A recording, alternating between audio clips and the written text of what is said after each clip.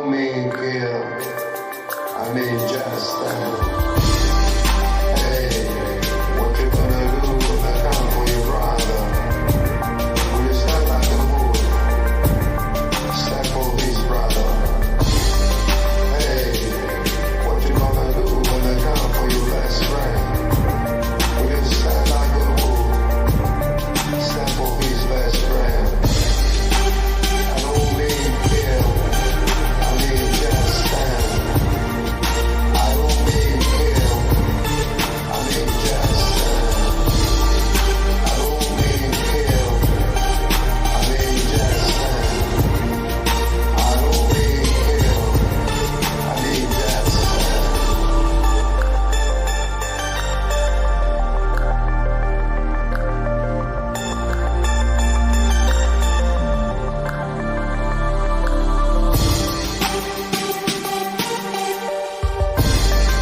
Hey, what you gonna do when they come for your mom?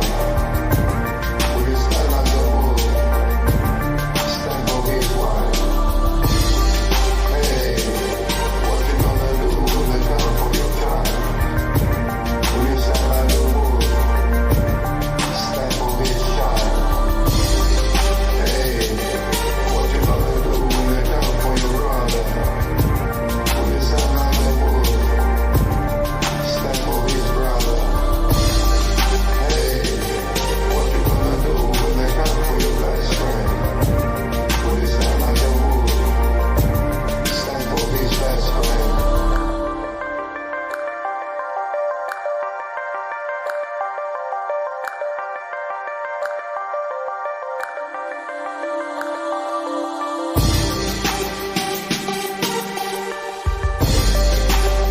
I don't mean kill, I mean just stand.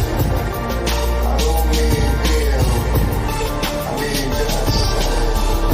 I don't mean kill, I mean just stand.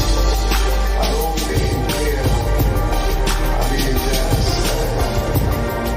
don't mean kill, I mean just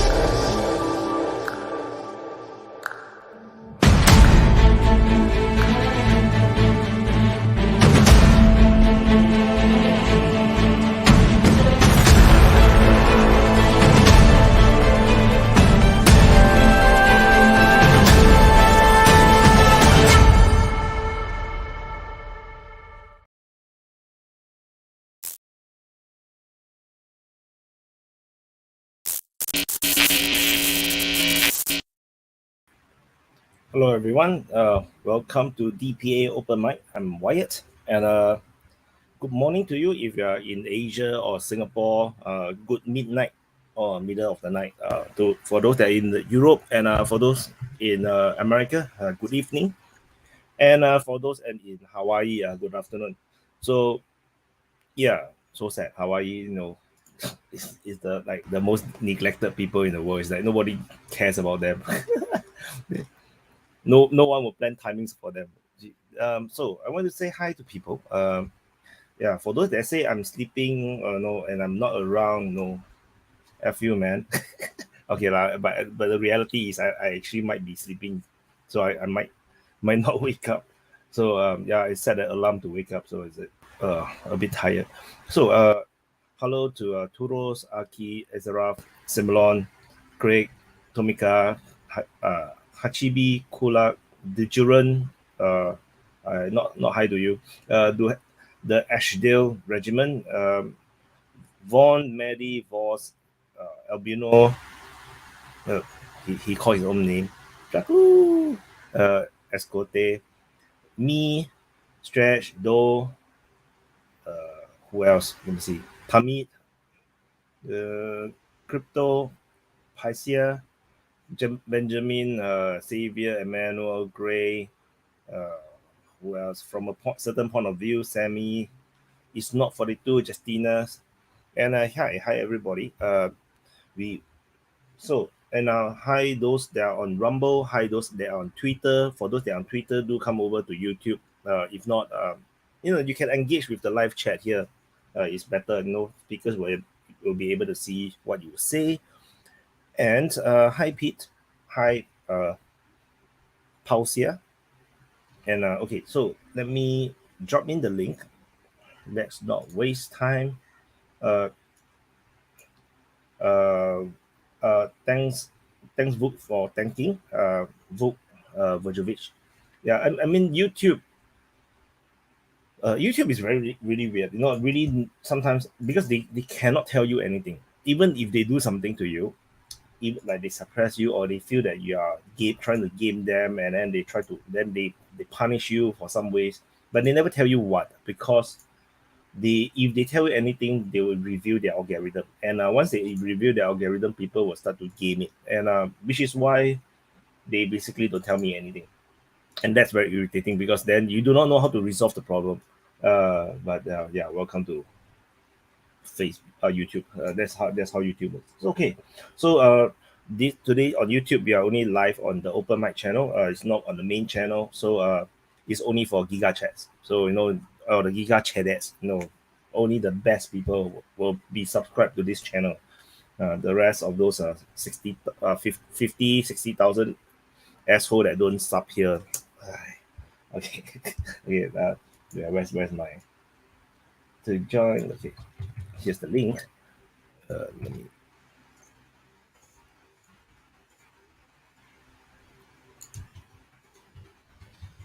Okay, I will drop the link here on the DPA open mic channel, as well on the YouTube, as well as on Rumble. But Rumble, I cannot pin the message, so you guys can make do. And pin message. The link is now in. And for those that are on Rumble, you need to be verified on YouTube. You need to have a YouTube account to log in. This is a verification thing. So yeah. So all right, and we have the people in now. All the regulars are in now. Bon, hello. Hi. Oh yeah, I forgot to remove the Draku's name.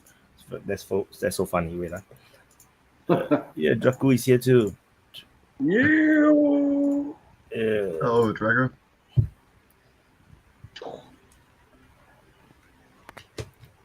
Right. Hi. The first time from the beginning. I never was from the beginning here. Do we want to wait a few minutes before we start? Yeah, And let's wait. That way how we do can we get want more to start? voices. I think we should start off with the Sunday airstrikes, and then maybe go to Bakhmut, and then the counteroffensive. Yeah, well, it would be Prigozhin, best no? to do it like in order, Yeah. like in order of events. Is Sunday. there already a counteroffensive? I There don't know. They is, keep saying there is, technically. but you don't really see anything but artillery and probing. So Yeah. I'm sure they're pushing somewhere. It just doesn't seem like it's making the news if it's going good anywhere, I guess. Yeah, there are some offensive, like limited ones. There are like in Voleda, and the one at Sinkivka has been going on for some time, but they didn't break through. So maybe that's why they didn't make the news. Because Yeah. how can you tell the difference between the offensive and the probe if nothing break through? So yeah, but Zaporizhia is looking really funny. Is I do not know why the Russians are evacuating everyone. Like that's quite deep, Like half the Zaporizhia is going to be evacuated. Yeah. But there are not so many people. I think I heard they are evacuating like 70,000 people. So that's No, not that's that very few. much. It's not that much because from Kherson they evacuated about 150,000 in like 2 weeks. I think most of the people already fled. move away. Wyatt, I don't know if you paid attention to the evacuation there, but it seems, at least from what I saw, most of that area can be reached by artillery. That area that Yeah, was they could. evacuated. So I don't, because they didn't evacuate the whole region. So my thinking process here is the Ukrainians might maybe breach the first line of defense at some point, move the artillery up till there. But beyond that, I can't see any situation in which they would move further than that. And I think the Russians also don't see that, and that's why only like up till the second line of defense they have evacuated. Anything between those two lines and a bit more, but not anything else. Possible. Guys, Right. what Yes. do you think about the possibility that this video that we all saw, I think, about Prigozhin barking at the Russian leadership, that this might be a hoax, like a trap, where the Ukrainians should fall in, and that's not even Oh, true. Alan, hello. That That's my first reaction. Like when I first saw all this drama from Prigozhin, I thought that is all just an act. So that's why on Twitter I shared, wow, this guy should get an Oscar. I mean, Or look at Russia is look at good. what they're saying. I mean, they said they're going to leave, and then last night or the night before, and last night, or I guess tonight, they've like totally dropped all kinds of incendiaries on the fucking place. Like, you know, if they're leaving, they're burning the fucking place to the ground before they leave, or they're just burning it out, and then they're probably going to see what's left. And I think it's all just for show. I don't think they're leaving. Hold on. Are y'all taking the Prigozhin stuff seriously? I am. Why? Come on, he looks really pissed off. You don't tell the enemy when you're leaving. That's a suicide tactic. No, not about leaving. Not about leaving. About the thing he was saying. The ammo. Yeah. The ammo?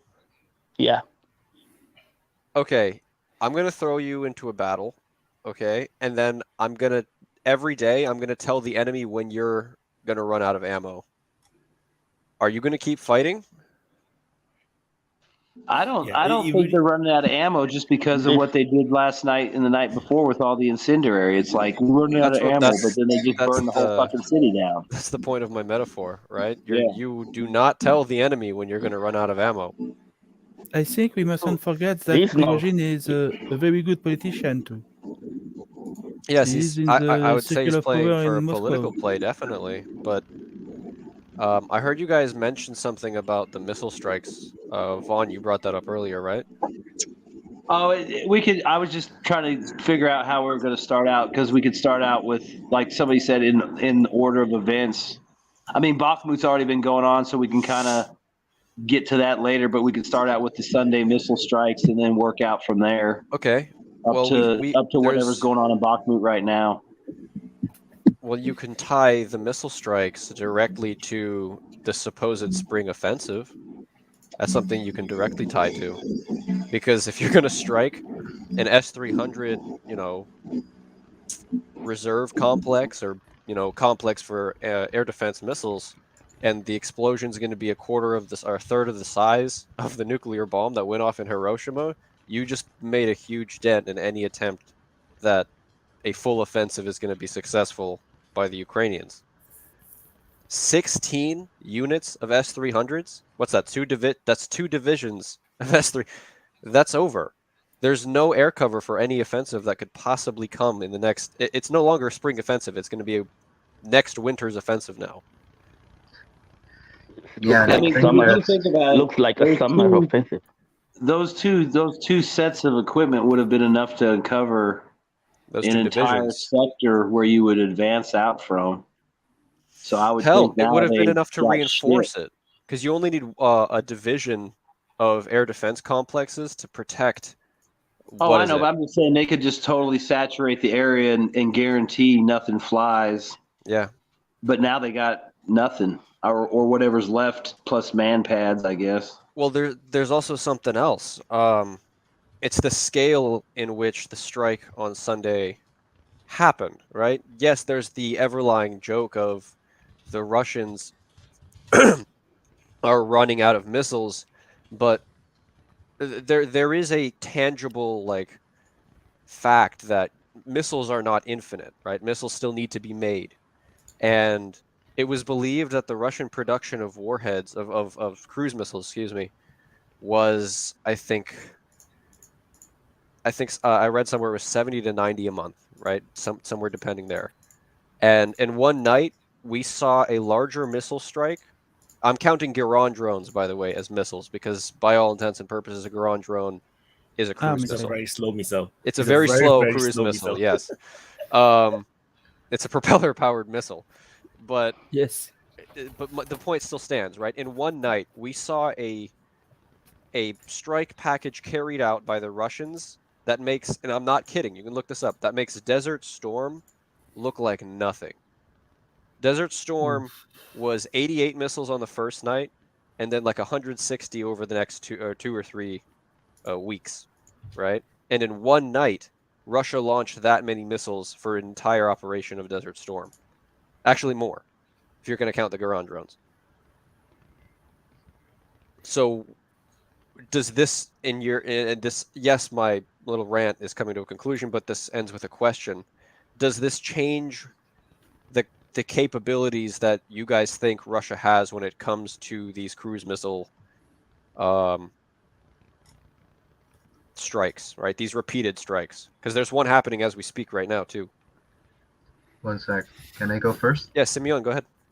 Okay, so my view on this is it doesn't change anything. What I think is the following. The Russians have not found many targets of opportunity because there was not much to actually hit within Ukraine up till the previous 2 weeks. And we saw them ramp up quite a bit during the previous 2 weeks. And now they're doing every day. Every single day, something happens. Even though it's not big, we're seeing strikes every single day. So what I think is previously there was no targets of opportunity, so there was no need to use the missiles. Most of the stuff either was hidden, it wasn't moving, so they couldn't actually track it too well, or alternatively, it was on the front line, on the line of contact, so why use a missile? It's not a target that you need to use a missile on, except for certain cases. And I'll end it there, Vaughn, if you want. Oh, I was just going to say, I pretty much agree with you. I think it was just they weren't using a lot of them, so the months that they weren't using them just allowed them to build up a good stockpile, and now they have a pretty good selection of targets that they can use them on. But, they might chill out here in a couple of weeks if they start getting down to a few hundred again, but I would assume if they're doing 70, 90 a month, plus they ramped up production, so let's just say they're doing 100 a month. I mean, that's 1,000 missiles depending on seeing missile strikes of 100 missiles a month or more. Yeah, but I'm just saying, I mean, they had 6-7 months of production where they weren't really using any missiles, so okay, they have a reservoir they can draw from for the foreseeable future. They know how many they can use, so that 150 was a lot, but maybe that was 150 that were worth it. There might not be anything. There's a strike every day on something, but maybe it'll be 3 or 4 weeks before there's another big strike on a bunch of targets. Or, so if they're only doing a few here and there every day, it's not going to run out the supply. And the only time they really put a hit in the supply is when they do a big raid.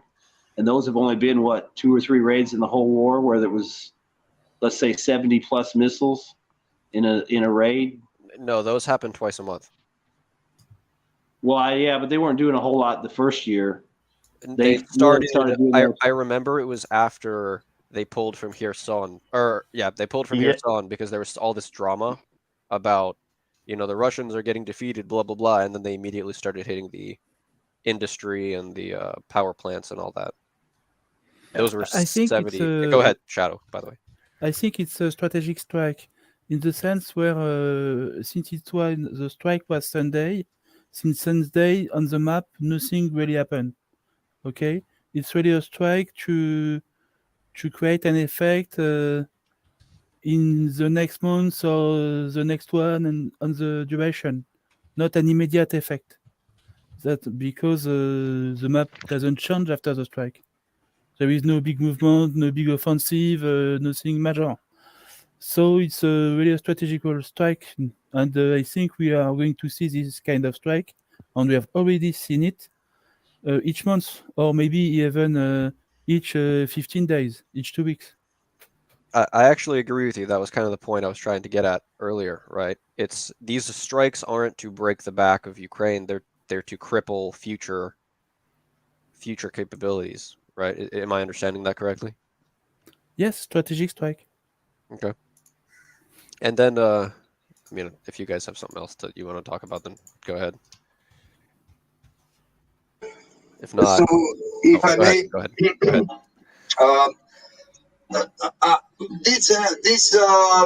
I don't think that Russia has an issue with production of rockets. It seems they're doing well. Draco voice too bad. What that means is too bad. The microphone. It's better now, right? It sounds good to me. Yeah. So I don't think they have some now. issues with the production. But what I was impressed all over every border that I know was, as I saw a video about like 500 T90s on one place. 500 like T90s on one place. These are the most modern tanks. Like now, 500 of them. Are you talking about the the ones they delivered like several months ago? No. The video. No, there was a picture of like a whole The row. video. There is a video that came out. There is a video that came out about 2 days ago. Yeah, Shoigu just made a visit in the Zaporizhia region, and they have there like 500 T90s. As I saw that, I thought, fuck. I think we have to be very careful with this kind of pictures of photography, because But that was a video. that could be edited, that could be anything. This was a video. It was That was a video. That wasn't photography. The video is like 5 minutes long, and it shows the tanks. Yeah. Yes, but honestly, Trust me, that video. Trust me, that video is real. Okay. Trust me. Draku, I get what you're saying, but just like intuitively from the information I know about the industrial capacity of the Soviet Union and now modern Russia, 500 T90s in one place. That does not seem possible. Yes, that's place. so impossible. What are they doing? But you need to see that, Alan. You're gonna see that. If you see this video, just check the Military Summer channel. It's there. Which one? I'll look right now. I saw it on RT on Telegram. RT's banned where I live. Oh, democracy! Oh my God! Yeah. Yes, Yeah, it's banned in not France on- too. RT is not banned on Telegram. They are. Check I can show you. Military Summer channel is there. 2 days ago. Military. And the funny thing is, as much as people always say Singapore is authoritarian and no media freedom and fuck and what shit, I can access RT.com. your audio, man. It's like up and down. Yeah. Oh, okay, got it. They're trying to silence you right off the bat, man. So, if that's true, Cancel it. if this movie clip is true, and they have there in the Zaporizhia region 500 T90s. Hey, Draku, I got a question for you. Yeah. What are the rail lines and the road lines like in the part of Romania that feed into Moldavia and let's say the northern part of where Transnistria is and Ukraine? Would that be a good place to send European tanks to get to Ukraine without going through Poland? No, it won't be a good place because Moldavia, they don't really want to make the Russian angry. This would be a very big internal conflict for the Moldavia. Does Romania border Ukraine anywhere? Yes, all over the in the place. south. So, Yes, of so course. what about the rail lines and the road lines there? Because Romania is NATO, They so are they could using- arguably they are- I be think the bridge has forced to- been cut. They are already It was the using famous Romania. They Wyatt are bridge already. that the Russian could What never about- destroy. Vaughn, Didn't what you're talking Russia? about is the bridge Wyatt reported on, the world's most hated No, No, bridge. they are I'm talking already- about up in the mountains north of Odessa in Ukraine and That's running Transnistria. east to west That's above Moldova. Transnistria. That's Moldova. Yes, but they That's are not Romania. already using Romania to bring weapons in Ukraine from the Black Sea. Well, what I'm getting at is they were talking about maybe making a hit on Transnistria. And Yeah. I was thinking, well, and there was reports that there was NATO tanks seen in that area. And I thought, well, maybe they're going to use the NATO tanks to hit Transnistria for the quick, easy victory and the grab of the ammo, because everybody thinks they're going to hit around Bakhmut or Zaporizhia. Are you They talking go about the somewhere- leopards in They go Odessa? somewhere No. where the Russians can't support them with reinforcements, air, nothing. Yeah, but there is then another issue. But Mr. Lambo said, or the Ukrainian troops are there to receive the NATO equipment that's coming in through Romania into Ukraine. Yeah, Because that's- everyone thinks it comes through Poland, and it doesn't always come through Poland. It could be Yes. coming through Romania. That's Yes, all I'm that's getting at. true.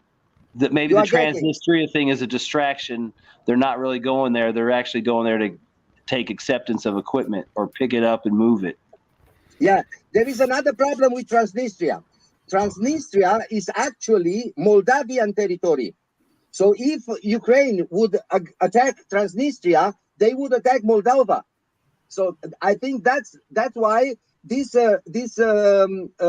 case is a bullshit. I don't think Ukraine will ever attack Transnistria. But Well- I think you are very near on the right side when you are saying that they are just doing like the weapons would come through Poland, and actually the weapons are coming through Romania. This might be true. Well, I actually want to disagree a little bit. Semyon, never mind. You had your hand up. No, go ahead. Then I'll make my point. Because I just there's wanted to talk actually a about one question thing for you. about Transnistria, and saying that they would never attack Transnistria. The only I don't want to split it into yes or no, right? I kind of want to deal with like the gray middle ground, and I think there's a non-zero chance that Ukraine could make a deal with Moldova, or you could put it this way: Ukraine makes a deal with the U.S. for the U.S. to force Moldova to allow Ukraine to move into Transnistria as liberating the occupied area. Yeah, this might be possible, but we don't we cannot Prove it. No, we cannot forget Okay. that Transnistria is actually Moldavian territory. So if there is a Transnistria status, it's not like Donbas. They are not. I know. Yeah. Did I say Romania earlier? I didn't mean to say Romania. I meant to say So- Moldova. So what happened was that Ukraine actually offered Moldova help. Yeah, to that's what I was recapture referencing. A full entire thing of Transnistria. Transnistria. And Moldova's reply is actually it's our territory. It's like we don't have to conquer our own territory. That's kind of the reply that Moldova actually gave to Ukraine. Like we don't want this war. Basically, Russia told them, if you do it, you're done. There's Yeah, also but- the big. You also got to know that if Ukraine ever did do it, Russia would just blow up the ammo depot there. Yes, I Yes, think so too. Yeah. So They are not some going to let pro-Russian the ammo in sources- the hand of the And Ukrainian. they don't have that many troops there. They have like 5,000 soldiers in very Transnistria. 1,000. I thought it was only like 1,200. Well, Very that's powerful. the thing. The number of personnel doesn't matter. You need just a couple dozen guys to rig up the place over the course of a Exactly. couple months, and then you click the button and it's gone. A special forces team is just what you need. So So the goal, pro-Russian sources say that there's no more, there's not much things there left. They say that most of it has been taken out. Yeah, Ukraine wouldn't reach the goal to overtake this ammunition there because they will blow up this ammunition. Exactly. There. Yeah. So that's that. But I think the bomb made here a very important point because I have this impression now for longer time that they are actually doing weapons transferring to Ukraine through Romania. Yes, but they cut the bridge from Constanza, from the Black Sea near the port coast to south of Ukraine, and there is also in eastern Romania is a very high activity of spy planes, of American spy planes. They are flying there every day with no break. They are flying there 24/7. About the supply from Romania, are they using another word than the broken bridge? Sorry, one more time. I didn't understand you. The bridge between Odessa and Romania has been destroyed. Okay? And is there another way to go from Odessa to from Romania to Odessa? The ocean? Not directly. Not directly. This bridge was the only possibility. Okay, so now it's not really a good way to bring supply to Ukraine. They are not bringing supplies to Odessa. They are bringing supply in south, in the southern part of North Ukraine. In the border of Romania has a north border. What I'm talking about is if you go up to the northern border of Ukraine, where it borders Poland and Ukraine. Guys, there's plenty of roads they can run straight out of Romania, straight into Ukraine. Share your screen, open a map, and we'll go through it. I can't do that. I'm on my phone. I'm doing that now. No, Romania has two borders with Ukraine. One border is on the south, by the Danube Delta, and one border which is much bigger in the north of Romania. And there's tons of mountains and roads, and it would be a lot easier to hide shit and move shit into northern Romania and into western Ukraine. Railroads, a lot of railroads. Yeah, that's what I was talking about. That's what Mr. Lambo was saying, that they might be there to pick up stuff coming from Romania, not actually going to attack Transnistria. So, my question to all the guys here that I wanted to make, and if you could take turns, please, I'll start with Alan here. What are the target of opportunities that the Russians are trying to hit during this week since Sunday? That's the question. Okay, well, you said I could go first. For me, it's generally pretty simple. They're going to be targeting every depot for ammo defenses. They're going to be targeting any air defense forces on the ground, because if you can hamstring the S-300s, the German Leopards, if you can hamstring any of those air defense systems, right, and keep them from being leveraged to be put onto a battalion, division, whatever, any unit that's going to be prepped for this offensive, if there's going to be an offensive, if you can just cut off their ability to protect themselves from the air, the offensive has to be canceled, because you could have everything else put together and ready to go. If you don't have something to cover your head from above, you're not going to go, because you're just going to get bombed by airstrikes the entire time. Okay, now, boss? Yeah, I'm going to agree with Alan. They're trying to find where all these S-300s are so they can destroy it. Yeah, that's it. Okay. Draco? You're muted. Draco, you're muted. Yeah, just skip me now because I wanted to say something and I forgot. Okay, perfect. Vaughn? Yeah, I agree with Alan. The only other thing I would say is they're going to target troop concentrations. Anything that's going to be used in the offensive is going to be targeted. But yeah, they would hit the air defense as a priority, because without the air defense, they're fucked. And it's the cheapest way to stop an offensive. Probably artillery and then troop concentrations. That's one thing I wanted to add. It's the cheapest way to stop an offensive. You don't even have to kill everyone. If you can just keep them from being safe, then yeah. Sorry. That way, Shadow. they're gonna I stay think put. whatever the Russians do, there is still going to be an offensive, because at a point the Ukrainian army has to attack because of the pressure from NATO and the other country. Yes, but what are the So they are targets of going opportunity? to what they are doing now is to make sure that the Ukrainian offensive is going to fail with maximum losses for the Ukrainian army. That's Okay, why they Wyatt? are doing all of this. And you are right that destroying the air defense is part of this plan. But there is going to be a Ukrainian offensive. A really terrible one, but there is going to be one. Next. Okay, So I'm Wyatt, supposed to talk now? please. Anyway, looks like we got 2 new people. Let them introduce themselves. Hey, I wanted to say something about the targets that the Russians are going after with their recent missile and drone attacks. And I think their number one target is air defense. I think that Ukraine has found itself in a position where their air defense has gotten extremely weak because of the Russian missile campaign over the course of the winter. Okay, don't know if Wyatt wants to go now or Jordan. Hey, where's Chris? Hey, He Chris look at gone. the chat. Look at the chat. He said something in the chat. oh, he needs to Why? reload. Oh, speaker is not working. Okay. He's okay. So Zero. my opinion is that the entire Russian, the Ukrainian military, right? They are still moving towards the front.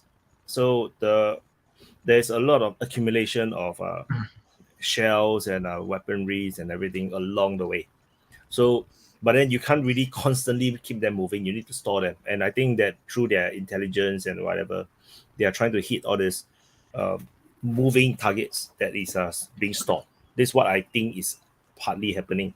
Because air defense, you need to know where are they before you can hit the air defense. So of course, I'm quite sure they are trying. Like they have the first wave, including decoy missiles and everything. And then when the air defense light up, they can target the air defense. But easier said than done, to be honest. It's like, in theory it sounds very good, but it's actually very hard. Because if it's that easy, then most of the air defense will have all been destroyed. So this is what I think. And But it's going to be easy now because they destroyed their reserves, so they don't have to worry about them getting reloaded. yeah, so I'm not sure what is at the Pavlov, there's some very detailed list of stuff that they destroy, but I would just take it with a pinch of salt. And I want to let Chris to answer. Hi, Chris. Do you want to introduce yourself first? Chris. Hi. Sure. So I'm hello. There may be a slight delay here. I'm having a little trouble with my speaker. So at any rate, I'm an American living in Indonesia, have basically have a very neutral viewpoint on this war, and actually went to Russia for a conference about a month ago. So you're gonna sell us a Russia propaganda? Okay, Chris, do you want to answer the question that I made to the rest something of like that. Feel free. So Chris, they are asking regarding what do you think the missile strikes basically, are? I agree with most of the others here that Okay, Jordan? I think that the issue is going to be basically troop concentrations, ammunition, and I would agree also air defense is likely to be a big issue also, but I would add to that things like counter battery radar to the extent that those are still issues.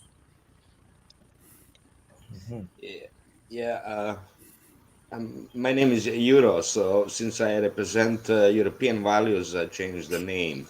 It's pronounced correctly like this. So, the main target is the AD, air defense, and they're trying to provoke lighting up the radars in order to target them, but it's not that easy.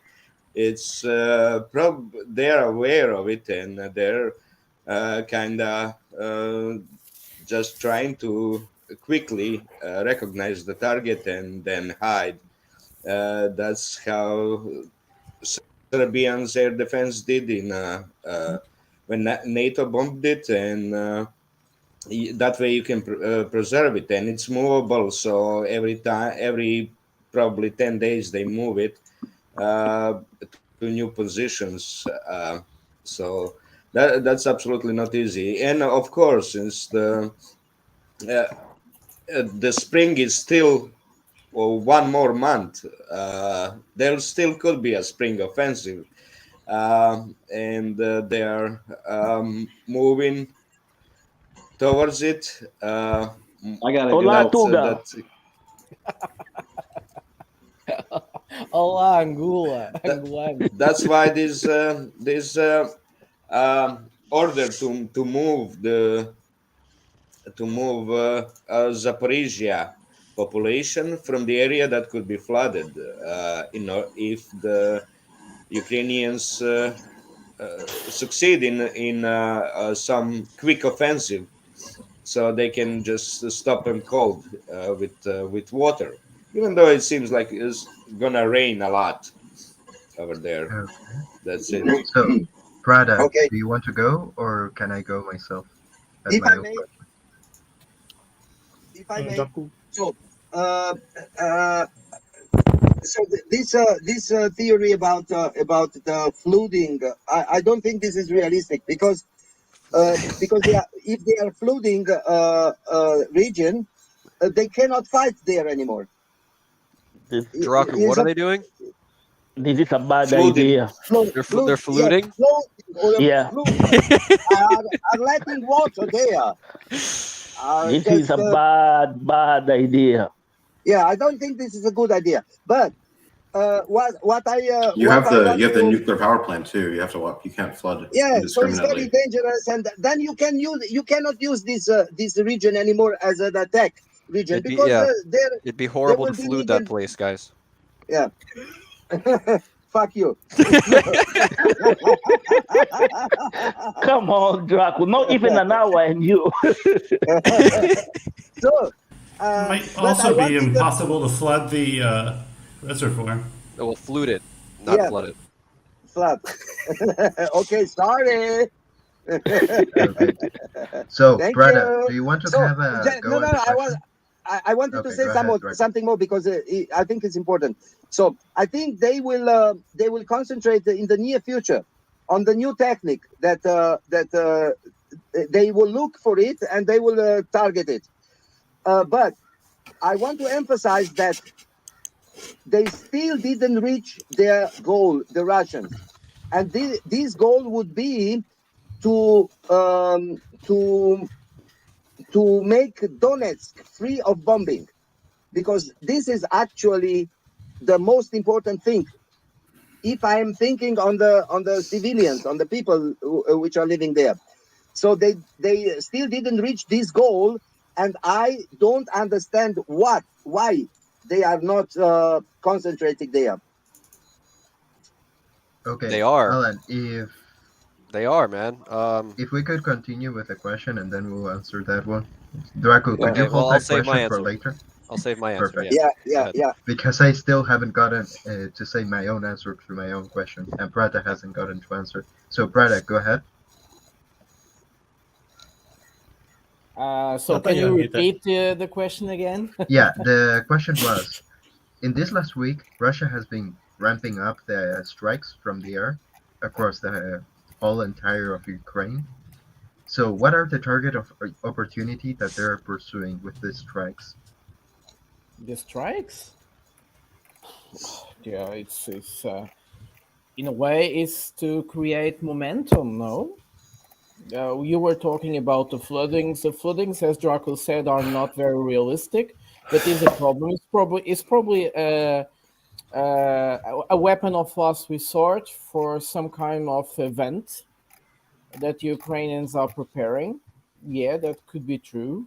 But like Draco said, if they use it, they will also make it unviable, and they will kill so many people. This is completely stupid. It makes no sense. As for the strikes, I think at this moment we are in the moment of chaos. Nobody really knows where to go, where something is going to happen.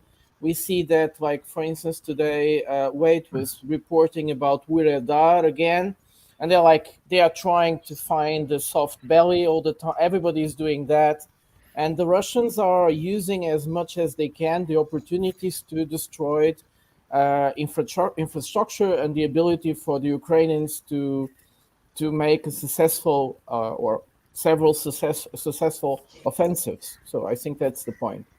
So okay. So I'll go now, and then we'll go with Draco's question. So my own take on this is the Russians are targeting command and control centers with the airstrikes, I mean.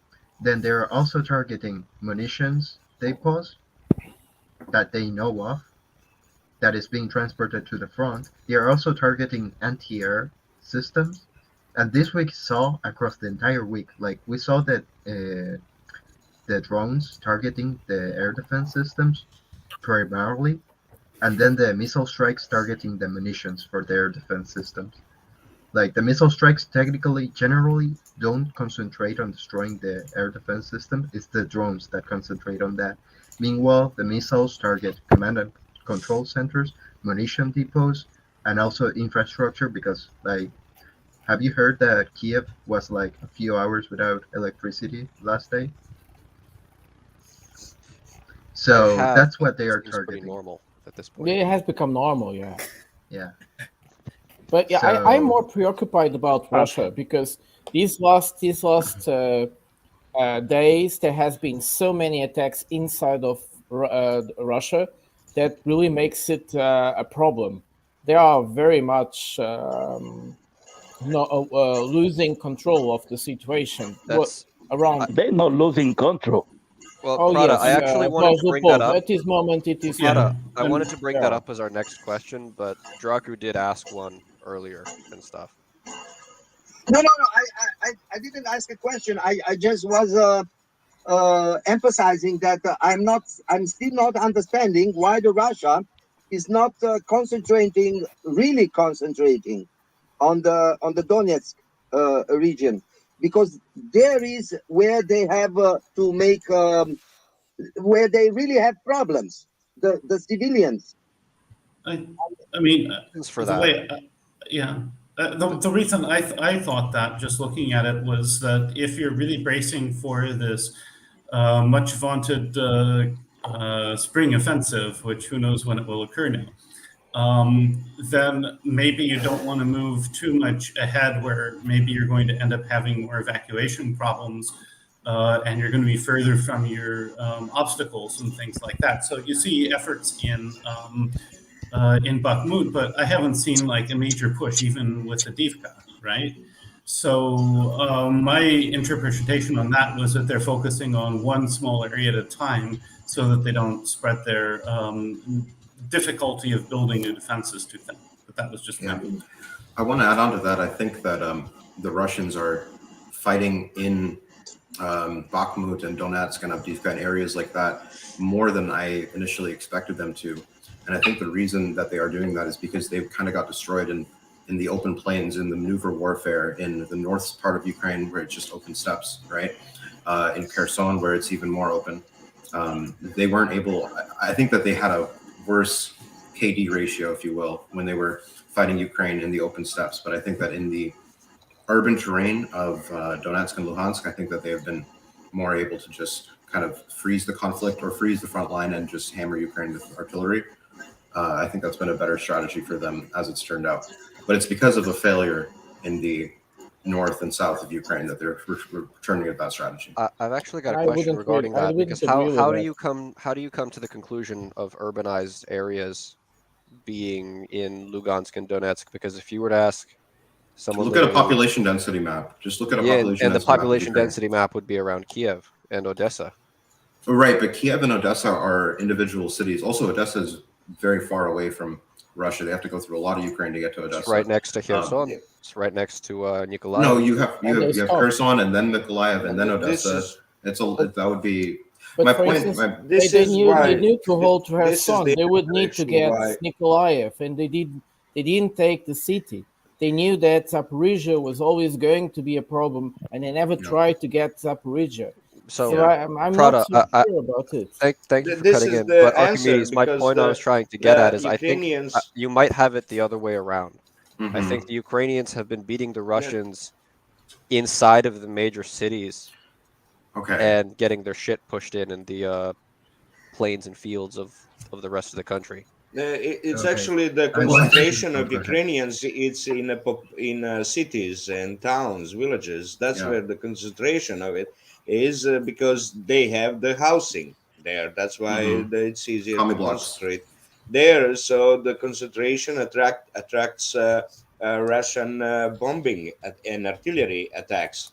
That's why they concentrate targeting there in open areas, like in Kherson, northern Kherson part. That's where it was open, and they could spread out, and that becomes difficult to target, especially because in open areas you can move away. If you get shelled once, then you can move to somewhere else, and it seems like Russia's are obsessed with these kill zones on concentrated areas.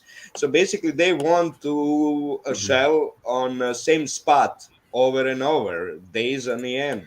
Yes. And that's what cities offer, because they wanna. We can see the they can same hide. happen again. Ukrainians Well, we can can see it hide in Bakhmut. in the houses there, while you cannot hide in the fields. So there's no concentration there in That's the fields. A good way That's to the reason. if I could make a quick little analogy, right? There's a good way to, not even analogy, but just comparison to real life, what's going on right now. You can look at how hard the Ukrainians are fighting for the actual urban area of Bakhmut, right? I mean, building by building. I mean, it's not even build by, it's room by room, right? You take one room, you blow up one room, they just move to the next room over and start shooting you out the window, right? Start calling more strikes on you, doing everything they can to hold you up in the town.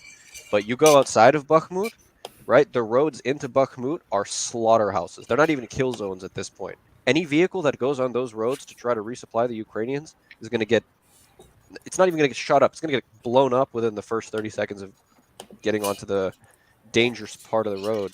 And if you want to get more examples of that, just look around Bakhmut. The Russians have almost completely, I don't want to say enveloped, but they've secured the farmland to a point where if you're going to be moving, you're going to have to move through a zone that the Russians are going to see you.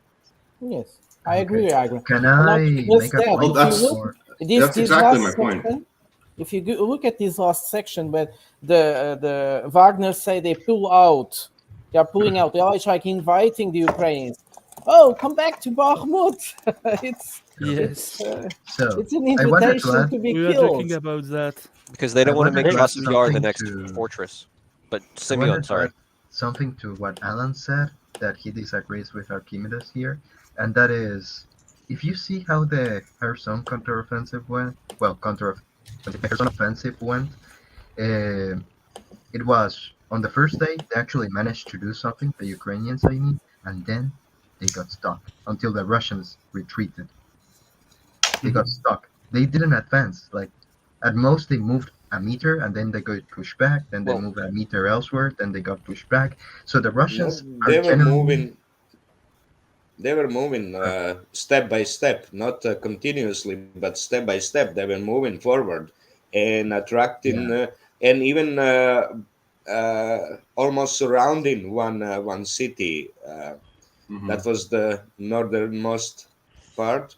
So that was dangerous. And then they started bombing Can I continue? the bridges, two bridges. So that was risky. But they killed. They lost thousands of men in that process. Well, let Simeon finish. And equipment. Let Simeon finish. So what we know is the following: the Russians were in a situation where moving troops in was extremely difficult. So they couldn't really replace their losses with ease. They also were in a situation where getting supplies in was difficult, so they couldn't replenish their ammunition quite as easy. they were in extremely difficult position there, with the Ukrainians blowing up the bridges and the barges, and yet the movement on the front line was so slow, so extremely slow by the Ukrainians against a Russian force that was small. We know it was small, and it was weakened in terms of the supply input and the replacements. So, yeah, that's my point in regards to it's not quite clear cut that the Ukrainians are superior to the Russians in the open field, because when you go to that, how do you justify a superior force actually trying to move and achieving only very small gains, like every week, not every day? I Because have when a you saw theory the about that, Similion, which I already Go ahead. presented. Which goes against what Archimedes were trying to say. The problem is that the concentration of ethnic Ukrainians is bigger in the village than it is in the cities. The cities tend to be more pro-Russian or Russian-speaking or with Russian past. And in the cities, the Ukrainians even have difficulty because the civilians tend to call the Russians and say, "Oh, they are here and they are there and there." We saw that in Nikolaev, we saw that in Bakhmut, we saw that in Lysychansk and Severodonetsk. The Ukrainians kept complaining about it. But the problem in Kherson, like Semyon was saying, was about the civilians from this village. They were doing the opposite. They were telling the Ukrainians where the Russians were. And that was the biggest problem. Yeah, so that does strengthen my point, right? Which is that the Russians had a harder time in the villages. But they're doing better in Donetsk and Luhansk. Look at the region, right? It's much more urbanized than anywhere else in terms of a large region being urbanized over a long distance. The east of Ukraine is definitely the most urbanized over a long range, or you could say sprawling region of Ukraine, right? Kharkiv is just one city, and then it's surrounded by pretty much nothing, right? Similar with, even Kiev doesn't have that many large cities around it, just these villages, right? So, and Kherson as well, a lot of it is empty land. But in Donetsk, you can kind of you can have a large area where there's a lot of villages, a lot of points where you can concentrate your forces and have, artillery supplied from. So it's much easier to do that in Donetsk, but it also costs many, many more lives. But I think the Russians were getting destroyed in maneuver warfare, so they went to where they were stronger, which is the east of Ukraine. I have before you, are you sharing the screen right now, or is that Wyatt? I'm sharing the screen. Okay, if you could throw that back up. I have to click it. Oh, you. Oh, okay. Okay. Yeah. Wyatt, can you point to where Zaporozhye is on this map, please? Zaporozhye is, I think, this one or this one. It's the lower black one right there. This one. That's Zaporozhye, Okay. right? If the Russians were worse at maneuver warfare, how did they take everything south of that if there's very little to almost no? I think that region pretty much all fell in 4 days, right? Yeah, exactly. So that was that's what they hope would happen in the entire country, that the people would simply just revert to being Russian. They took Kherson because the mayor of Kherson or some official in Kherson was basically let them in, right? That happened in a lot of these areas in the south, right? Because that area is very predominantly Russian speaking, right? That's why they call it Novorossiya. This area up here, not so much. This area was more tense. I guess I have a slightly different interpretation of this. So the way I look at it, Russia in the first month or two of the war basically was doing two things. First of all, they were sending the army in mass into the south and taking a large amount of this territory where they had a lot of friendly officials. And then they sent a much smaller force in the north.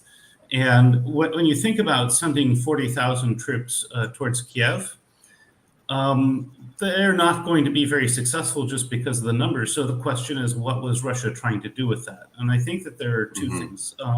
First of all, many people have suggested that this was only a pinning maneuver, in other words, trying to keep forces near Kiev. But I think there was a second thing as well, and that's that Russia invaded with a smaller force than Ukraine had. And you have to ask kind of what they were trying to achieve with that, because they weren't going to take the whole country with that. And my view is that Russia was probably, at least from a lot of the European analysis I heard at the time, basically trying to ramp up pressure for a negotiated solution just simply by sending in enough troops to cause a lot of damage. And they almost succeeded at that. They would have succeeded if it wasn't for people like Boris Johnson. And, I think, so Chris, forth. I think you're going to reword that. I think you can say another reason was that they did succeed at that. There was a solution done. It was it was literally on the table because of what they did. It was ready to be signed.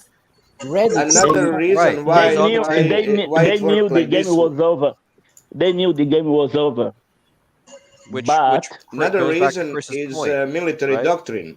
You need to understand that military doctrine of Russia was based on BTGs. That's not defensive force. That's attacking force. Okay, and also in Kherson region they didn't have the front rows of the dugouts and defensive obstacles. There is nothing like that. While in Donetsk, it's manned by DPR and Luhansk forces. It's prepared defensive lines. That's where you can stand your ground and defend it. While in Kherson, in Luhansk, North Luhansk, there was no prepared defenses. And BTGs are attacking force. So movable attacking force, it's not defensive. And they didn't change it until the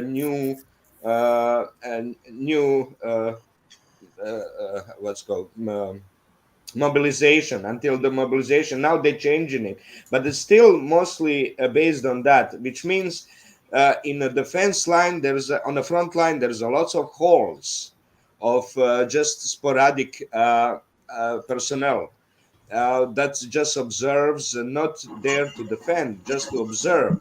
And then if there's a overwhelming force attacking in one line, they're about to move away and allow artillery to disrupt their movement, to not so much to destroy them, but to disrupt their directions. That's why they were never defending. Okay, they were never defending any lines. Why? They were moving away and letting artillery. Another issue is about what force is. What force is. It's not just a number of people, but also how much artillery, how much tanks. That's multiplying force, right? That's called sometimes you hear force multiplier. That means you have like 100 people against 10, but those 10 have all the artillery, tanks, all the technicals in order to multiply that force. So that's what in force. Overpowering where are force you going with this? I'm very confused, Yuro. Where are you even going with this? Just answering this. This was all about answering why it's not just urban areas, but also where there was front lines established, defendable, so then and why please. I want to emphasize. Please, Brata. I want to emphasize one aspect. I want to emphasize one aspect of this primal offensive, Russian offensive, which you all seem to not see. So, I saw it like this. Let's think about Kiev. The Russians were in the region of Kiev like for 2 weeks. And the region 3 weeks, okay. And the region of Kiev was the region with the most Russian population in Ukraine. So I see like, and we didn't hear about this aspect in the region of Kiev, but we hear about this aspect in the region of Kharkiv. Well, not by percentage, right? Not by percentage. No, please, just a moment. I think the Russians were for 3 weeks in the region of Kiev to allow the Russian population to retreat from the Kiev region in the protected region by Russian, and then they retreat to Kharkiv, and because we saw in the Kharkiv region that this was happening, we saw this every day. The people from Kharkiv, which were feeling like they were Russian, they were retreating from Kharkiv before the offensive of Ukraine against the Russian troops of Kharkiv. This is what I see. So that's why I think Russia was making like very fast strikes in these regions to allow this population to retreat, and then they retreated. Hold on, I have one thing to after the say, and then I population. want Simeon. I want to respond to Dracu, and then I want Simeon to answer. But Dracu, there is a law in warfare, okay, called Murphy's Law. There is no way in hell. Look, I'm sorry. I'm gonna be as look. Just listen. Just hear me out. Yeah. What you're describing is such a convoluted strategy and plan that it's yes. No. That's it.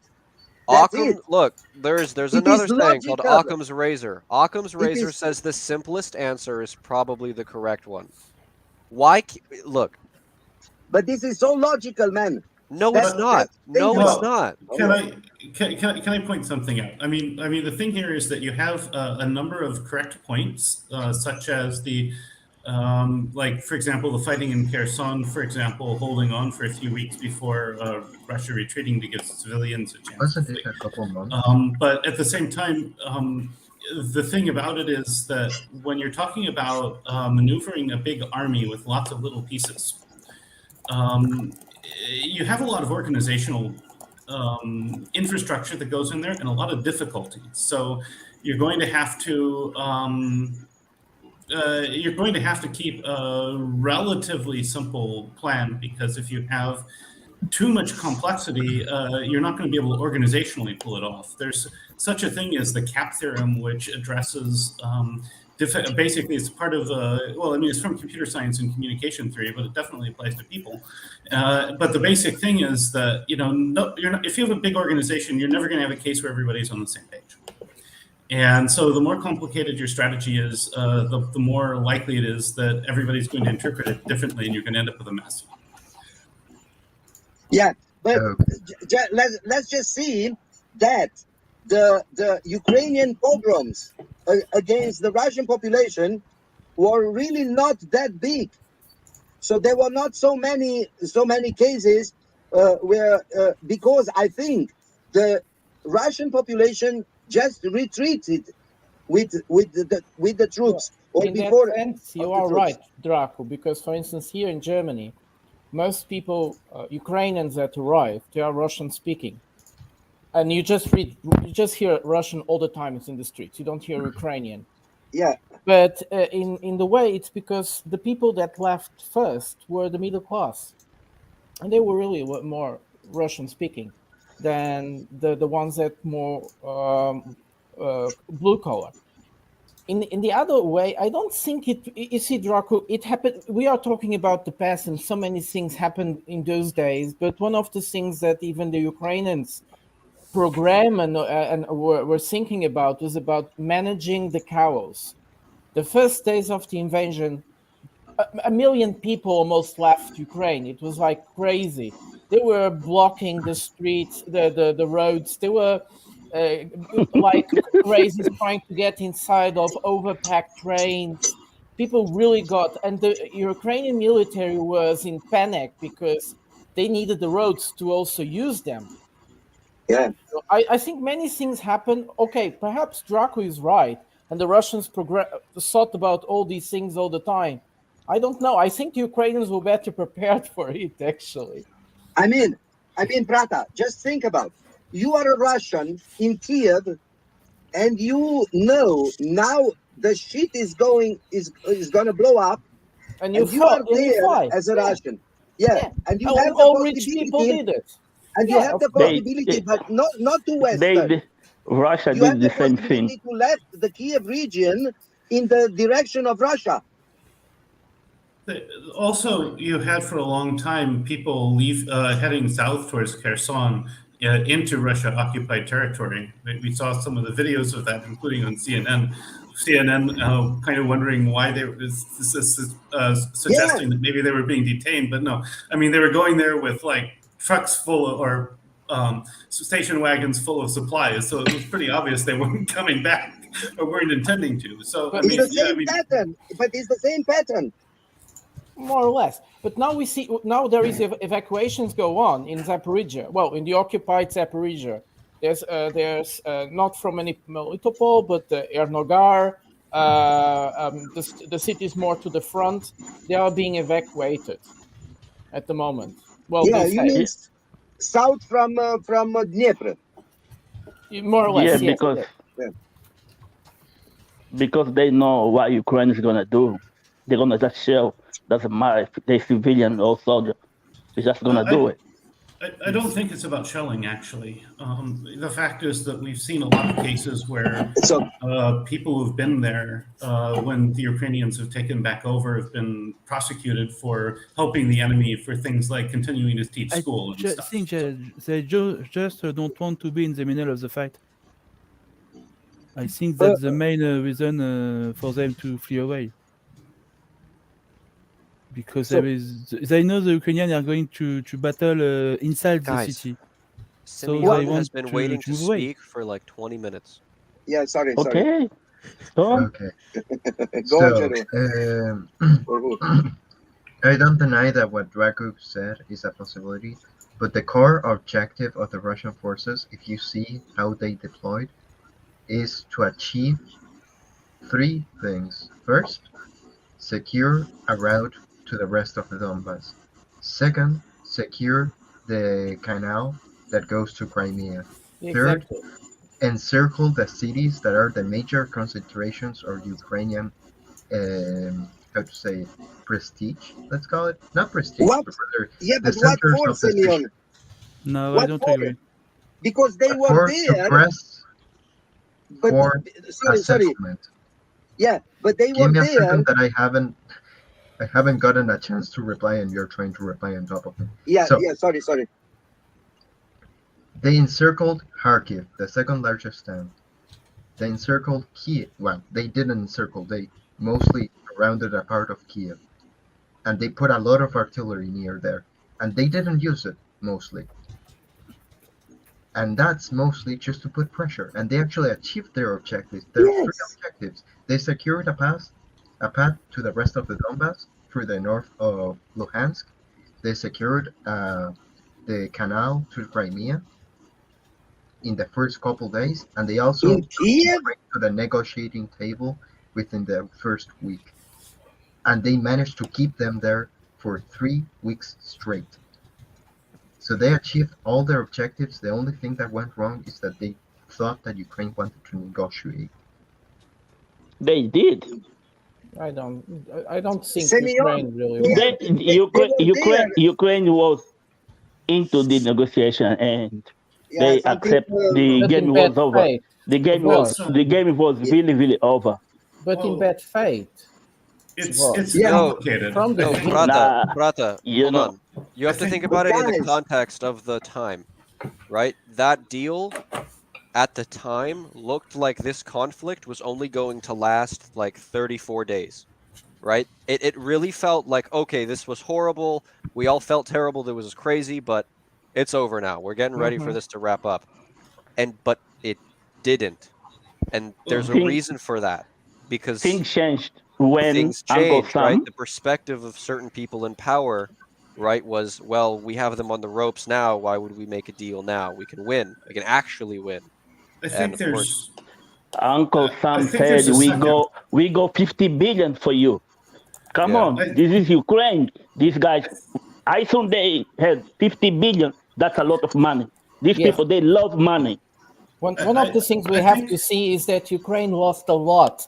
If it would have won more if it signed the deal. Now Ukraine lost a lot. But not just Ukraine, everybody, especially the West and the US, they lost so much money. We saw Robert Habeck, the vice chancellor of Germany, recognizing on the television that we are going to get poorer.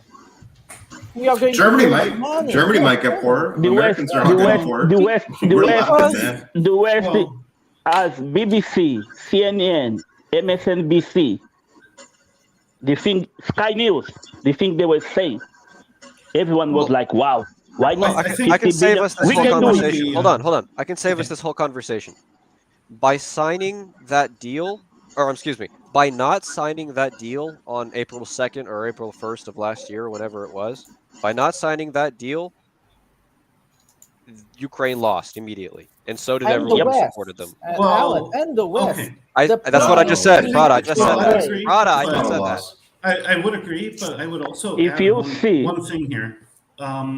And that is that we tend to be thinking about Ukraine as if it's like a singular unitary state, as their constitution says, as some of my right-wing Ukrainian friends sometimes remind me. But the fact of the matter is that you have big political divisions within it. And I think one of the problems that Zelensky has in negotiating anything is that I don't think he has at all the street credibility to make concessions, because the right wingers know deep down inside that maybe he's not one of them. And so I think that he's, in addition to pressure from NATO, I think he's also facing pressure from Bieletsky and all the rest of these, not to give any concessions in any way, shape, or form, and to fight to basically the last square meter of the country. Yeah. Well, which is irrational, right? As the super chat is saying, or it's irrational if your goal is to save Ukrainian lives and save lives of humans in general. But I don't think that it was an irrational choice by the United States of America to pursue the war in Ukraine. I think it was an irrational choice by the EU, by the European countries, and so maybe it is the EU values, like the super chat was saying. But I think that it's been good for America. Archimedes, you weren't here for the disagree. EU values, were you? You know, No, I wasn't. Oh, you man, know, you these missed people, out. these people, they were promised a lot of stuff. But if you realize, since July, Ukraine is just begging, we need this, and that. We need this, and that. They're not getting anything. That's why Alan is right when he says Ukraine lost for not signing that deal. Sure. Because now they have no one. Everyone died back in May or June. After that, there is no fucking Ukrainian soldier. You see the way they pick up people. Now they go to fucking university to pick up young guys. Yeah. I saw a video with guys, they don't even look 15. Okay. They're like 14 or 13. Maybe it's the Asian blood. If you talk Shadows. about I have a point to make about this discussion. We have to be very careful about something. I think This is we the- have here a tendency to overestimate the Russian army. Yes, The Russian army actually is strong where it is. No, I think But- they're all subhuman orcs who deserve to be slaughtered. Yes, certainly.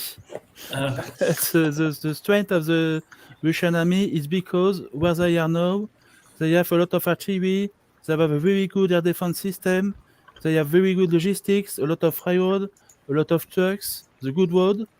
But if they decided to move to another part of the front, like from the north to attack Kiev again, or to attack Sumy, or to attack another town, they are going to have a lot of problems because they are not as strong as they are here. That's why we have to be careful to not overestimate the strength of the Russian army. Yeah, but also the goals. For Shadovic, what are the goals? Why should they do something different? The goals, as for me, what I understood from now is they just want the war to last, because it's the law. If Yes. the war lasts, They want a Europe long has war to now. pay so much money for it. The US as well will get tired of financing that Quattro machine. I'd like we to ask. won't. No, we won't. So, We have a so couple When other I talk questions. about Wait, rationality, the West is also I don't waning. think anyone Wait, considers. Euro, I don't Simeon's think been anyone waiting for- considers rationality when they're talking about geopolitics. When you consider how Putin and Russian command behave, it's not thinking, oh, Europe is going to be rational and it's not going to do anything stupid. I don't think anyone plans that way. Everyone looks at how someone behaves, history of behavior, not talk. If you want to find how somebody will act in the future, you look in the behavior, not their talk. Okay, you look in the past behavior and just deduct what's going to happen after that. uh, the same decisions going to be made. That's how decisions are being made. So European and West didn't act irrationally. They just continued their policy. So when you consider how Russian was thinking, they were thinking, they were seeing how West wanted Russia to respond. It was the Hero. intentional provocation Hero. by the West Hero. to Euro- force Jordan, Russians to attack. That was very obvious, and Euro. very Euro, quickly wait. the Because Emilion Putin. need to go now. Wait. He need to go now. He need to do some closing and he run off. Then you can continue. Okay. So, Okay. What what I happened? was going to say is the following.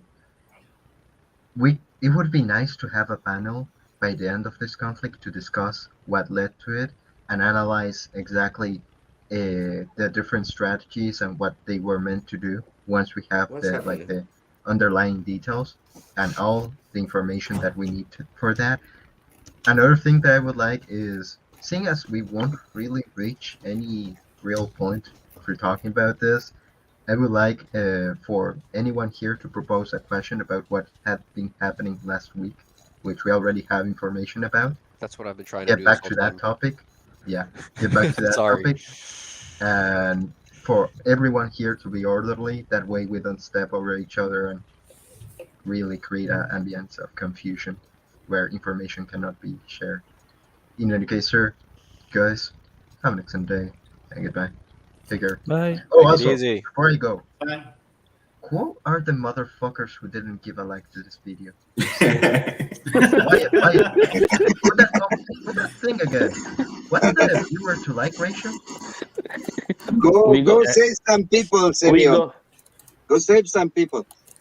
Like, what a bunch of Press the like fucking button. guns. Give a like to the video. Go on. We got Toby number 2. Thanks, Emilion. Just before we get started, so Jordan, before you we can get going, everyone on Rumble, like this thing on Rumble, and if you're on Rumble, Hello, make sure you guys. try to join the chat, guys.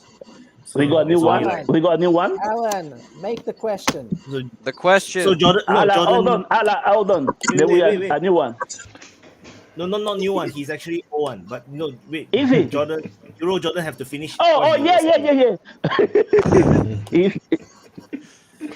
Yeah. So what I was talking about how Russia was behaving very quickly after the invasion, start just maybe 10 days, even before the negotiation started. Putin was saying decline of the West is unstoppable now. Okay, that's was their planning.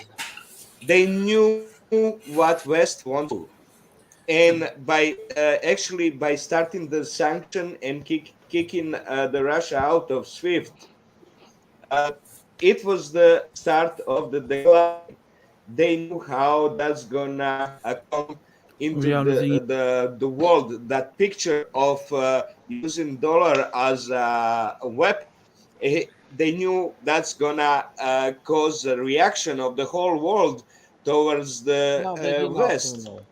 They did not know that. That's the plan.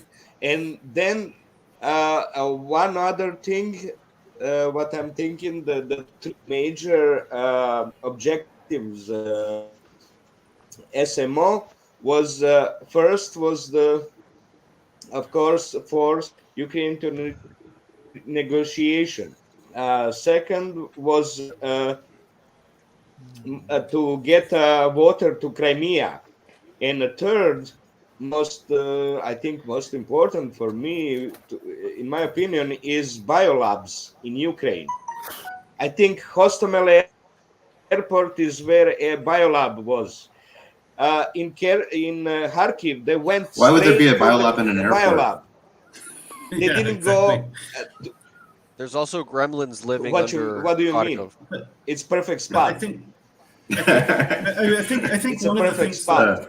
Well, I hold don't know on. about I You do want to fly honor in, what Simeon. you're I right do want to there. honor Yeah. what Simeon said. Let's Alan He talk, wanted us please. to cover what has been going on in the last week, and there really has been going on a lot in the last week, other than the big missile strike that happened, a couple days ago. But I haven't heard us talk about at all about. It was more going on internet than in a war.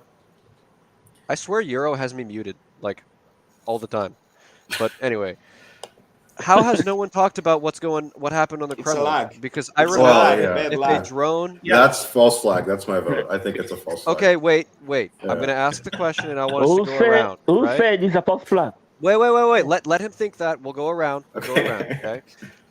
There was a airstrike. I'm going to call it an airstrike. I'm sure you guys will all have your separate opinions on what it was, how it happened. On the Kremlin, right?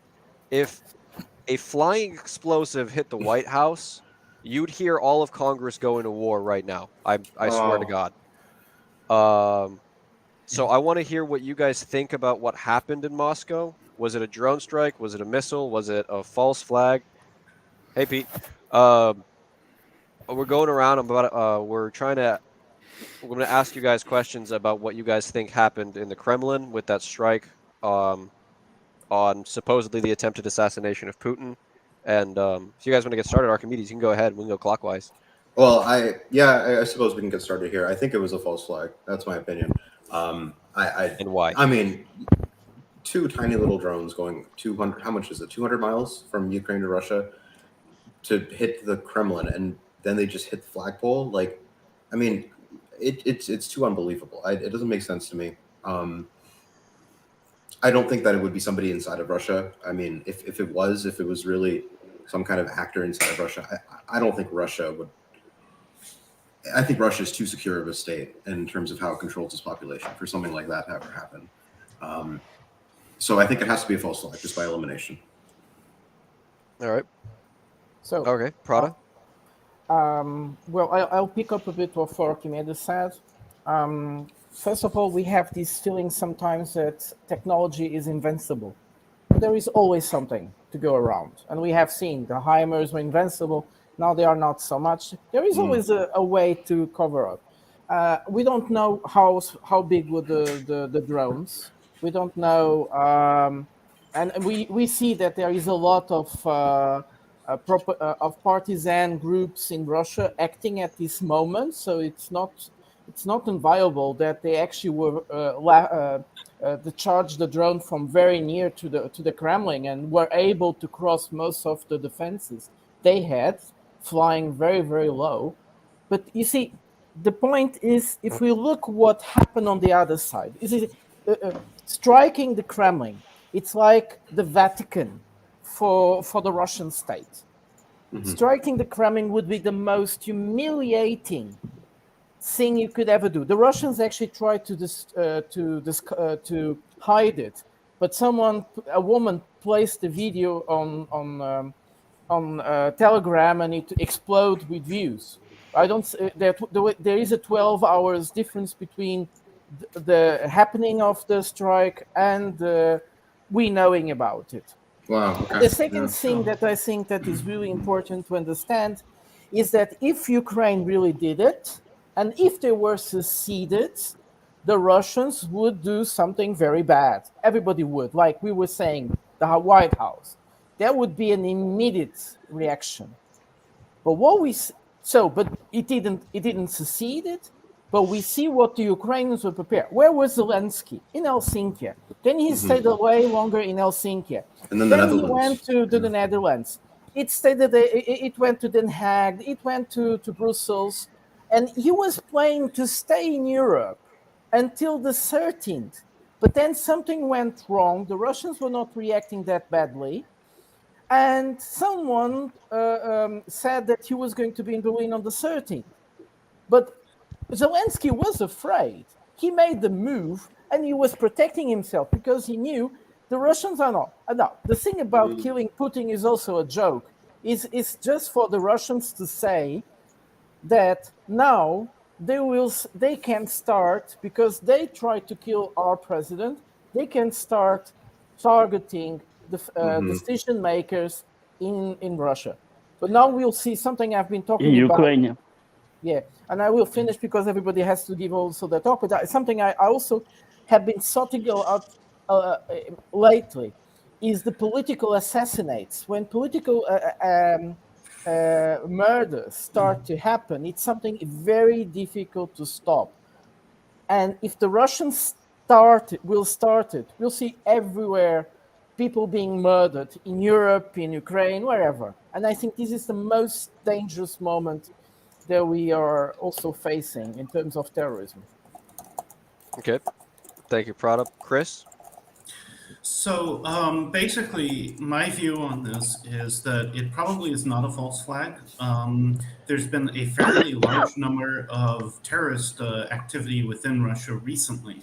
And this, of course, going all the way back to the assassination of Daria Dugin.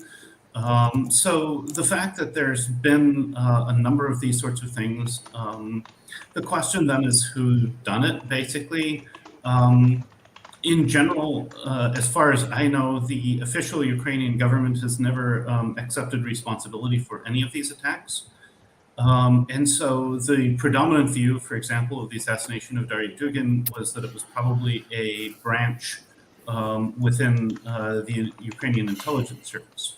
So possibly without knowledge or permission by upper people. So it's quite possible that what you have here is you have even a rogue group within the Ukrainian intelligence service doing these things, possibly in order to sabotage any possibility of peace talks, especially with the recent call between Zelensky and Xi.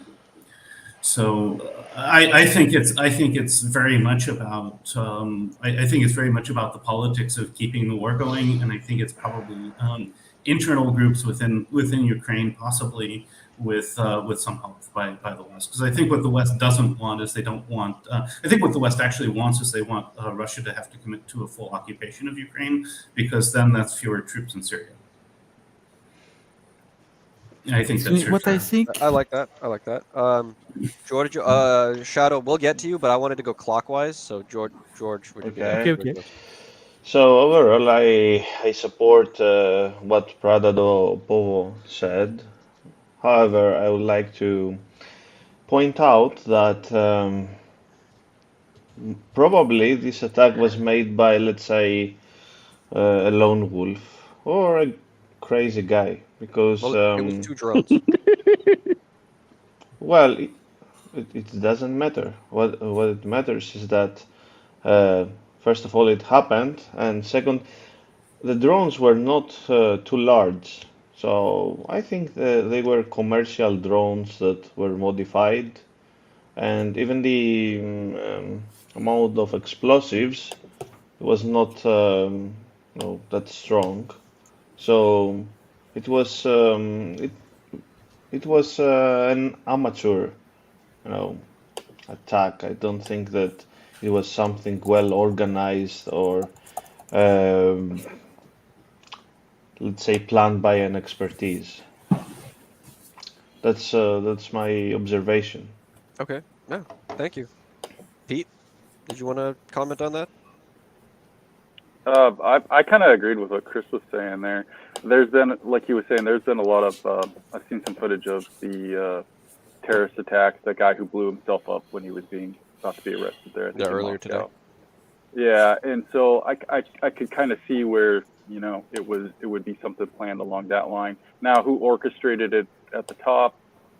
I mean, that's all speculation in my mind, but I mean, there's some pretty good theories out there. I think Chris had a pretty good theory on that, but that I don't know. But it does seem pretty much like it was a terrorist type cell organization, and the fact that there was 2 of them.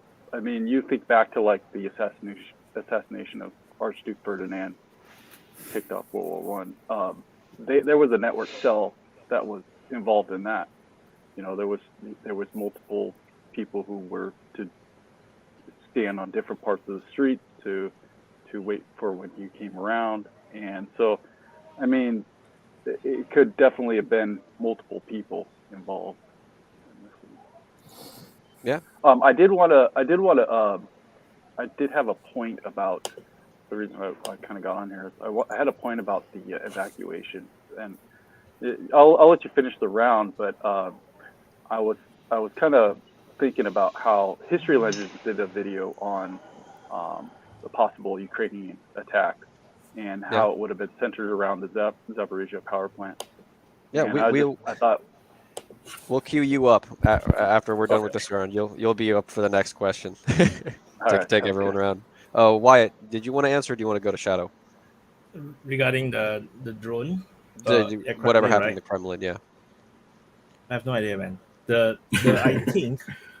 I think the Ukrainians indeed try to go for but they are going for the flag because of you see where the drone actually explode.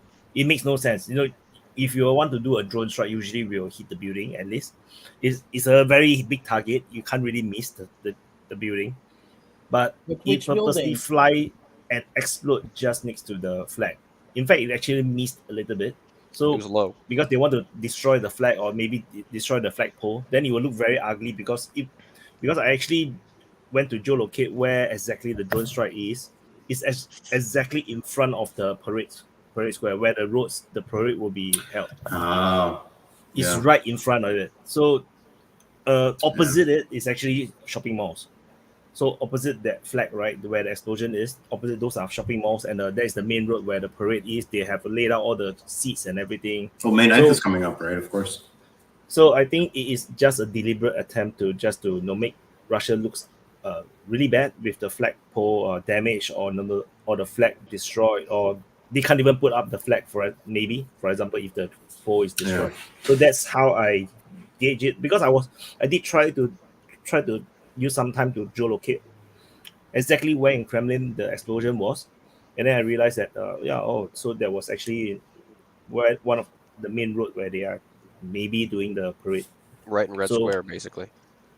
So I thought it should be Ukrainian. My first thought was that it was Ukrainian. Then I thought maybe it's a false flag, but it doesn't make sense because like a lot of people do say that Russia don't really need false flag to do anything.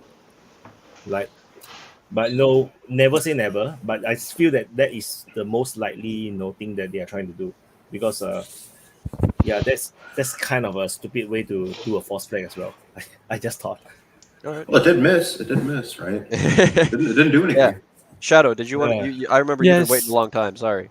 I think this war had really begun a few years ago. So Ukrainian intelligence at the time to send in Russia a very small sabotage or assassination team from special forces or secret service. And what you're seeing now is one of them, maybe rogue or maybe with a lot of order to do what they want to destroy the confidence of the population in the Russian government. The aim of this strike for me is to show the Russian people that they are never safe wherever they are, whenever it is.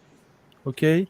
This to show the ability of the Ukrainian to strike what they want, when they want, where they want. It's a political strike. It's not really to do casualties or damage. It's just to appear stuff like usual with the Ukrainian. And if it was a false flag, I think, sadly, we would have one or two bodies. Without bodies, it's not really a false flag. You need a martyr to have a false flag operation. That's a sad reality. So I think it's a Ukrainian propaganda strike. Do you think it worked? Not really. We speak with Doug from Siberia, who live in Siberia now, this week, and he was telling us that the people around him were just waiting to see what's going to happen, but with a mix of curiosity and we don't care. So I don't think it worked for the basic people in the street. All right. Yes. Let's not forget that many advisors from Zelensky publicly comment they were fascinated by ISIS tactics. Well, and Arestovis and Polyanak, they said it many times. Yep. I wanted to. We're almost done. We only have Draku and Voj left. So I see it like in a way like Shedwi and also like Wyatt. I think the damage which was done by this strike is huge. The Kremlin is like a shitty idiot because they got this is a symbolic strike. This is my way to see it. So I see there a symbol. They strike the Kremlin, and I don't think this is a false flag because Kremlin is like we say it on German Heilig. I don't know. Is like holy. Is holy. Yeah, Kremlin is holy. They wouldn't never do something like false flag on Kremlin. So and the damage is huge for Russia, for Russian, because their holy thing was damaged in the way in what it was damaged. That's why what I am taking out of this whole thing, and I think it's a very important and very significant action which was done, how it was done, and I think Russians are very confused. They don't know how to react. Because we see all the time Russia is trying not to react too violent against Ukraine. So I think they are now looking what options do they have to get it now violent, or to do like it was nothing happening, or to do something middle way. I don't know, but I think the damage is already done, and this damage is huge for the Russian themselves. That's not wrong. Yeah, and Voj, last thing. Yeah, I don't think that was. I don't think they tried to kill Putin. No. I don't think there was enough explosive for that. They just want to humiliate Russia, so everyone can see we can strike Kremlin, and you can see how easy it is to strike inside Russia. So everyone knows. As Prata said, Zelensky, he ran away because he knew he thought Russia is gonna strike back straight away. But as you can see, a lot of things been happening, and Russia always take the time to respond. Always. Yeah. But we here in the West always say, nah, Russia is gonna do this and that. We never see, apart from Medvedev, we never see a Russian say, we're gonna do this and that. But the media in the West, they know what Russia gonna do next. But never happened. So they just tried to humiliate Putin, and they kind of did. Right. So, yeah. So I think one thing I just kind of want to add to what a lot of people are saying. And by the way, hold on. By the way, do you know how long it takes to print a stamp? Ukraine had that. The stamp, yeah, the stamp's a good point. Ukraine had that. So right away, that was no speculation. We couldn't have that ready. That's a really good point. After Mr. Chris, I would like to ask something. So I just wanted to say one thing here, and that's when I went to Russia on this conference beginning of April, as an American, of course, entering Russia on an American passport, there were a lot of things I thought about in terms of making sure there wouldn't be a misunderstanding by Russian security people that could lead to problems. So I didn't do sightseeing because I didn't want to be at the wrong place at the wrong time and have somebody jump to conclusions about my location. But the other thing I did was I also checked the Ukrainian enemy of the state lists to make sure that I wasn't on it before I went, because as I say, I figured that there were operatives active there, and I didn't want there to be even a possibility of being a target. So, the thing is that I think a lot of people are following this probably already have realized that there's terrorist activity going on in Russia, and are probably having to take precautions on that. But amazingly enough, they were able to know who killed the woman that was involved in the Dugina case. They were able to find the girl that placed the explosives. They were able to find the guy now that also, in a very short time, in a couple of don't hours. forget the bombing in St. Petersburg too. Russia. Yeah, that's the girl. And so it's not so bad. Actually, they are quite good. The United States had more difficult to find their bad guys. They are not quite good. They are really, really good. Trust me.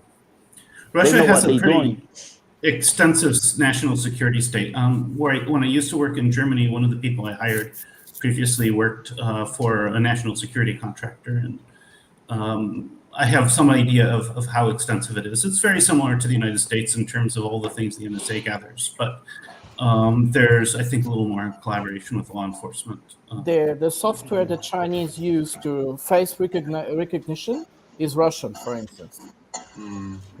Yeah. So I just wanted to emphasize a point that Voz was making, which it seems to me very important.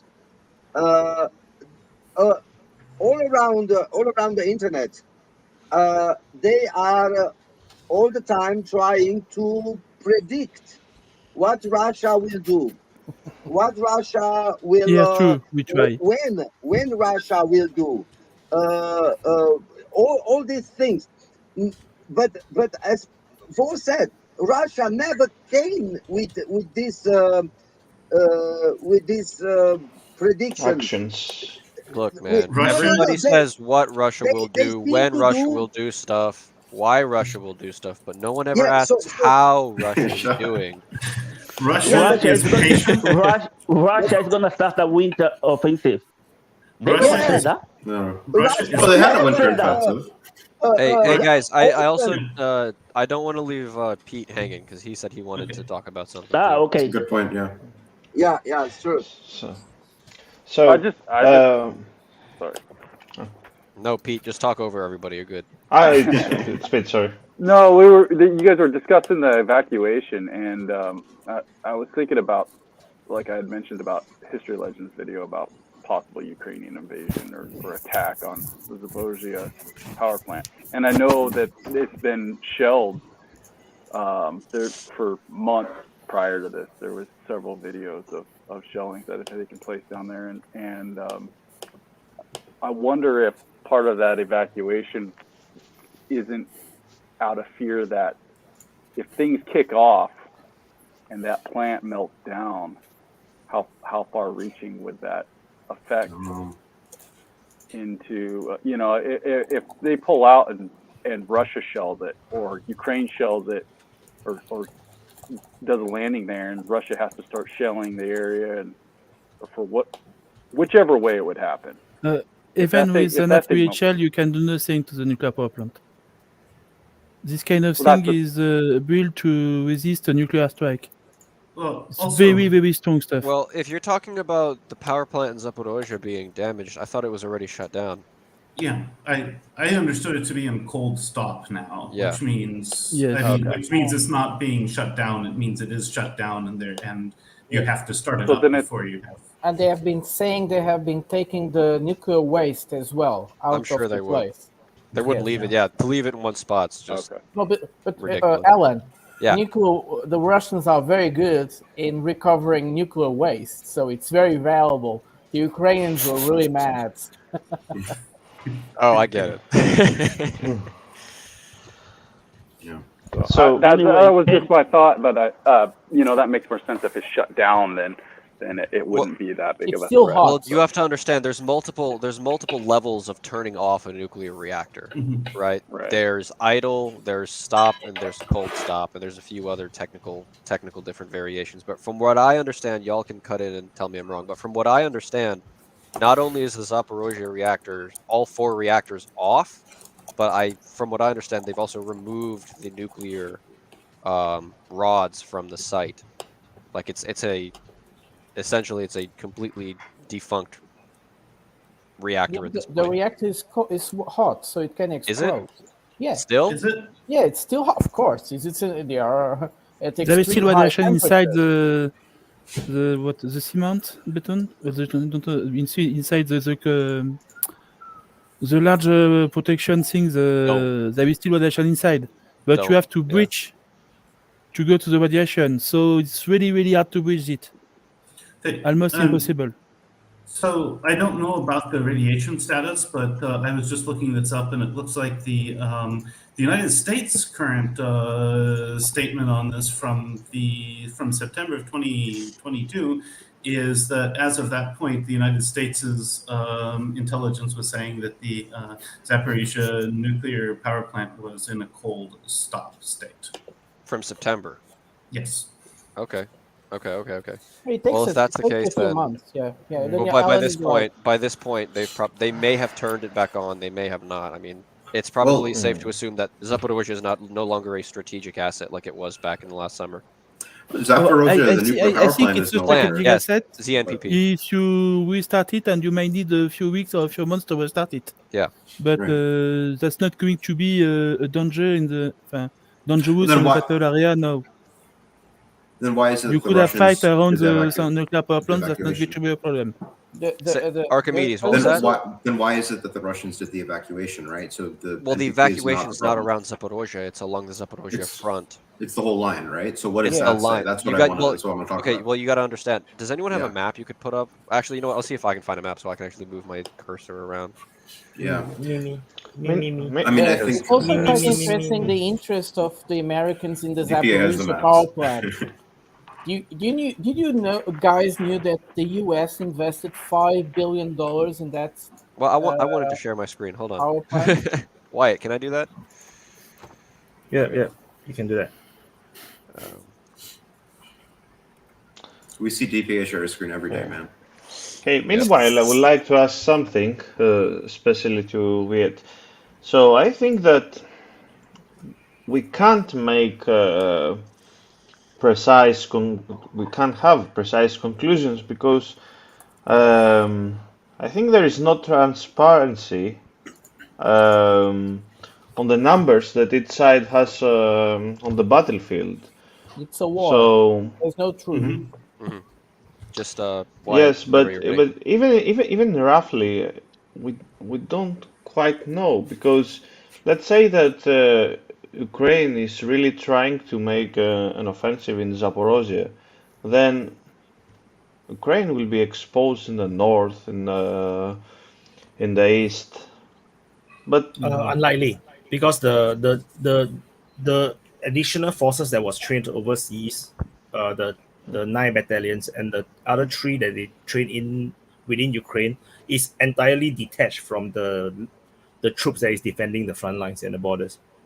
But so what's it's actually additional troops. But how many? What's like in total approximately?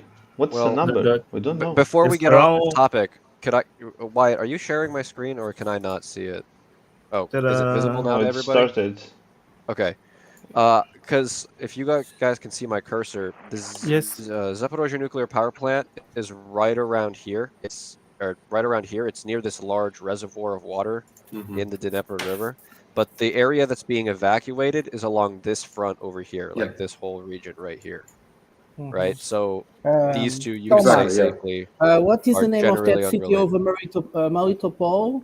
Tokmak. Tokmak is being evacuated, for instance. I heard today. Well, because Some it would guy be the talking way about that an offensive would go this way. It's going to become a battlefield. Yeah, they're planning for. Well, multiple is what everyone talks about, right? That's what the Ukrainians should go for. That's what makes the most strategic sense, right? By far, it's going for multiple. but I don't also know if as they actually will do it. Archimedes, also as a revenge. The city of Melitopol is one of the biggest humiliations in this war. They accepted, they received the Russians with open arms. That city, it was owned television almost, and yeah. Yeah, actually, when I was in Russia, one of the people that wanted to really kind of give me his perspective on things, his wife was Ukrainian, and her family members were in Melitopol, and her parents actually were also living in Moscow. So, you know, from what I've heard, it does seem like Melitopol is not unsympathetic towards the Russian advance at this point. No, It's encompassed by it at this point. There are several events that show the opposite, especially the last 9th of May. Let's see how it goes this year, but the last 9th of May, the streets were packed with people with Russian flags. People in East Ukraine were always complaining about the welfare. Russia came in and gave them just like that. This is why all of The them. last week they opened a I new don't want to be water Ukrainian lane no more. I'm Russia. That's why. to Donetsk. I mean, we also need to think about what's coming on May 9th, right? May 9th is, yes, it's a big holiday, but it's important to think about how it's going to affect the rest of Europe, because a lot of Eastern Europe is prohibiting May 9th celebrations. For example, it's like I know that we call them the Chihuahua states, but they keep earning that name. Almost every Baltic country has banned under threat of prison the celebration of May 9th. They're banning Europe Day? They are not going to succeed because in the Baltic states there is a few villages. You know what German did. You know what, Alan. You know what German did. They find it, right? They prevented people from doing it. German said the people not allowed to show up with Russian flag on May 9th. Yeah. By Ukraine are allowed to do so. For Germany, yeah. You see how these people are fucked up.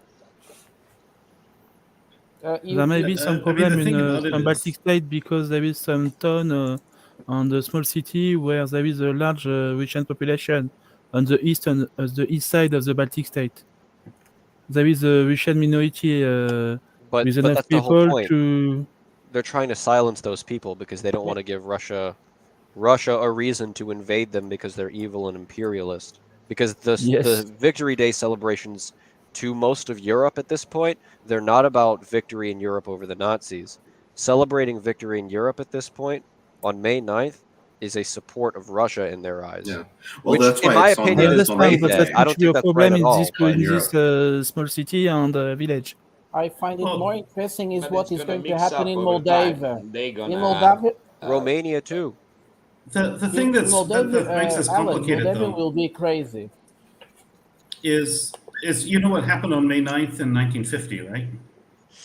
A lot of things, but I'm sure you have a good story. Let's hear it. Well, the thing about it is that basically the then Prime Minister of France, Robert Schuman, used Victory Day as an opportunity to give a speech where he proposed an effort at making sure that France and Germany could never go to war with each other by removing from them the ability to control their own coal and steel.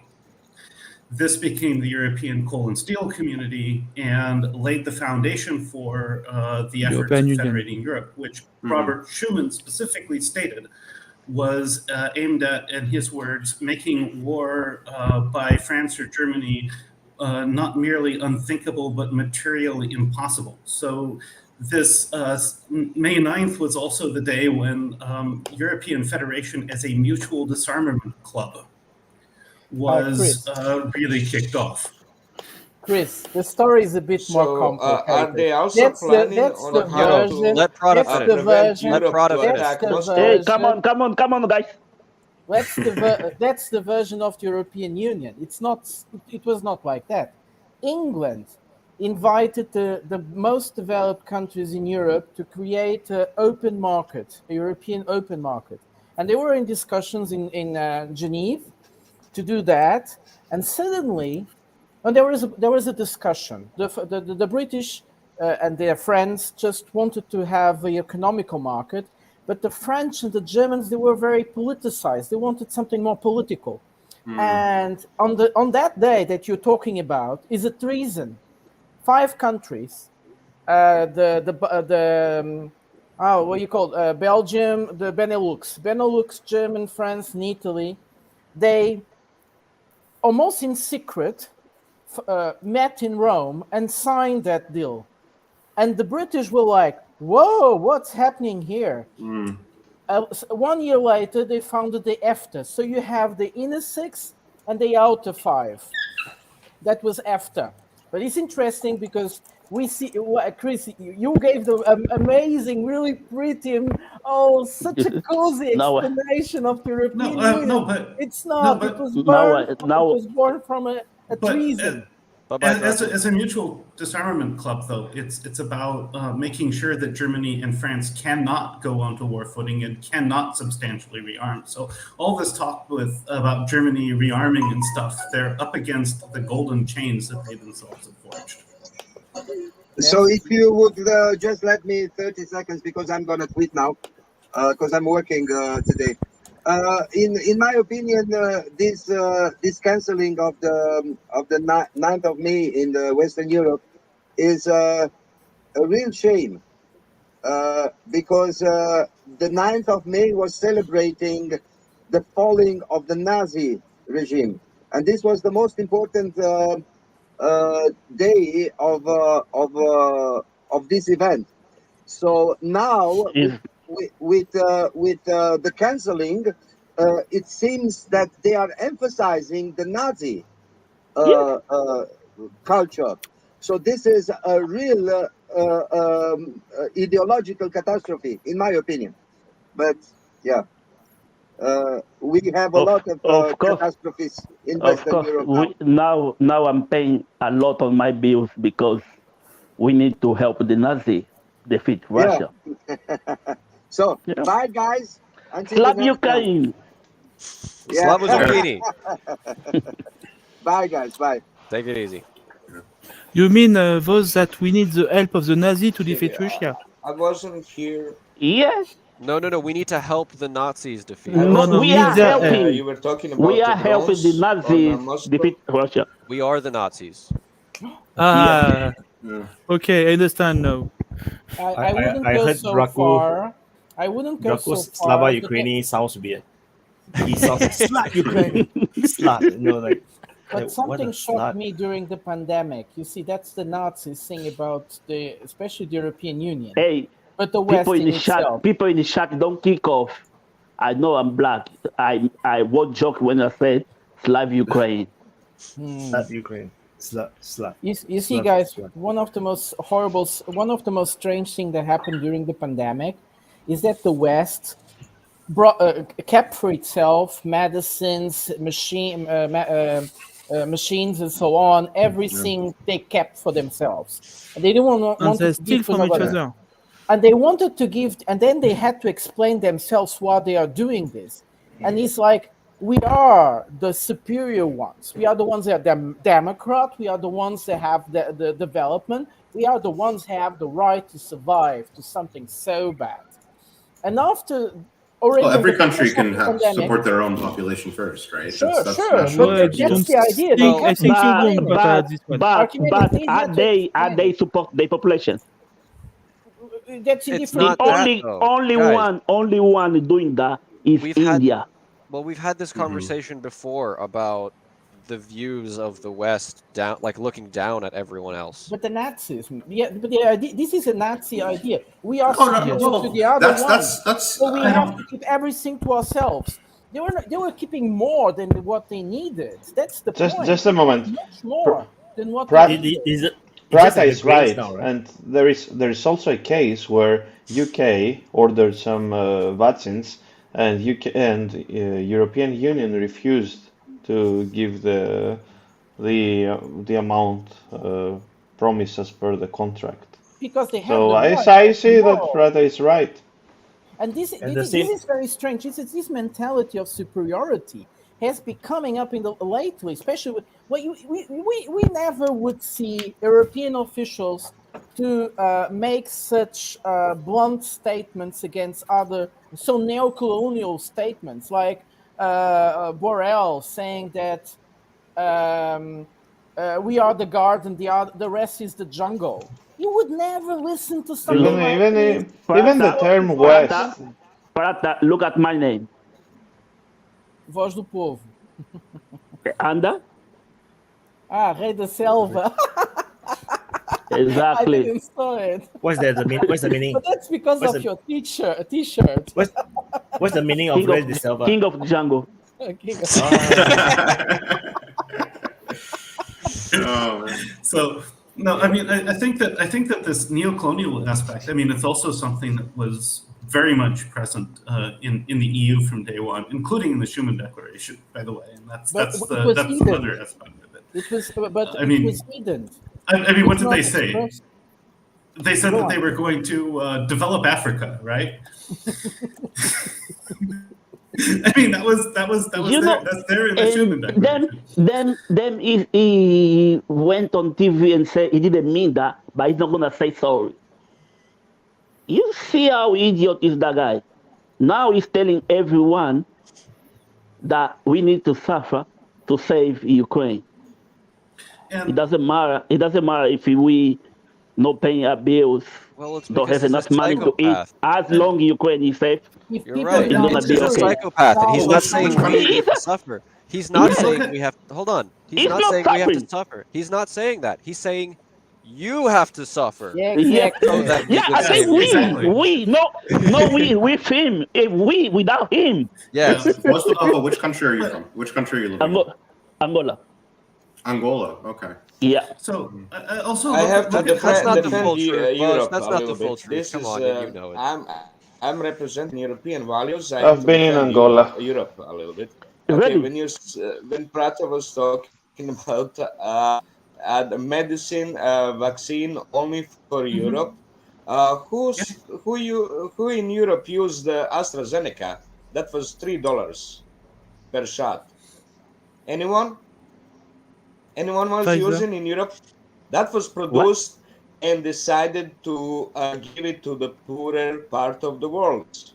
That was intentionally propagandized as bad in order for the population of Europe not to demand it, because it was cheap. It was dedicated to the rest of the world. Prata, you're wrong. That was not about vaccine. That was planned to help vaccinate the rest of the world because it's cheap.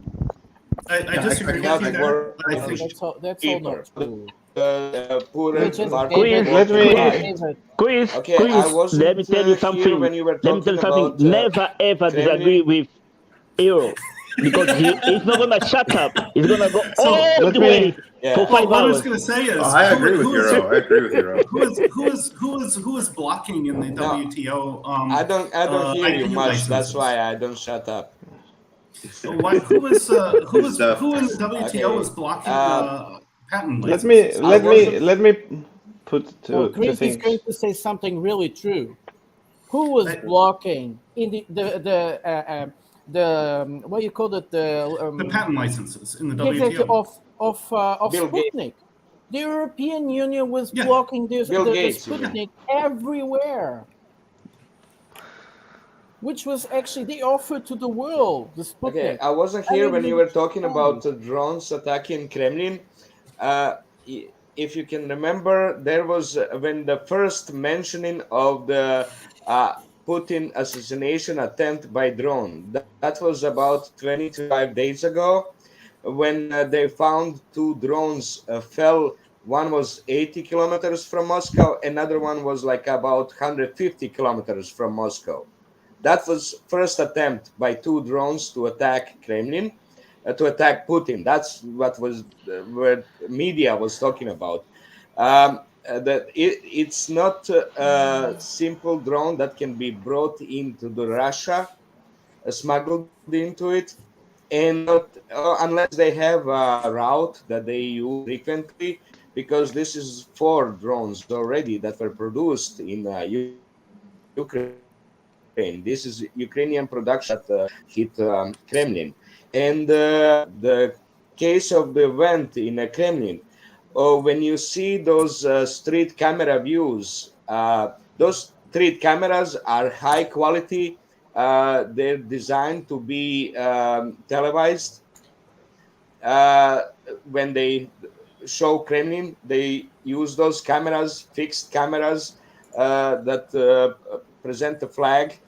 The straight the how say the time of the events is the first drone struck the cupola there, and those fires that you see on by the flag, that's from the hit, first drone hit, and it was burning. So they sent 2 people up there to extinguish the fires up there. And you can see on another explosion footage, you can see those 2 people climbing up the stairs to the top to get to the flags. And that's what the second drone comes in and explodes. So it could be that picture. Whoever was commanding the drones could be watching those same cameras that we were watching, or maybe they had someone in the street there sending them the signal, TV signal to control the drones and explode it when it reached the flag. So it's not Just a how question. say, because Just a those question, please. videos A question. that we see are I would like released to by ask a the question, MOD. please. Please. Yeah. Are we sure it's a long range strike? I'm not sure. Not at all. Could the drone come from 5 kilometers from the Kremlin? Not sure, but nothing is sure. You cannot, nothing in this war you can claim 100% sure. Maybe 80%, I would say 75, 80% would say they were launched from Ukraine. Those are long distance drones. They can fly about over 1,000 kilometers. Okay. I think it was. They look like a Cessna plane. From a very near distance in order not to be recognized, and that's why they came so near. They probably was in the hotel room or in the top of one of those buildings in the nearby on the other side of the river. Which makes sense if you pay attention to all these wave of terrorist attacks happening in Russia now and sabotage. It looks like small. Everything is possible, but previous 2 drones were about 100 kilometers away. If one of the most interesting things about this last attempt of Oh, murder. yes. Oh, yes. Finally, thank you. We need you. Yeah. It must be going pretty bad if you need me for anything. Go straight in. Go straight in. John, what do you think about Vladimir Putin? Every single thing that's happened in the last 2 weeks. Go.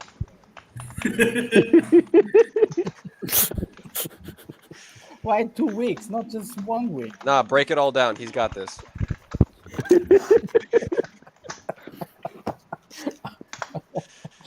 That's too mean. Come on, Alan. Make something We are easier. waiting, man. That's not a joke. You're muted. He's muted.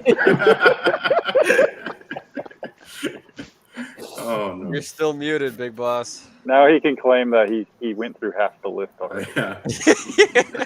He said, and then yesterday.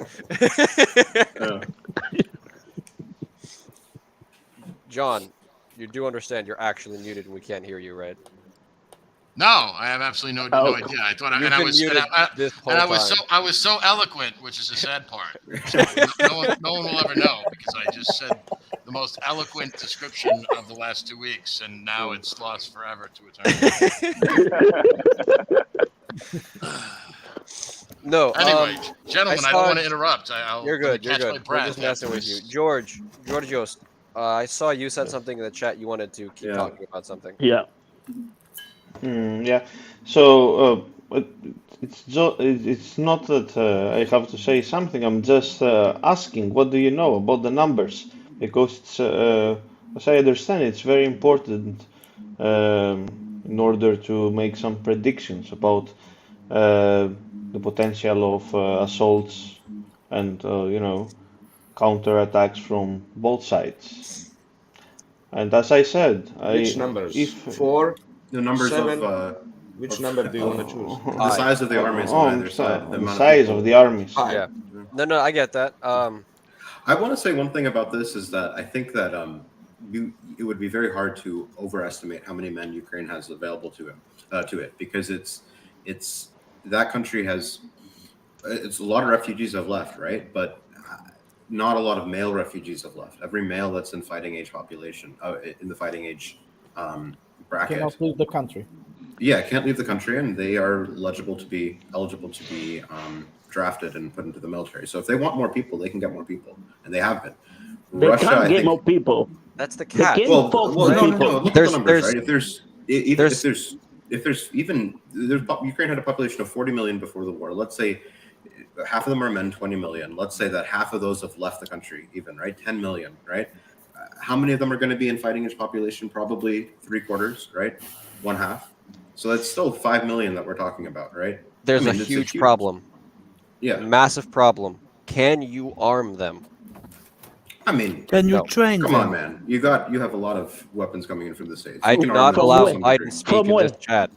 From where? It's not just a question of can you arm them?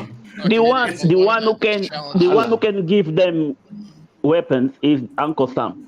Yeah, exactly. Uncle Sam is planning a war against China. They're not gonna give a lot to Ukraine, But because they can see how strong. Because they can see how strong Russia is getting day by after day. The challenge with training, I would these say men you is need have to about have the facilities 10 in place to train them. And because I know that was one of the You problems. need at that least Russia was 10 having, civilians to they didn't support have the one soldier. infrastructure to train all the new volunteers that were coming in. Someone in the chat made a good point. How many millions are from Donbass? Yep. Yeah, But that's a good point. before we do anything else, I wanted to explain to you guys. I don't know if you guys saw it in the private chat. Euro has like a 4 or 5 second delay. So when you guys tell him to stop talking and someone else keeps talking, he doesn't hear it for like 5 seconds. Oh, okay. So that's probably why he often talks over people. Is he on the moon or something? He's on the International Space Station. 56K modem. Wi-Fi and Bluetooth Oh, together makes a He's lag. got that, guys. He's got that 2G internet. It's okay. But question is George, how I many did of like them the will even question, fight? and there is something I'd like Yes. to add about it. Right? There's a lot of talk saying Ukraine. Okay. Archimedes, you brought up a point of the potential man count of Ukraine's military. The potential man count. Yeah. It's probably safe to assume their entire male population is not currently in their military. Yeah. It's probably not even safe to assume half their male population is in their military because they still need men to run stuff, right? Their economy is literally on the precipice at this point. And it's being upheld by outside sources. Now, when it comes to the number of mobilizations they've had, when it comes to the sizes of specific units we've seen, things get really murky really quickly. I remember, I don't know if it was someone in the call right now, but in our DPA chat, like private speakers chat, someone brought up the idea of trying to figure out casualty numbers for Ukraine based on the sizes of the cemeteries that have been popping up across Ukraine. I personally don't think that's a perfectly accurate measurement, but I do think if anything, it provides a general ratio of losses to what we know is currently present on the front line. And I have an example I like to present. 2 weeks ago, there was an announcement made by the Rada, the leaders of Ukraine, that they're going to be delegating 1,000 hectares of land for a cemetery, for a national cemetery. You don't delegate 1,000 hectares of land unless you have something to put there. And my concern is, if I'm looking at this from the Ukrainian side, 1,000 hectares of land, okay, well, you're not going to fill every square meter of that with graves, obviously. So maybe use half of that for an actual grave site and the other half for memorials and all that kind of stuff. Paths for walking. Yeah, exactly. Paths, parking lots, whatever. Well, okay, if you're going to use half of that, even a little bit less than that, maybe you do like 4/10, right? And so 40%. a grave is what, 2 square meters? The grave is about 2 square meters if you're being very generous, right? Generally. And the math for that, I already did that. We did that in the chat previously. The math comes out to about 150,000 graves can fit on the allotted land that we're talking about right now. So I think that even if you, but that helps us if you say that they have extrapolate. that many, yeah, even if they that have helps us extrapolate a huge number of deaths like that, they still have. We're talking about in the millions of the number of men that they have. They have at least 2 million draftable men, at least, probably draftable versus drafted. Right, Draftable, currently right. I'm sure you guys have seen the videos of. There was actually one that still sticks to my mind. I saw it a couple days ago. The helmet cam footage of a Ukrainian unit, either storming a trench or something was going on. I am not a military individual. I'm probably one of the youngest people here, if you all couldn't tell. And I know when I see a green face. I know when I see someone who does not want to be there.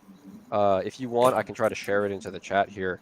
There's a video that came out, and there was like 6 or 7 dudes who you could tell had gotten like 72 hours of training, like combat style training. And when you're getting to a point where you have to be training your reserves, quote unquote, at a point in which you can tell that even the untrained eye can tell that these guys are green, that these guys don't know what the fuck they're doing, excuse me, you have a problem in recruitment and manpower, both of those at the same time. And when you have that problem, a lot of things begin to fall apart. I'm going to let you guys talk about it. I'm going to try to find that video. Well, there's plenty of footage Excuse me. People being Shadow out wanted to go off first. the street. Shadow wanted to go first. Yes, I wanted to say that there was a news article in the Washington Post a few weeks ago about a colonel from the Ukrainian army who was saying that he had already lost his first 500 men all of his men are dead, and he needed new recruits, and the headquarters sent him new recruits who were really, really green. Only a few days of training, so he had to train them all over again. Okay. A few days later, he has been fired for having because he has told that to American journalist. That was in the Washington Post. It's not a Russian newspaper or something else. The Washington Post. He has to send to the front 500 green trainees, basically. And this was months ago.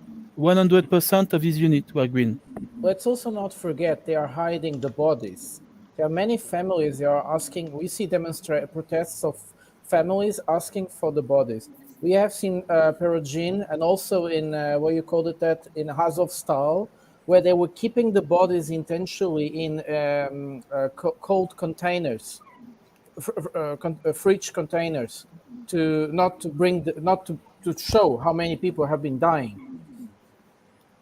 Well, yeah, but also couldn't that just be a level of practicality when it came to logistics? Like it's more important to bring in bring your wounded out than your dead out, and so there is that element to it too. Don't get me wrong, I'm totally in agreement that the regime in Kiev doesn't want to advertise just how many people they're losing, but how many people that they've lost. But at the same time, it might not be as nefarious as that.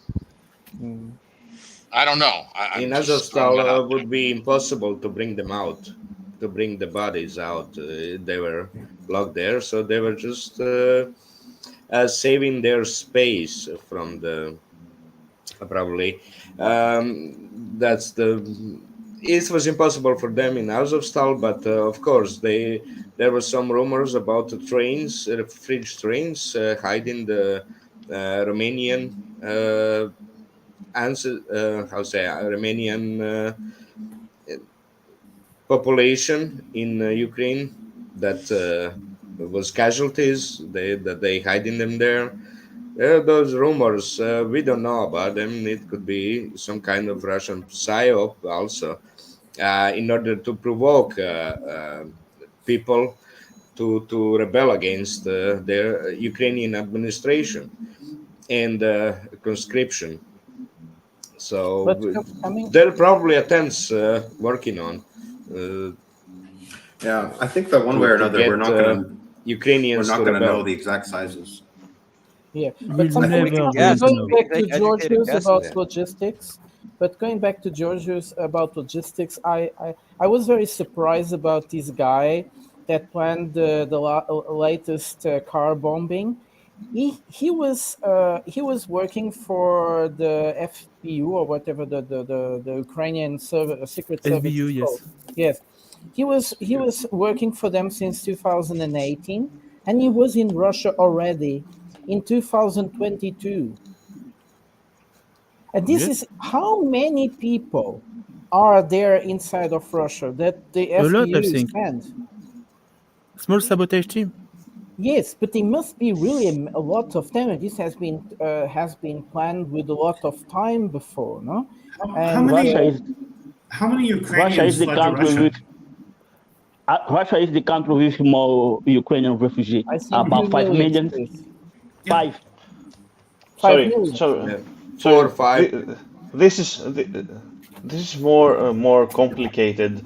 I think that Ukrainians have become a nationality within Ukraine, but not within Russia. So Ukrainians that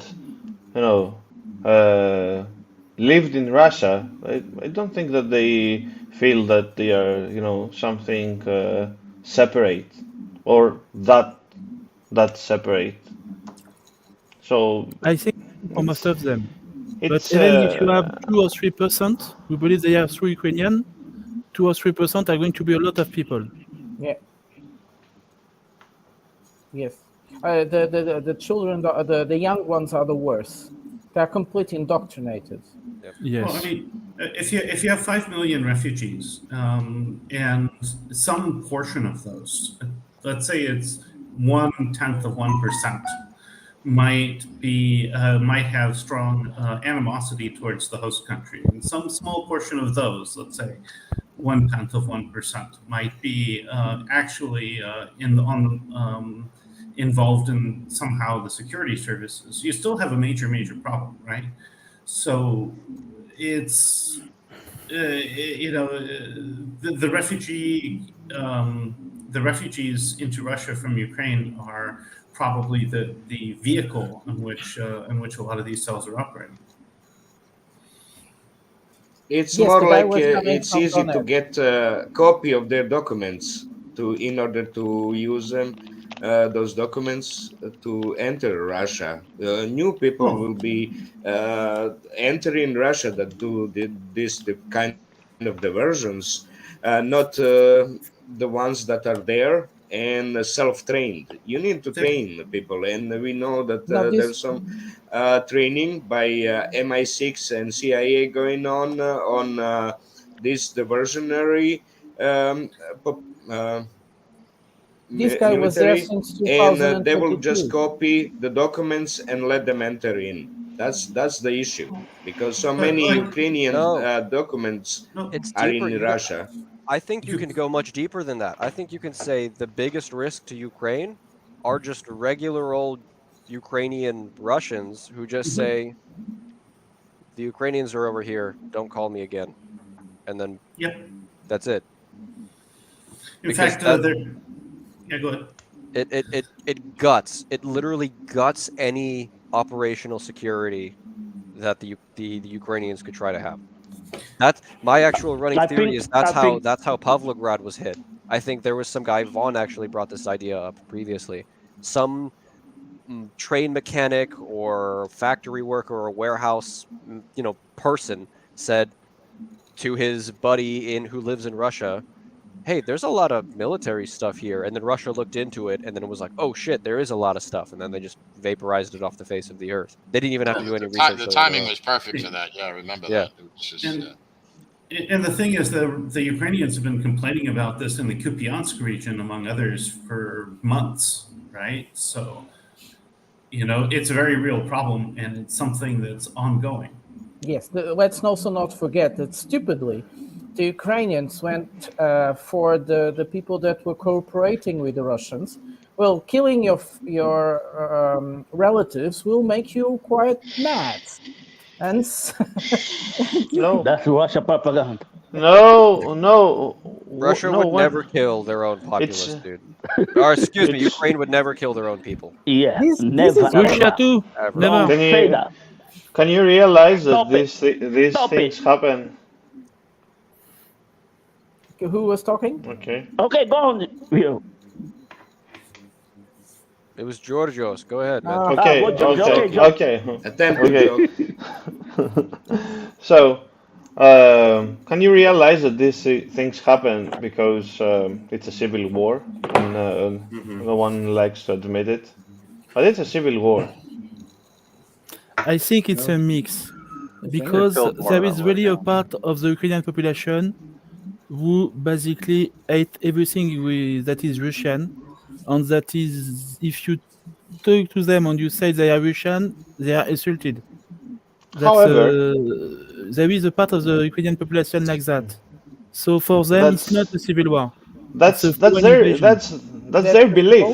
But they can kill themselves because they have the same blood and they speak the same language, or kind of. Doesn't matter. So it's more like brotherly. It's more like brotherly war. But I tend to agree with George with this, like, brother against brother. This is a civil war. This is a civil war for Ukraine, mostly and foremost. Wait, Shadovi. But for the Russians, this is a geopolitical war.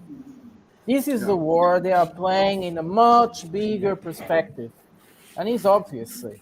And many other countries are involved on this. How many other countries are really betting that I'm talking about the aspects of espionage and stuff like that.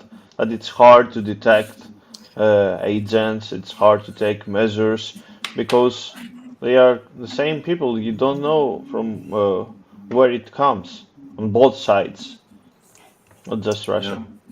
Well, but also an important aspect of this is why Ukrainians are not giving up.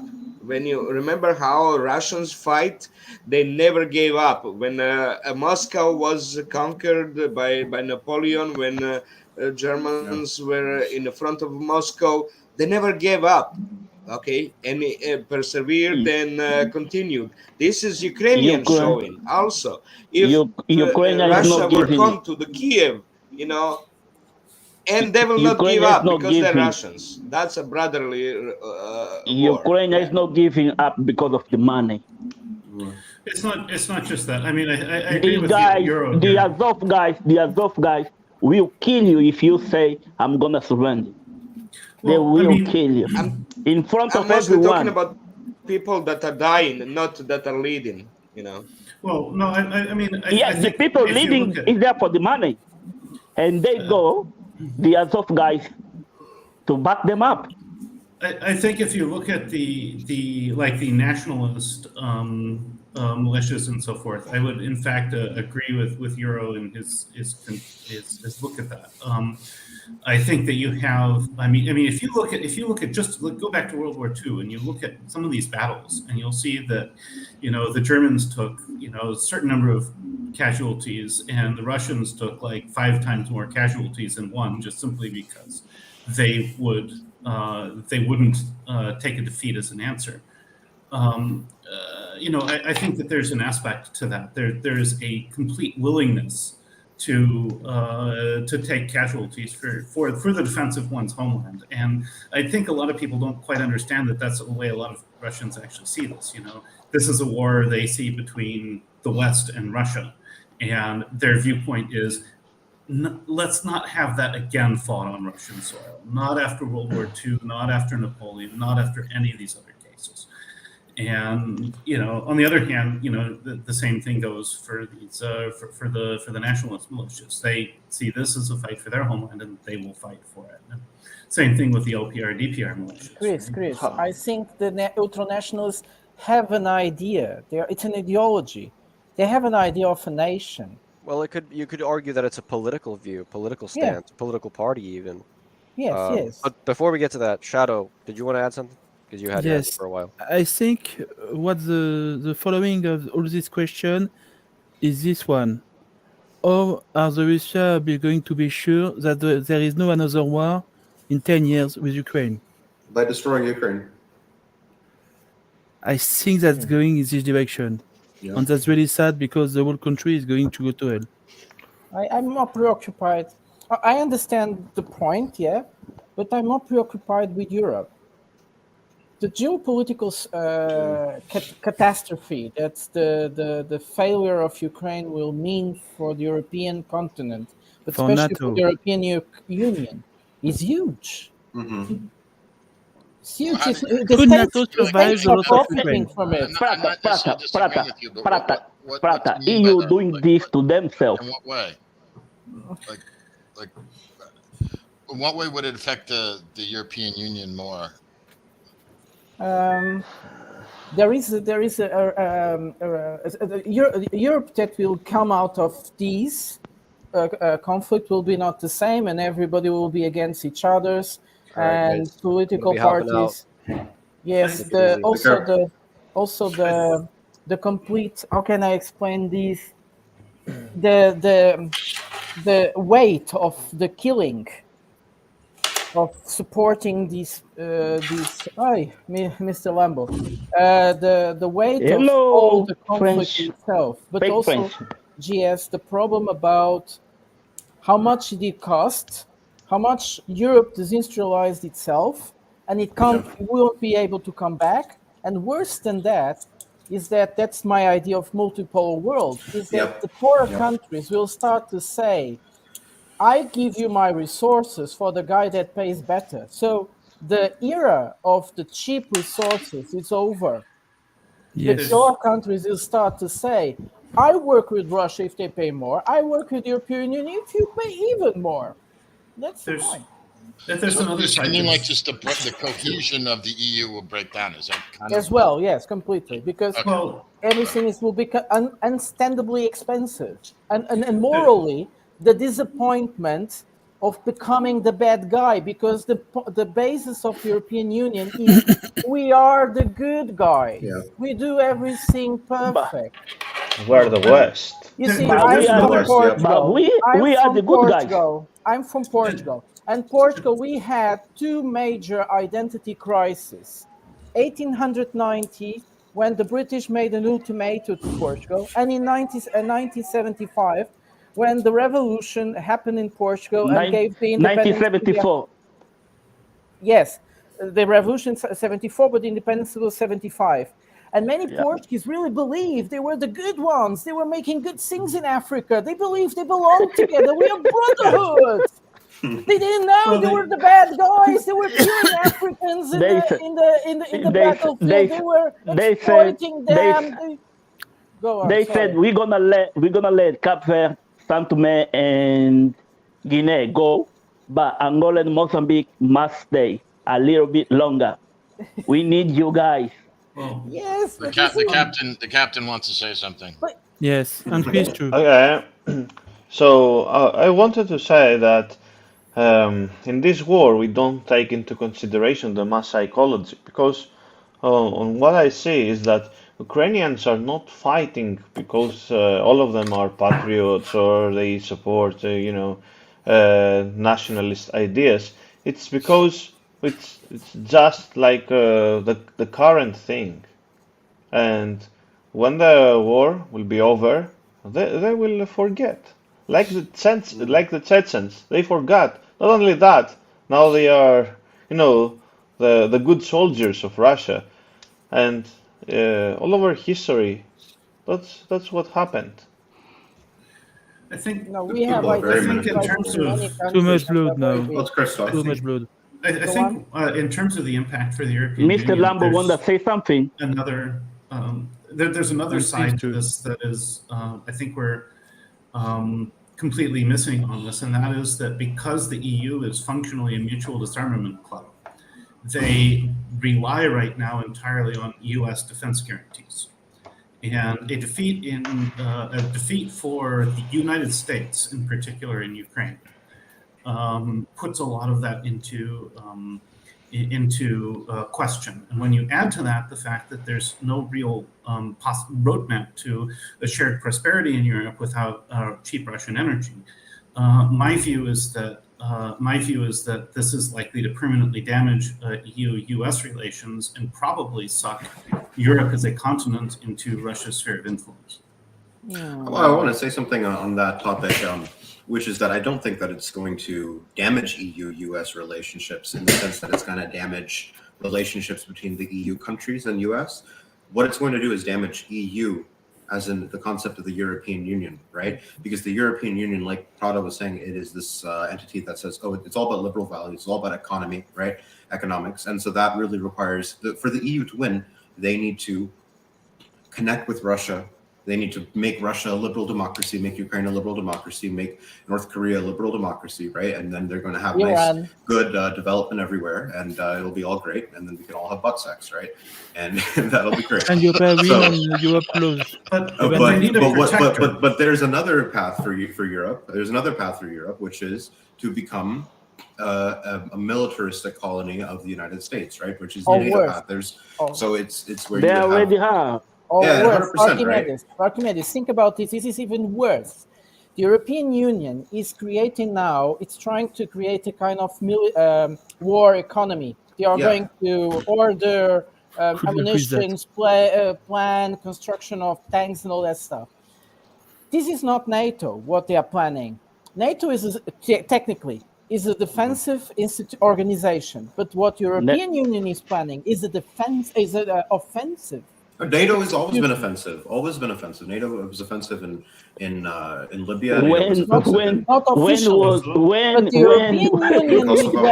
was NATO defensive? I would argue that. But NATO is not European Union. NATO with weapons. NATO predates the European Union by decades. Yes. Yes, this is a war between NATO and the EU. That's what someone in this Prata, let me say something he wants. You're muted, Mehdi. We can't hear you, man. You're muted, Mehdi. Captain. This is very archaic next time. Okay, maybe I'm a little bit too stoned, but NATO was first formed as a defensive organization only. Yes. It was in its charter. Yes, but so you can't say it wasn't. It may be the politicians and the people, who are running it are doing that. It's not NATO itself. To defend from at the perceived time, the Warsaw Pact aggression. Yeah, that's true. But the European Union is Cold War, bud. That's what was going on. That's ancient history, though. So that's not when they went to I totally agree. NATO should be gone. It should be dissolved. It should not exist. They went to Libya, that was defending. Afghanistan, that was defending. Serbia, that was defending. We know the story. Then you could say that NATO attacked Europe, with NATO diversion of the Nord Stream. That's an attack on infrastructure of the Europe. So this 100%. will be NATO attack on Europe. That's interesting option because it will be like saying that Europe doesn't have any control over NATO, which is obvious, right? The US is controlling. New York Times tell it. It's Ukrainian, 5 Ukrainian people with a sailboat who destroy Nord Stream. So there is no problem with NATO. You guys are mean. It was the Odessa swim team that blew up Nord Stream. Gotta love it. It was the United States. No, it's not us. It's the Ukrainian terrorists. Oh, wait, we didn't mean terrorists. But you guys, imagine this situation. So we agree that European Union is not NATO, and European Union doesn't control NATO at all. The United States actually does that. So the point is, if the European Union gets weapons by itself, or even a small army, and the use of force, of military force, became a weapon of politics of the European Union. This is a danger for the world. They are fanatics for their liberal. The people that rule the European Union nowadays, they are liberal It's fanatics. not going to happen. It would mean that the US weapon manufacturers are going to sell less weapons to Europe. It's not going to happen. Look who's being buying American weapons. Well, and the thing is that Europe. the EU... Or Eastern Europe. No one in West Europe is buying things from the United States. Mm-hmm. It's the European Union would be France and Germany leading Europe, but NATO would involve the US and England and Poland leading Europe. Yes. And Norway. And Turkey, yeah. Mostly, I think the UK. And you know what I think? They want to Captain George's destroy everything. I think Captain George's should wear a captain's cap next time. Yes. What do you say? That's very easy. That's easy. You have one right there, right? You'll get more awards in. It's above. Well, I just wanted to say that the economic factor can't be underestimated, right? I mean, you could say that most wars throughout history have happened because of economic factors, and everybody here kind of agrees that the days of cheap energy for Europe are kind of over, no matter what happens, right? Like, I mean, Nord Stream's gone, and so the best days of Europe, at least in the short to intermediate term, are in the past. So. Europe is going to face all sorts of economic challenges in the next decade. So I don't know if they're going to have the resources or the will of the populace to start investing into militarization. So I don't know. Well, it depends the way like you see all these European politicians going to countries where there are some resources, trying to do some deals, and they haven't been able to. You see, so that's why I also find if the European Union decides to make use of a military resource, how dangerous they are for the world. But obviously, they won't have the capability. They won't, but they might try because they have become fanatics. Well, the problem here, and my view, European Union-wise, is that right now the way things work is that the member states hold the armies, while the EU as a whole manages the coal, steel, and currency, which are the things you actually need to control to go to war. So right now, the structure is one of disarmament, right? The problem is, does anybody in Europe who is a leader of a European country actually want the EU to have an army that they could use against them? I actually don't think that that's likely. I think the EU is going to suffer more and more internal divisions over issues like this. And I don't think they're going to be able to manage it just simply because nobody wants to give Brussels an army. Mehdi. What the gentleman was just saying actually reminds me of the year 1848. When revolution was happening all over the place. And one of the things in England itself was they didn't really want a standing army. It was always a contention thing. It's the same thing with police there. They didn't want them there because they thought that the king could use it against the people, or the nobility could use the standing army itself would try to take control. It was a big thing back then. And that's one thing we kind of discount as to now. When we look at history through time, I think politically right now, I'm flabbergasted that it's lasted this long. I think the Russians, when they went in, thought that some sane people would eventually get involved in this, and it never happened. And they had to go through with the operational plans if it didn't. So. I'll stop there. I'll rant forever. So I don't think that. I think everyone keeps talking about how, oh my God, this war has gone on for so long. I think that says more about us and how we've got our attention spans destroyed by TikTok than reality. Because most wars in history go on for years and years, right? I mean, people are like, Bakhmut is taking 9 months, 10 months. Oh my God, you look at sieges in history; they could go 2 years, 3 years easily, right? These things take time, I think that this war can go on for a lot longer. I think Afghanistan went on for 20 fucking years, right? Iraq went on for however long, right? We can handle long wars. It's gonna go on for a long time, and it's not crazy.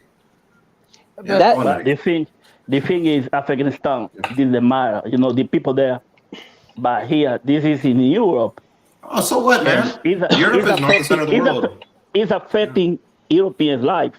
Yeah, well, it's not affecting. It doesn't matter if it's affecting Eastern Europeans, man. We pay a lot for food and bills. A lot. I mean, a lot. Maddie.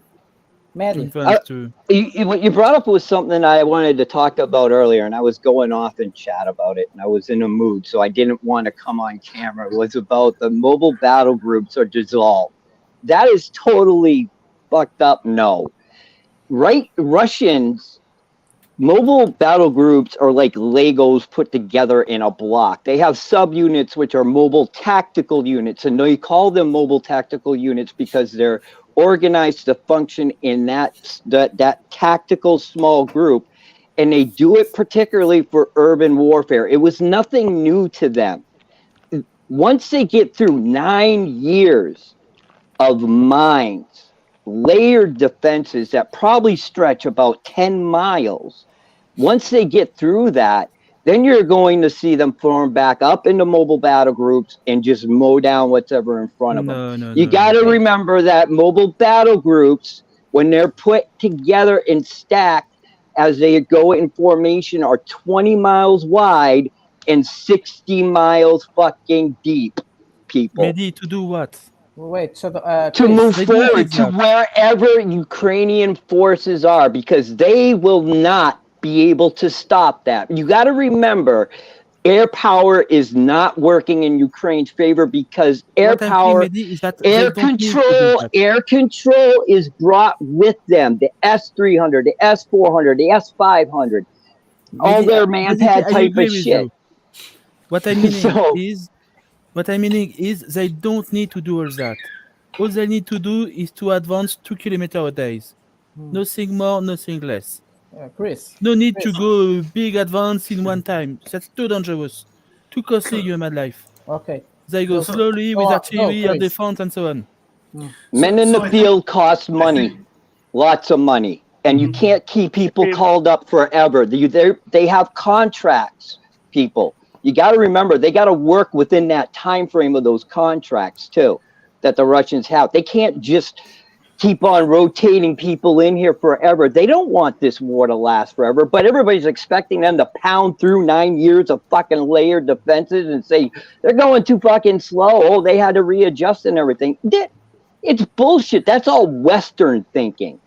You got to change how you look at fucking war. The Russians, it is a calculated thing.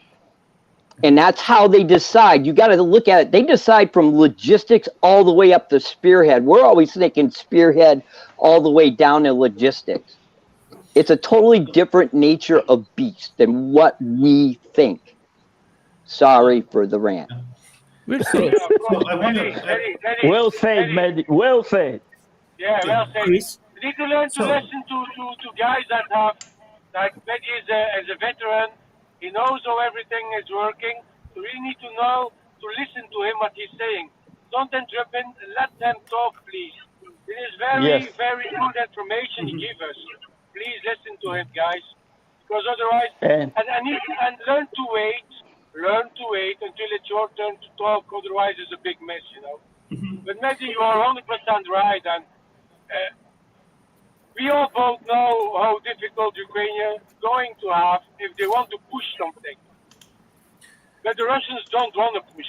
They are comfortable where they are now. So you need to point that very clearly. They are comfortable where they are now. Yeah. And they leave them, they Yes, keep I agree. getting the Ukrainians coming to them. And they are keeping, making the flesh machine and to work against them. I don't know if you saw today's footage of tonight. You're busy playing with the firework bombs. The Ukrainians don't have a good night today. I can assure you that. Oh. What's going on? What's going on? I've been here all night. Yeah, tell us what's going on, brother. Don't leave us hanging. They use you know, I don't know the correct word of these bombs. You know, Phosphate bombs. The phosphorus, right? The white phosphorus. Yes, we are using them now for the moment. Terrifying. Well, speaking of like listening to guys that have been in the military, I would kind of like to hear what Wyatt has to say, like his analysis of what his prediction is over the next couple of months and what he thinks about the way the Russians have been fighting this war of the last, let's just say the last 2 months. Like, what are your thinkings about this? And also the idea that Mehdi brought up about that the Russians can't fight indefinitely, that they do have a contract system where they just can't keep these guys, on the front lines indefinitely, like for 3 years. I mean, what are your thoughts, Wyatt? I want to let Chris talk first. He raised his finger very long. So I want to basically, this is kind of also along the lines of what Mehdi was saying, but it's also a little bit of a perspective, both having visited Russia just a month ago and also sort of my formal training in history. But I think that one of the problems that we have as Americans and probably Europeans looking at this war is that we look at a lot of wars through the perspective of looking at Iraq, for example. And the major combat operations in Iraq didn't last very long, right? The counterinsurgency side lasted much longer. And the same thing actually happened with Afghanistan, right? Major combat operations happened very quickly, and then you had a long occupation and insurgency. The thing is that, like, the sense that I've gotten from talking with Russians is that they are very, very much aware, based on their history, of long, bloody wars. And this is something that I think, Americans don't understand to a large extent. I mean, like, even if you look at World War II, if you look at the casualties on the Western Front, they were nothing compared to the casualties on the Eastern Front. And so, I think that we have a tendency of sort of underestimating sort of Russian stoicism and a resignation to the fact that this is a large, long geopolitical war against the West that they can't afford to lose. We're looking at this. That's basically what I wanted to say. The thing is that there are two different theories. The one comes from Clausewitz and the other comes from Jomini. So according to Clausewitz points out that to win a war, you have to win during the peacetime, after the war, okay? So the point of having a long war is to have a successful peace. On the other hand, Jomini says that the war is not something that it involves so much, let's say, the politics. War is about ordering the generals to achieve some objectives on the battlefield. But if you just achieve these objectives on the battlefield, it doesn't essentially mean that you will survive the peace. You see, US made the wars in Iraq, in Afghanistan, and they could not hold the country, the population, because they could not win from the root. They could not solve the problem from the root. Unfortunately, if you have a prolonged war and you kill a lot of your enemies, you are solving the problem. So I think that's what Russians are trying to do. They are trying to get rid of the fanatics, the nationalists. Yes, from the Roman people solve Who's winning this war? Who's winning this war? Well, United States is winning this war because they don't have men on the ground. They don't care if 1,000 Ukrainians die a day, as long as there is 100 Russian. For them, it's good. UK is winning this war. China is winning. China. Nah, So- UK is not winning. UK is not winning the war because Who is losing the war? the economy is fucked. United States can print money. United States can print money anytime they want. No, the UK. But is if you look at the UK can print money, but to buy what? No, And to that's what not the value? that's not the point. If you look at the geopolitical history in both World War One and World War Two, what happened was that UK gave the power as like the number one superpower to US. So Yes. now that the US is exposed, UK can become more independent and they can make their trade. Of course, they don't have Trade. colonies, but Do you know how many people in the world hate the United Kingdom? yes, but it doesn't matter. To start off, France and German, they don't like them. Okay, let's see. But it doesn't wait. matter. As long as US is more weak, Outside, it's better for outside, UK. outside Europe, After the no Second one World likes them. War, I would bet more. after I the was just Second gonna World War and after the decolonizations of the UK, the power of the UK or their center was the financial power. Then came the Bretton Woods and they lost that. But they kept the stock exchange, and then came the euro, and the big stock exchange went to Frankfurt. So they kept the gold market and the insurance market. They lost the gold market with this war. The gold market is now in Singapore and it is in Dubai. It's just the insurance market that really the UK still controls in the world, and they are going to lose it as well. I think Lloyd's went I'm gonna stick to my theory. United States is winning, Europe is losing. Europe is losing, and the Yeah. Russians are. United States is winning. Yeah, and the Russians Trust are me, buying when itself another it's all century. finished, Europeans gonna have two choice. We'll fight each other. Now, go to America or ask Russia for help. Who do you think? Who do you think is gonna help them? United States, and you know how much it's gonna cost them. Are they going to be able to do that? I'm not sure that the US military problem now are maybe too big to help anyone. USA If could there not is no longer if there print is money involved, all the yes, money they they will. want. They Okay, don't care about the Archimedes, what do you people as say? long they're gonna make money. Let's listen what the Archimedes wants to say. Okay, about man. this. Oh, on the topic of the USA winning and Europe losing. I mean, I was kind of going back and forth with Chris about the oil in the private chat, and so I want to open it up to that because I think that's an important part of this discussion as to who's winning, right? And if it's really a lot of it is about the oil, right?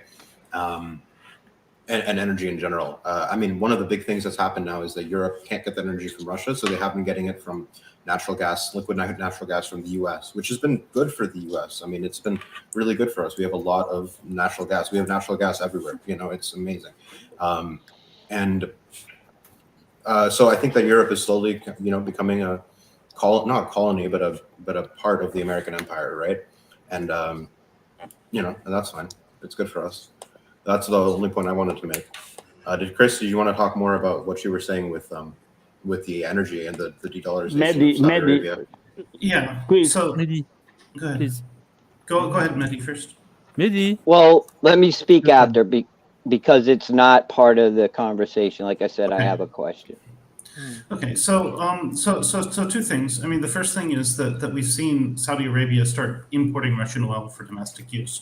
So when people are buying Saudi oil, for example, in the United States or in Europe, this is offset by Russian imports by Saudi Arabia, and then basically they get to make money on the difference. It's a swap. So it's I mean, and they're doing that in rubles as far as I can tell. And the second is that they have agreed with China to buy, as far as I could tell from the links I shared, to sell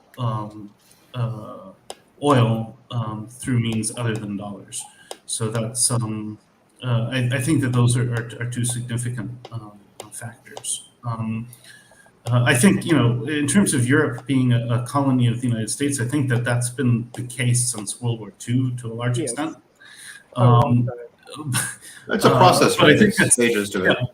I think that it actually may be now over the top, and it may be a question of how long it can be sustained, actually. But Chris, how long do you think the oil will still play a role? Because this is important. No, it's going to play forever. Yeah. No, green energy is not that big of a deal. Oil is still important, very important. Well, yeah, long how time long? very important. No, it's how long? How At long? least a century. Because the United States is losing the grip on the oil, and this was very important for the United States to get rid of the ties with the Bretton Woods gold standard and become the dollar hegemony that it had become. So how long does the oil plays a big role? Because if it was going to play still another century, the United States wouldn't get rid of it. Okay, in answering your question, oil is fundamental to war making, just like coal and steel are. Yep. The issue, if you go back and you look at World War II, okay, where basically, Japan didn't even start kamikaze attacks until the Battle of Leyte Gulf, when they were effectively starting to be shut out of access to Indonesia's oil fields. I think that one of the big things that the United States learned from World War II is you can't be a military power unless you can be assured a stable supply of oil. So oil is fundamental to war making. That's not going to go away. You can't have we're never going to see fighter jets, as far as I can tell, running on green energy. Solar powered fighter jets. Can you imagine a battery-powered tank? How dense the battery would be? It would weigh twice as much as they do now, just to get it to go for like 10 miles. My God. Green ain't coming to the military soon. Tell you the most big brain version of the fighter jet. I never realized, guys. This is amazing. You need a big brain fighter jet, wind-powered fighter jet. But wait, if we have microchips, they are so small, we also need less in energy. And if we have artificial intelligence, we also don't need pilots. Has anybody else here read Augustine's Laws? It was a book from 1985 by Norman Augustine, who was CEO of Lockheed Martin at the time. But it's a bunch of just data-driven absurdities about military and contracting and stuff like that. But one of the points that he makes is that, two of the points that he makes that are relevant here, first of all, is that electronics is becoming bigger and bigger, and this leads to less and less weight. Obviously, you can burn less fuel in this.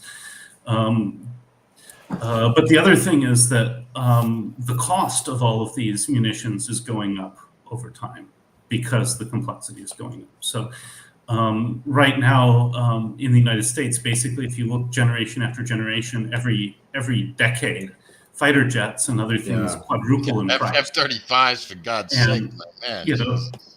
If you plot this against expected defense expenditures going up linearly, you reach a situation that he points out that in 2052, the entire U.S. defense department would buy one fighter jet. Oh man, that reminds me of those Japanese anime, the robotics, those Gundam, right? You just need one Gundam, you can fight, you can win the entire war. That kind of situation. Because you cannot defeat that one Gundam, then the Gundam can just destroy everything. I forgot what JS asked me to answer.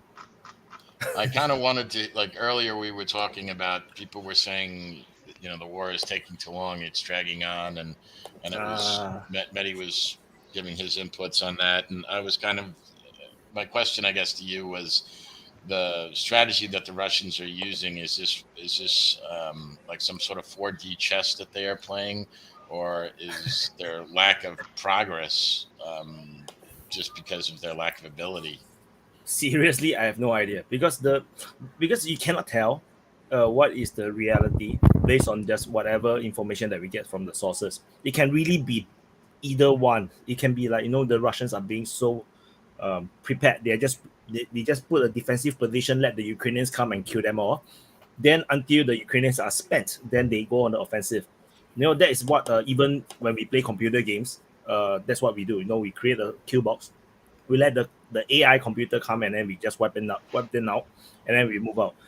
But if you are to believe what Prigozhin says, then it could be the opposite. It could be the Russians are so ineffective that Wagner is the only effective force. Then, yes, sure. Then you can kind of like imagine the Zaporizhia, evacuation of the civilians. It's like, oh shit, we have no freaking confidence of defending against this Ukrainian offensive, that they actually withdraw everybody, so that they have a lot more buffer to fight this war, and that could also be possible. So the fact that we have seen the Russians fail their Adivka offensive, or not, because they actually get stopped in the Adivka. And then they did not manage to successfully capture Voleda. The Voleda has been failed. But those are engagement points. And then they cannot capture Bilohorivka in Luhansk. It's like there could be some possibility where the Russian military is really sucks. There is a possibility. But the thing is, we can't tell. Because we are not there to look at how they fight. So that's the problem. We are only based on information. And purely, of course, if you look at the pro-Russian side, they will always be very bullish. They always make it sound like they are really very good. And then if you look at the pro-Ukrainian side, they will just make Russians sound like they are idiots. So I have no idea. I'm only projecting based on information.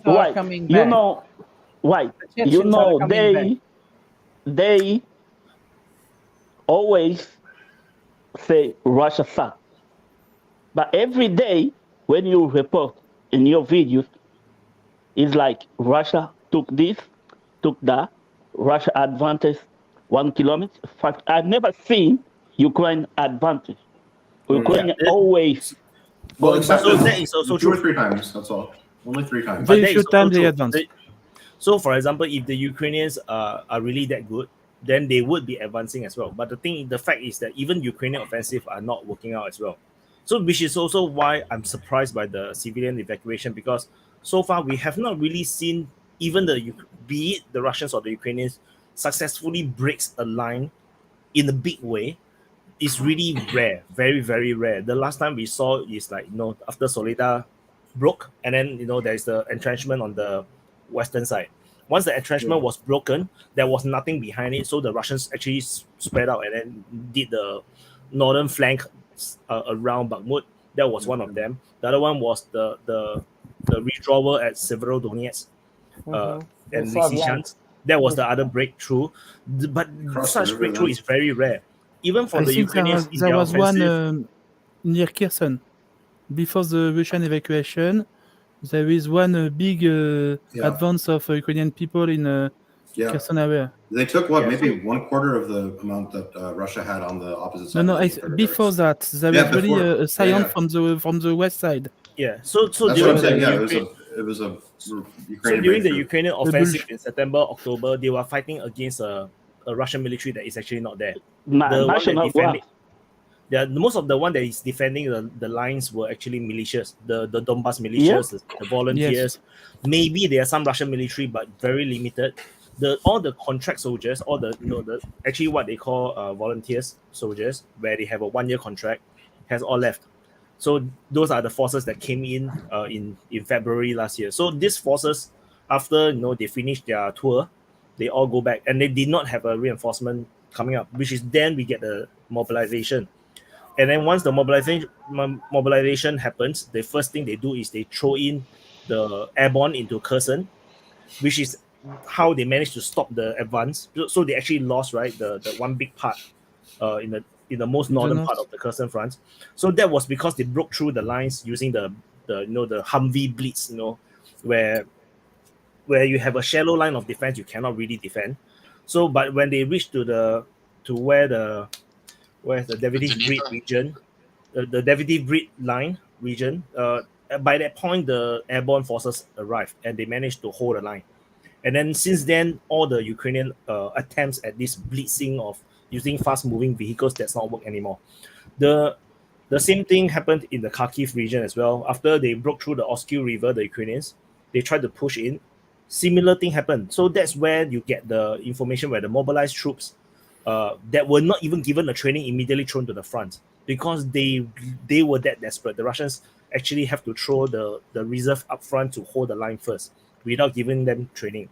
So that was in the Kharkiv and Liman, Crimea region. So which is also why I'm trying to say is that the Ukrainian offensive that succeeded was because the Russians are low on manpower.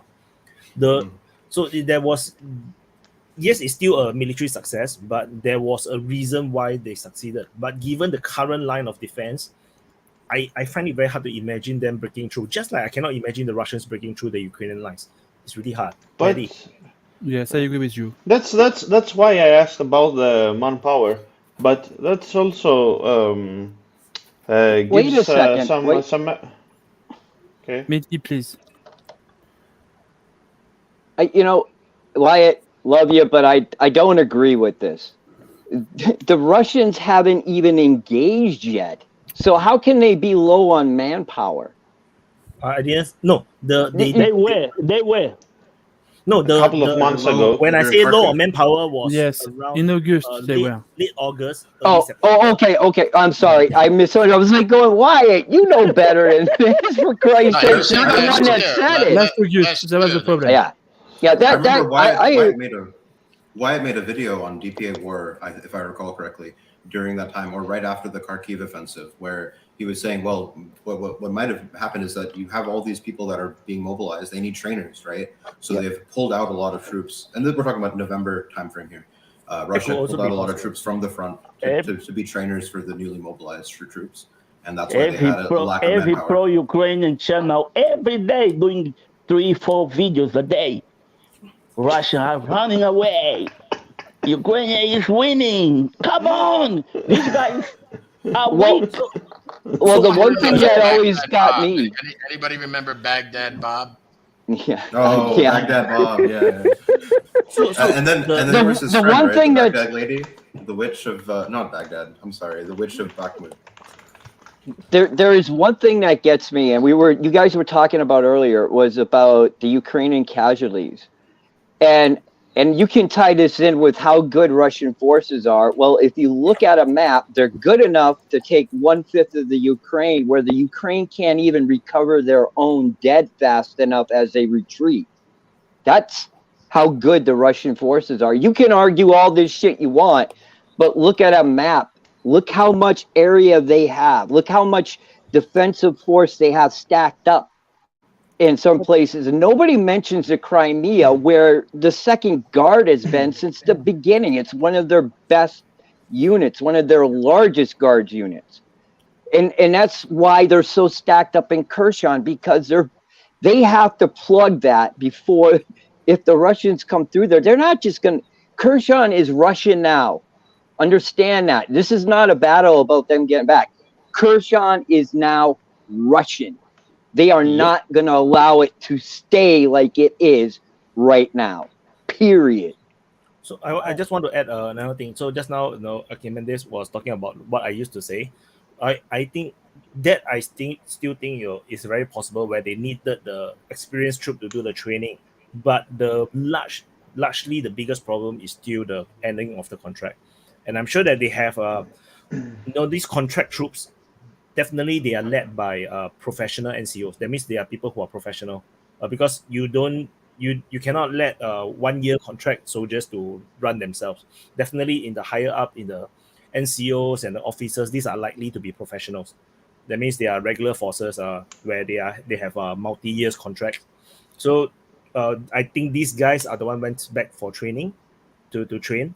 The big bulk that actually fights were all went home. And I think these people who went home wouldn't want to come back to Ukraine ever again. Yeah, because it's like, oh my God, this is not fun. Yeah. And so many people that were in Afghanistan and went like mercenaries to Ukraine, they say the same. This is much worse. It has nothing to do. But one of the things you guys have been talking, and you're measuring how big or capable is one of the armies. The thing is, Okay, so I always have in mind that the Russians have this strategy that is to last the war as long as they can, because as long as they can, Europe gets weaker, and that's Russia is winning. But when we were talking about this Wunderwaffe, the new offensive of the Ukrainian army, some newspapers, but I've been thinking about that as well. Some newspapers were thinking, what if this fail? What if the lines of defense fall down and the Russians have open territory and they come to Kiev? How dangerous that would be if they advance too fast, you see? That would mean that perhaps the NATO would come to rescue Ukraine because, as I said before, but wait, but the idea is there as well. But what about Poland? Trying to get to understanding that with Ukraine will end, and they want to have that chunk of territory. Yeah. How disgraceful that would be. They want a bit of the land. They want a bit of the land. They're gonna take it. Trust me.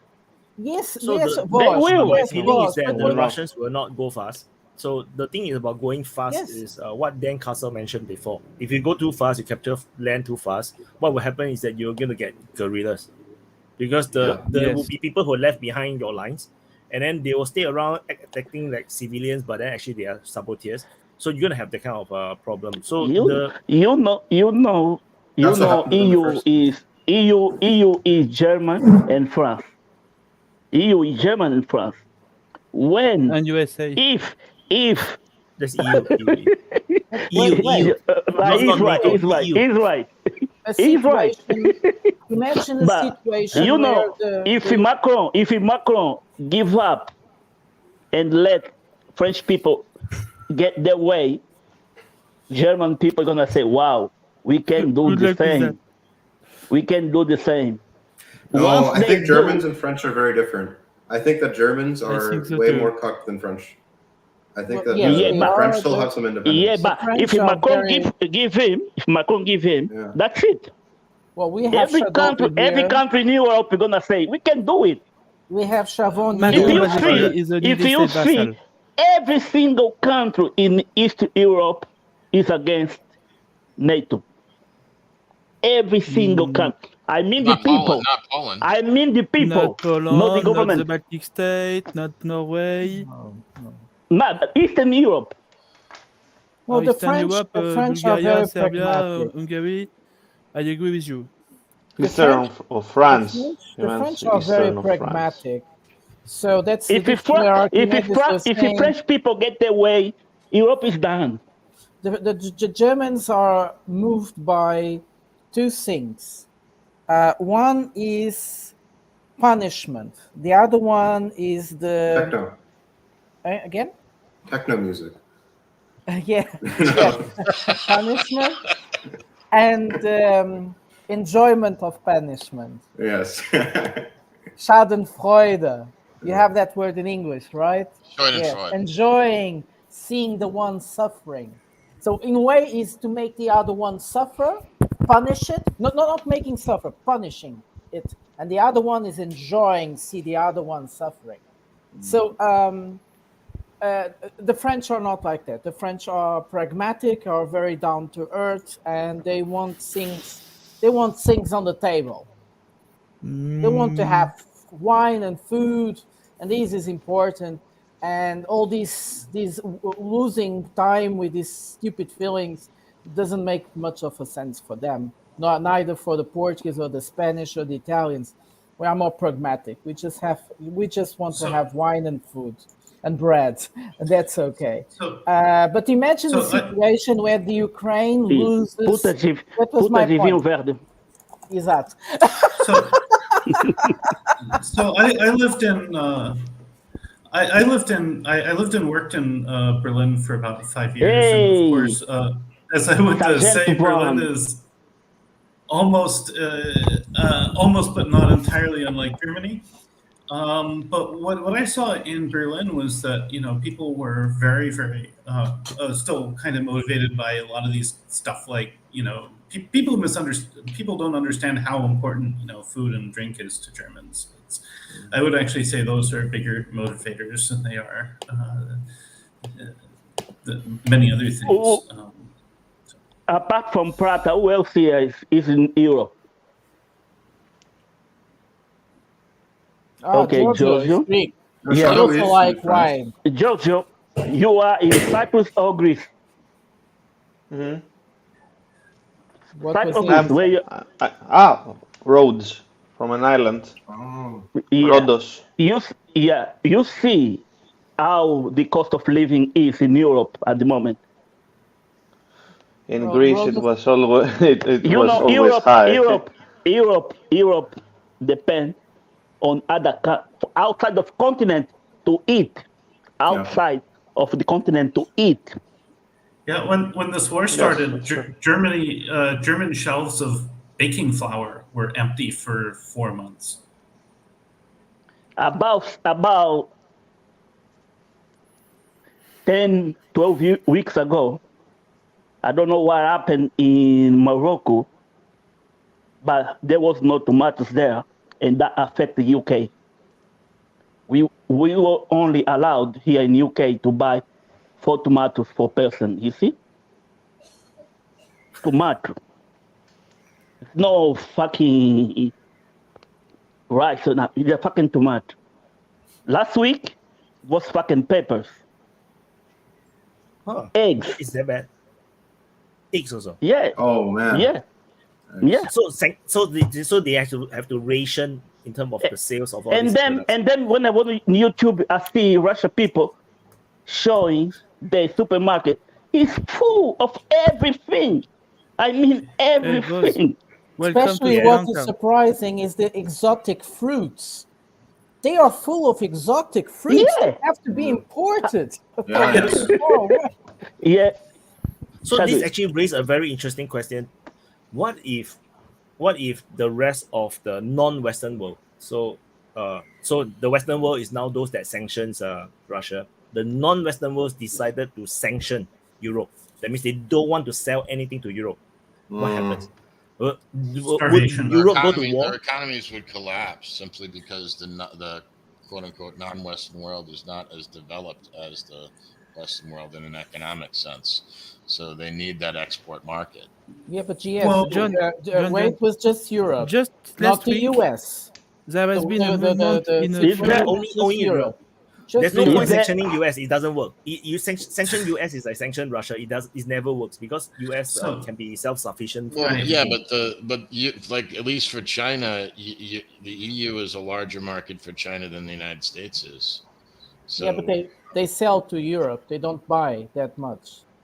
They sell mostly. Right, but they sell it. What if they impose a tariff? If you lose your customers, go fast. You can't lose your customers, right? Like 100% tariff. I mean, you could say, yeah, it would be devastating to the EU, but it'd be devastating to China as well. So it would be. Yep. So they're dependent on each other. Maybe speak because if you wait that you stop, you are going never to speak. So many fingers. Shall we go? Which finger first? Well, what I'd like to say is that now I can't remember fucking somebody else. You put me on the spot, and now I can't perform. Now look at this was my wedding. Mehdi, that longest you stay here without going pee. And now he's mute. I actually cut down on the amount of coffee I was drinking so I could stay here longer without pissing. I just wanted to say that last week, a few African countries have decided to renegotiate all their mining contract with West company. Yes. About how much they buy minerals in the Africa mine, in their own Africa mine.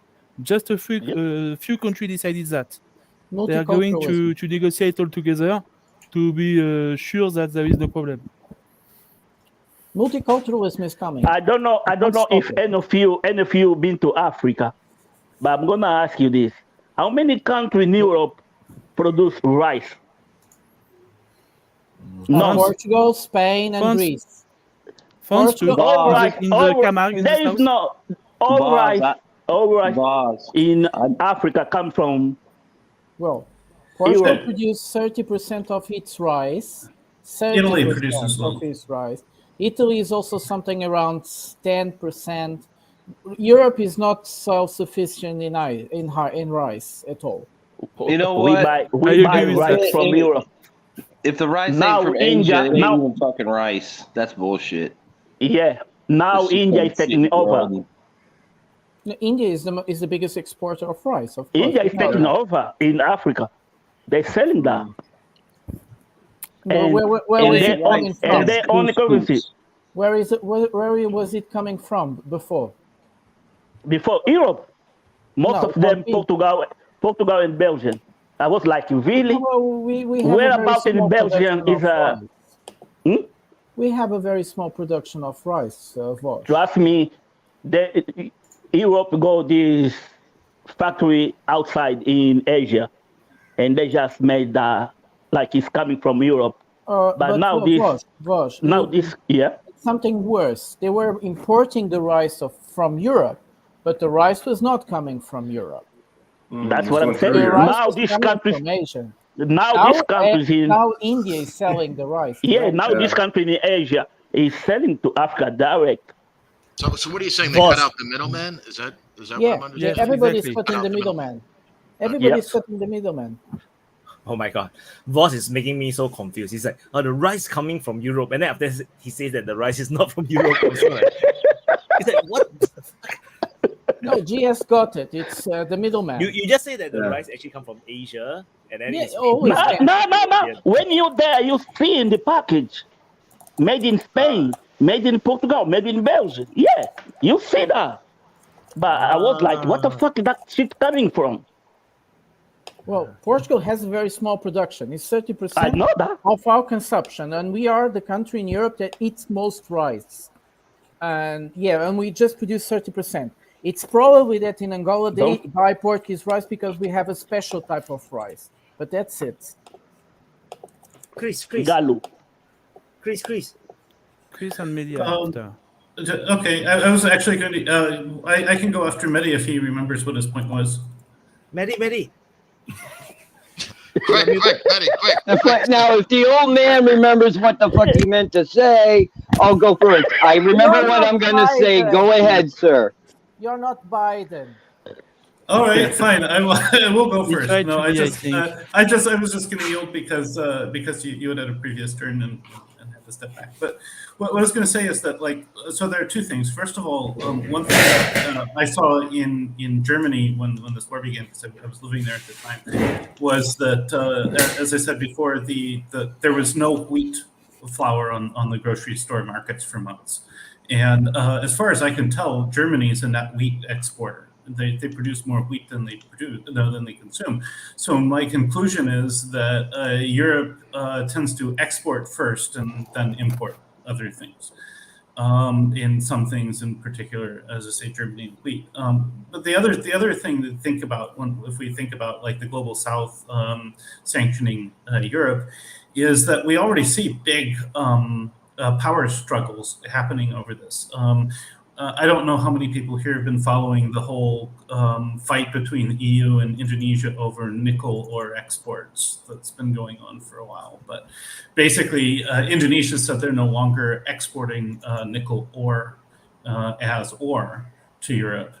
And Europe's taking them to court in the WTO and things like that. I think at this point the WTO is dead, so who cares?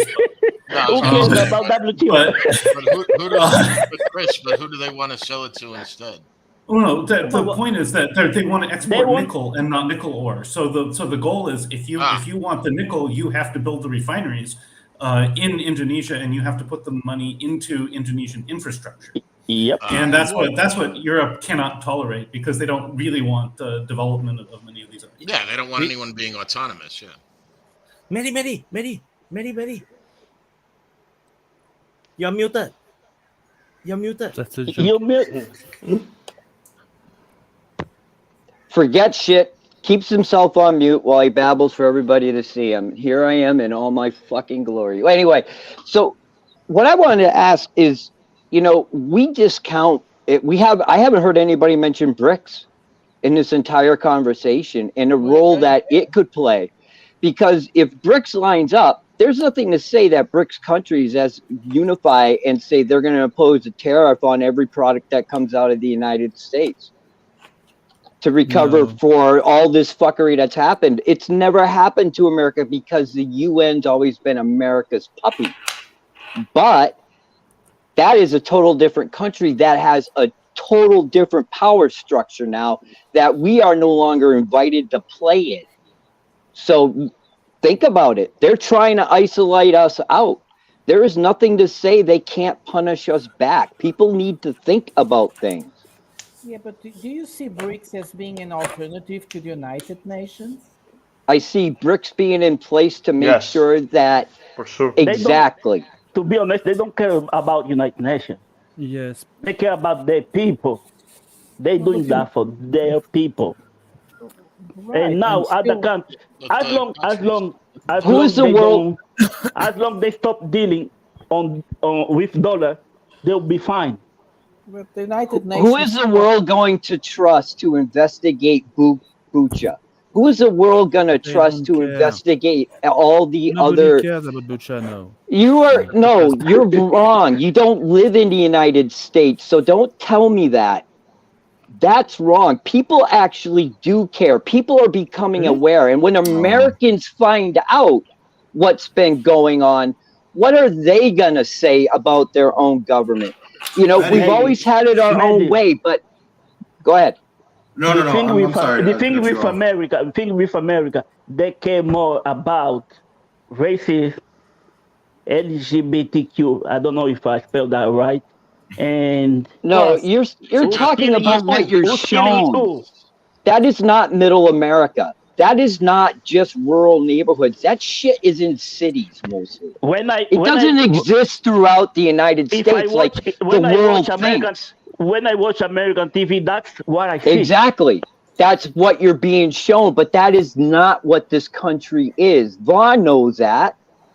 He doesn't. I would say to just about what Mehdi is saying, like there is a big divide. Like we've had these kind of discussions in our private Telegram channel, and for those of you who haven't put the email in, give it to Wyatt. But there is a big divide in the United States between the urban versus the rural. So you can get a very skewed view of what the culture is in the United States if you're just looking about what's going on in LA and New York, as opposed to the rest of the United States. So you got to be careful about that. I want to say that most of America is just flyover country to the people that send out the degenerate bullshit. Yeah. Oh, I think that Mehdi, I think that you're kind of underestimating how much of this stuff there is. I mean, you're right. It is just in cities, but that's a huge portion of the population, and they have a lot of power, and they are spreading it across the entire country. I think that the U.S. is in for a big political battle, and it might become more of a kinetic battle, possibly.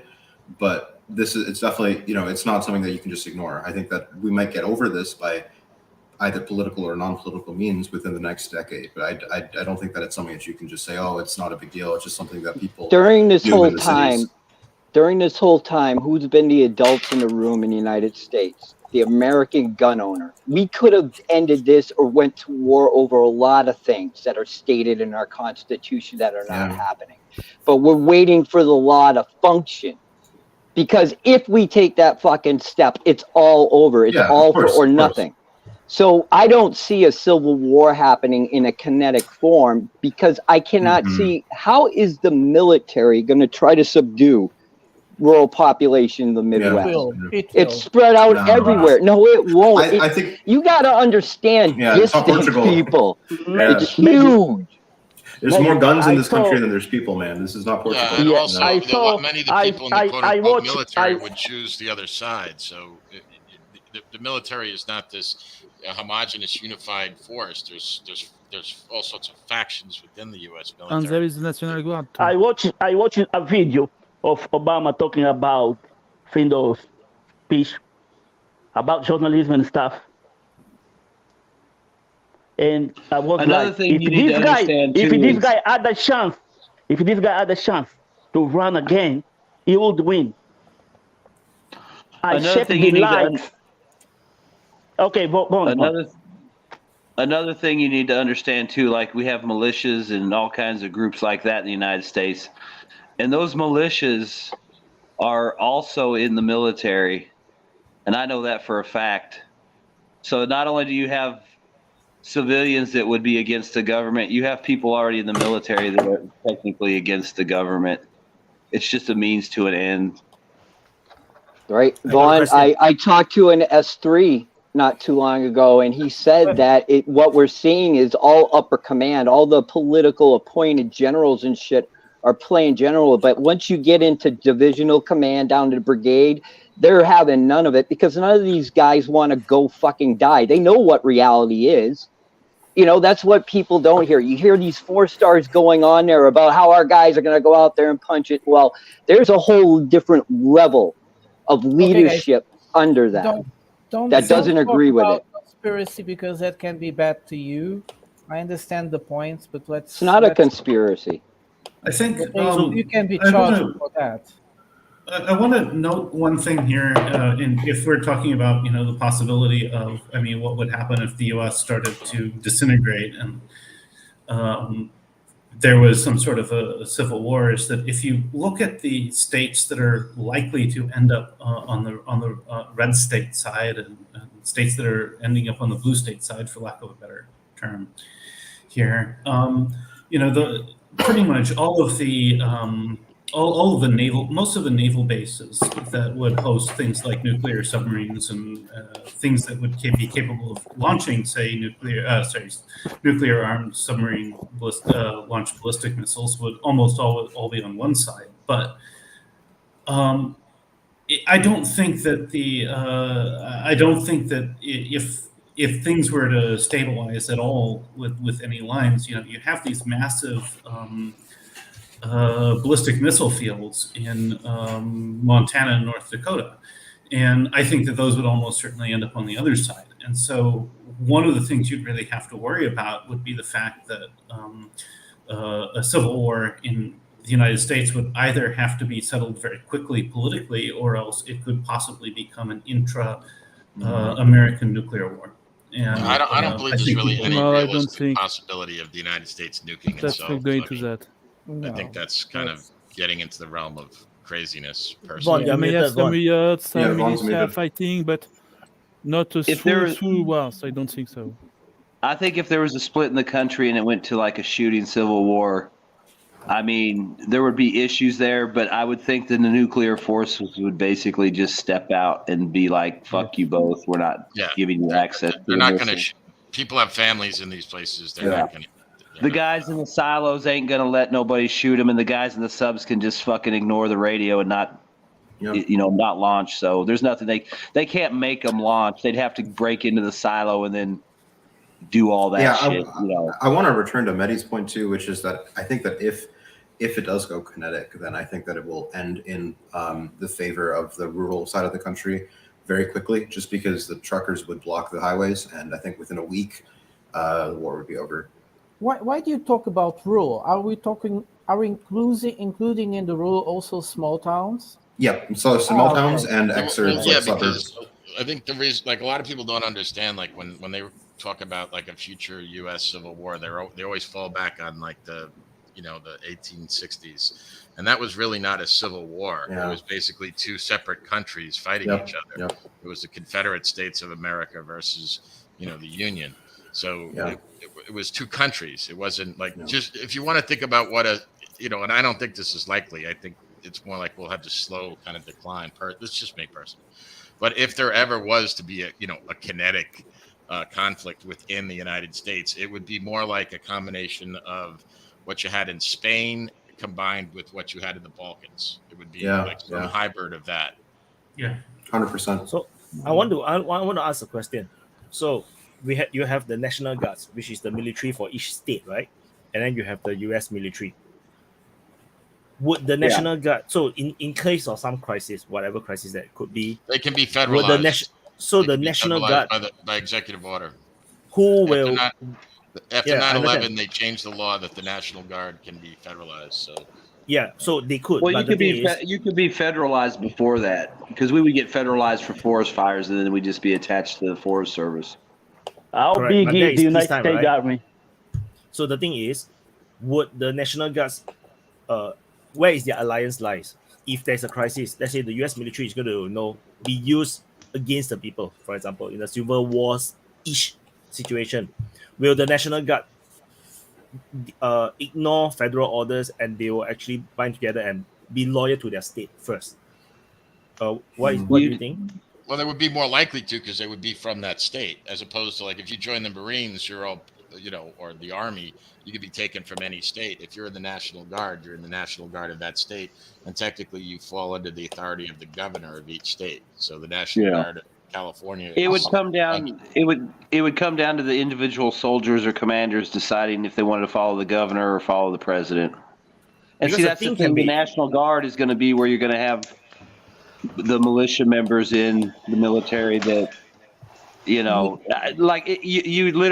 could literally have splits in tank crews. You could have 2 guys that are on one side and 2 guys on the other side. That's why the shit won't work. I mean, you'll have military units that are in complete chaos. I mean, it'll That's sort why out they're and not going you'll to have be, sides, but in the beginning it'll be utter chaos. You'll literally have guys show up. You'll literally have guys show up, get their gear, and leave. I don't think we should talk about this here.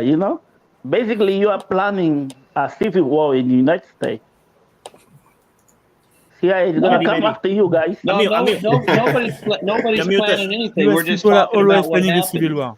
Yeah. It's the We're not Constitution. planning anything, and I'm not worried about it. I mean, So the the government's divide, not We're gonna talking do about shit. Minecraft here. the divide was like the small towns against the big towns and the rural areas. But now Van was giving another divide, which is between the governors, the local federal, each state governments against the federal government. But isn't those governments as corrupt as morally corrupt as the federal government? Some of them, not all. Some of them are. It just depends. Like if you're in a red state, that they may be corrupt, but they're going to be corrupt on your side.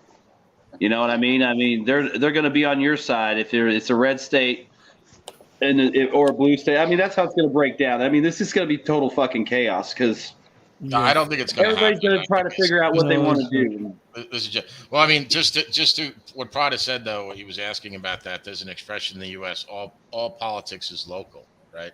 So ultimately, corrupt or not, the governors are going to be answering to their local constituents. So Like, let's put it this way. I'll be loyal to Mitch McConnell before I'll be loyal to fucking Joe Biden. You and that I'm guy. sorry. I'm sorry that you're left with that decision. I got Susan Collins, so. But what I wanted to say about this was about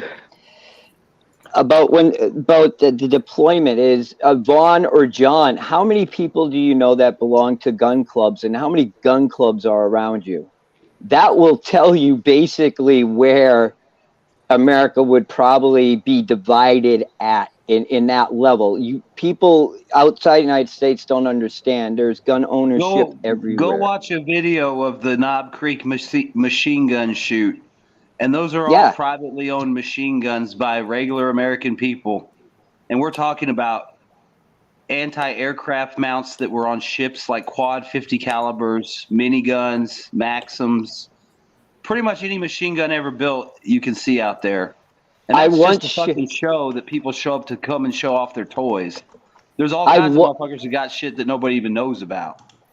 And to point this out, I belong to a gun club, and I once fired, I can't remember the name of it, but it was a World War II Soviet anti-tank gun.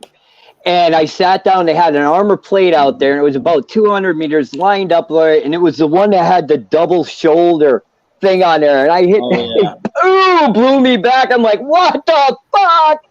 I only shot one bullet. The bullet cost $27 itself to buy. So that was it. I wanted to say I did it, and I did it. So it was the biggest gun they had that you could rent. So I did it.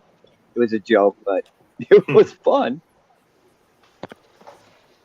So the conclusion was for my question was that the National Guards will actually in a situation where maybe a civil war is about to break out, they will actually stick to their state rather than join the federal side, regardless the orders that's coming in. More than likely, I think the majority would stay even a at their moot state. point. That's even a moot point though, because even the regular military, not the National Guard, is not gonna. They're not going to act in a cohesive fashion. So Yeah, I mean, you got to look at like a place. Think about Fort Hood, Texas, in the middle of Texas. There's a fuck ton of tanks and shit there. You think Texas is going to let that shit go to the feds? Hey, my Moroccan guy is here. Hell no. They're saving an M1 for me. Yeah, there you go. I'll be your driver. I'll do it.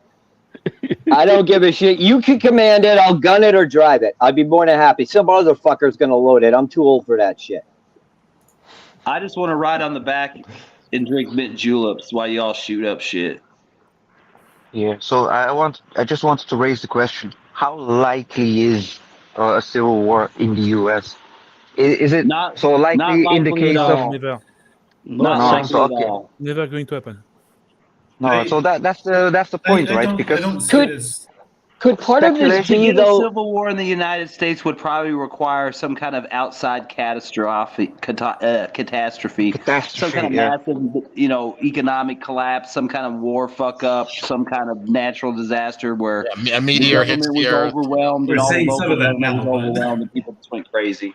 I think that part of the problem, like to Wyatt's question, is that maybe that people that don't live in the United States, they still think like Robert E. Lee, his tie to Virginia, and how he would fight for Virginia, not necessarily the South, and other people think it's still that way. I don't feel really in any way aligned to any state that I was born in or I lived in. I mean, I like Maine, but I'm not going to go to war just for Maine. We've evolved where I think that type of gravity towards your own state doesn't exist like it once did. That's me. I don't know what John and Vaughn think, but I don't see that anymore. No, that's true. I mean, I'm not going to go to fight for the Bronx. Chris. So in answer to the question, I'll fight for the horses in the bourbon. That's probably about it. Okay. And don't forget KFC. Yeah. And I will fight to stop the lies of Russians about the real KFC. Remember when they start saying, yeah, Russia is crying because they don't have McDonald's. I was like, really? What's so good about that bullshit? We have Kuznets Dotchka. Chris, they still go fuck McDonald's. They just change the name. It's the same shit. Whoa. They go fucking Coca-Cola. It's the same shit. They celebrated it like it was a win. I eat McDonald's like it was this big almost thing. every Oh my year. God, McDonald's has gone out of Russia. Like Russia gives a shit about fucking McDonald's right now. They could give a fuck less. It was, and this is what they call wins on our side. Any little bullet that hits something is a win. Something stupid. It's like, oh look, Putin slipped and stubbed his toe. We won. Yeah. It's like. I think the one thing that the United States would go to war for is McDonald's. So why? I eat McDonald's almost weekly. McDonald's, Americans should go to war. Let me No, tell I'm you a fighting very the Russian funny story imperialism about every week. McDonald's. Let Yeah, me you tell you guys very need to fight. You guys need to fight Russian imperialism every week. I fight that. I fight against the Russians every week. I always went to eat McDonald's. It's like every time I bite, it's like the Russians meat. Yeah. The funny thing is, when I gorge myself on 20 nuggets, I'm sticking it to the Putin. Yeah, that's it. I'm gonna eat a milkshake and an apple pie and show Putin. And remember, the funny thing is, a lot of shit is happening here in the West, and they don't report it in the mainstream media. But once there is a fucking dead pigeon in Red Square, you're gonna see that in the fucking BBC. Pigeons are dying. You see? I saw a pigeon in Red Square one time. Putin walked by and the fucking pigeon saluted him. So I mean, to continue on this, I have a question. Them pigeons know who's the fucking boss. Wait. Before your Yeah. question, Trio, I want to advise people who, if you want to defeat the Russian imperialism, you have to eat the entire Big Mac in one bite. You will help the Ukrainians to take down the Kinzhal missiles. Every time you do that, one Kinzhal missile will be intercepted. Yeah, okay. Every Trio. time, every I'm Big trying to Mac you eat- smoke this into some sort of understanding, and you guys are making me fucking laugh so hard. And I'm, God, stop, or I'll be drooling idiot over here. every Big Mac you eat is one less shell for Wagner. Yeah. Oh shit. Lava Ukraine. That's not possible. Prigozhin has said it. They have no more shell. Well, I mean, Yeah, no, but Mission so the question. Every the fry you question- eat takes one bullet away from an M16. Yay! Hey, we won! I did eat two cheeseburgers when I first got on here, so that's what, like a half a mag AK that I denied Wagner. Oh shit. No, but the question I want to raise is, we all know that the When do I Western get a narrative medal is from Ukraine? When do I get a medal from Ukraine for eating my burgers and stopping Wagner? after the war. After the war, you'll get You need a special tattoo. I'm going to free date with Sarah Ashton. I can't wait. John Stewart's gonna give the medal to you. after Ukraine takes Sebastopol. Yeah, you get a free date with Sarah Ashton. Atreyo needs to say something. Yeah, no. So the question, the question is the Western narrative. Obviously, it's getting out of proportion. The lies are coming, or keep going. So when is it going to end? When is the reality going to hit and sink in? And how is it going to hit? No, but obviously there's going to be a turning point because Ukraine is not winning. And then the West needs to tell its people Ukraine is not winning. So there needs to be a ramp up. Ukraine is winning. Until Don't forget, you next. You next. Okay, let's let the people that have a finger up to answer first. So Don't please, worry, go on. Atreyo, we're coming to save you. Okay, we're coming to save you. Yes, I will count on you, Vaughn. I swear, we're just coming to help. I promise. We ain't gonna do nothing else, right? No. Don't blow up the fabs. Go on, Chris. So basically, how long can this last before the truth comes out? I actually noticed basically over the last month that the Western media seems to be changing its tune a lot, at least for the American media. And I think that this is entirely intended to prepare people for the inevitable. At least that's my view. I think we're already at that point. He just said exactly what I was going to say. They're trying to ease the public into the reality of the Ukrainian war, not dump it all on them at once. And because imagine the shock when the real cost of what happened in Ukraine comes out. And what happens if... Yeah, I've been sorry. telling you guys If they've all the been time, watching the moral cost of this war, it's for the Europeans more than for the Americans. It will be so high in front of the world. We'll be portrayed as the bad guys, the ones that created such a suffer. Our weapons were not to save lives, but to kill people. And people died. And when we'll have the real numbers, people were talking about 150,000 soldiers dead. I'm sure it's much higher now. And this will be a shock for our amazing civilization. The ones, they are really the good ones.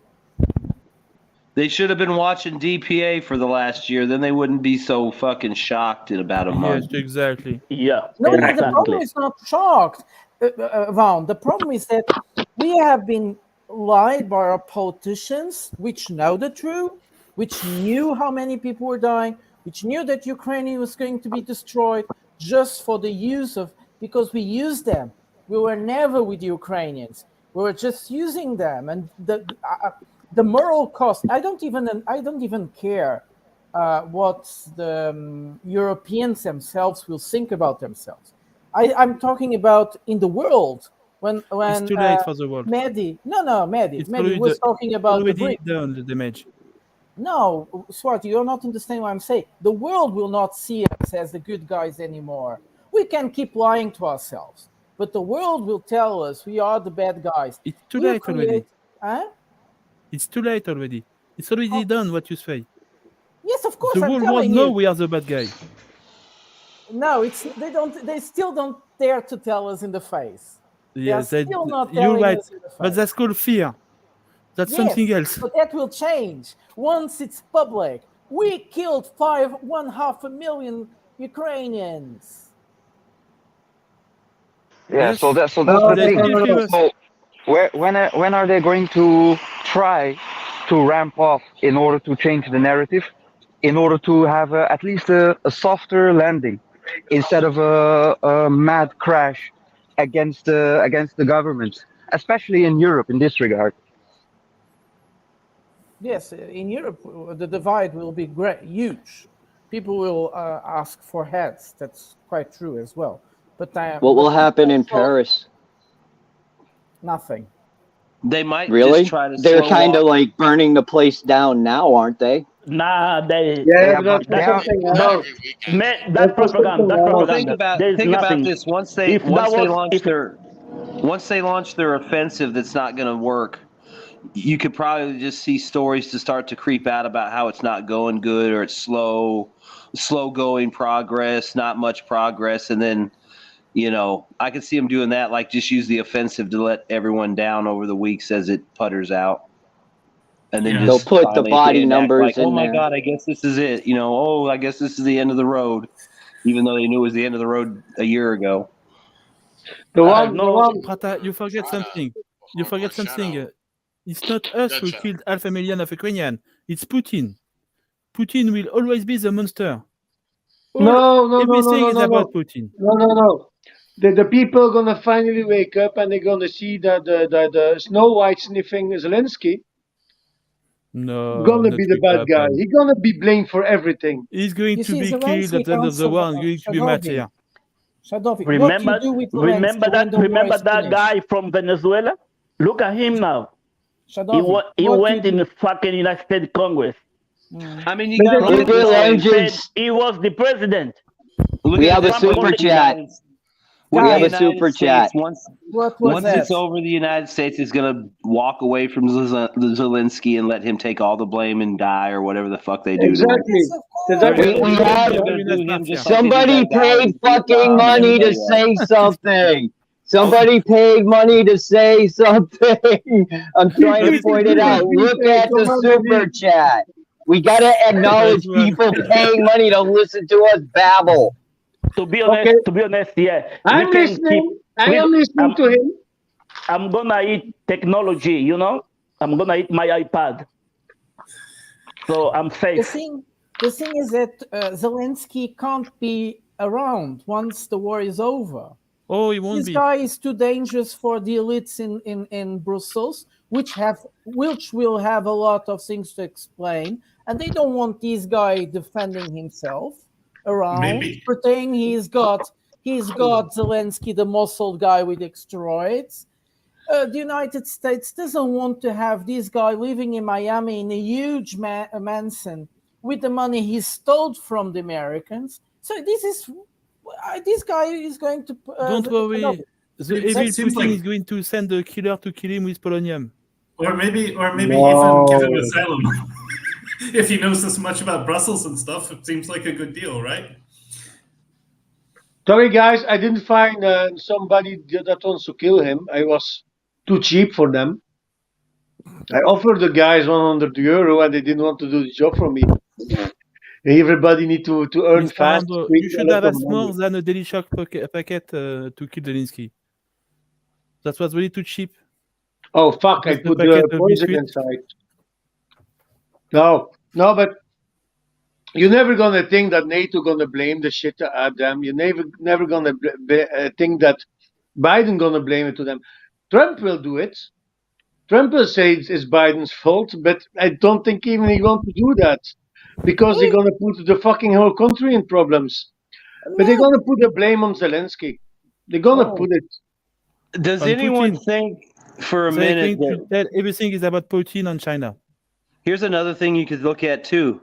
Would Russia, even though it would be against their interest to have Trump in office because of what he'll probably try to do, I wonder if the Russians would start releasing footage or casualty numbers to try and show how shitty Biden did during the war to boost Trump. Show all the stuff that they've been hiding, the dead Americans, the dead mercs. You know, I guarantee they got video. And people would be pissed because basically the Russians are assisting and interfering in the election. But at the same time, it's not like they have to leak it out in a Trump ad. They could just leak it out to the UN or the redacted or who the fuck ever wants to carry the story.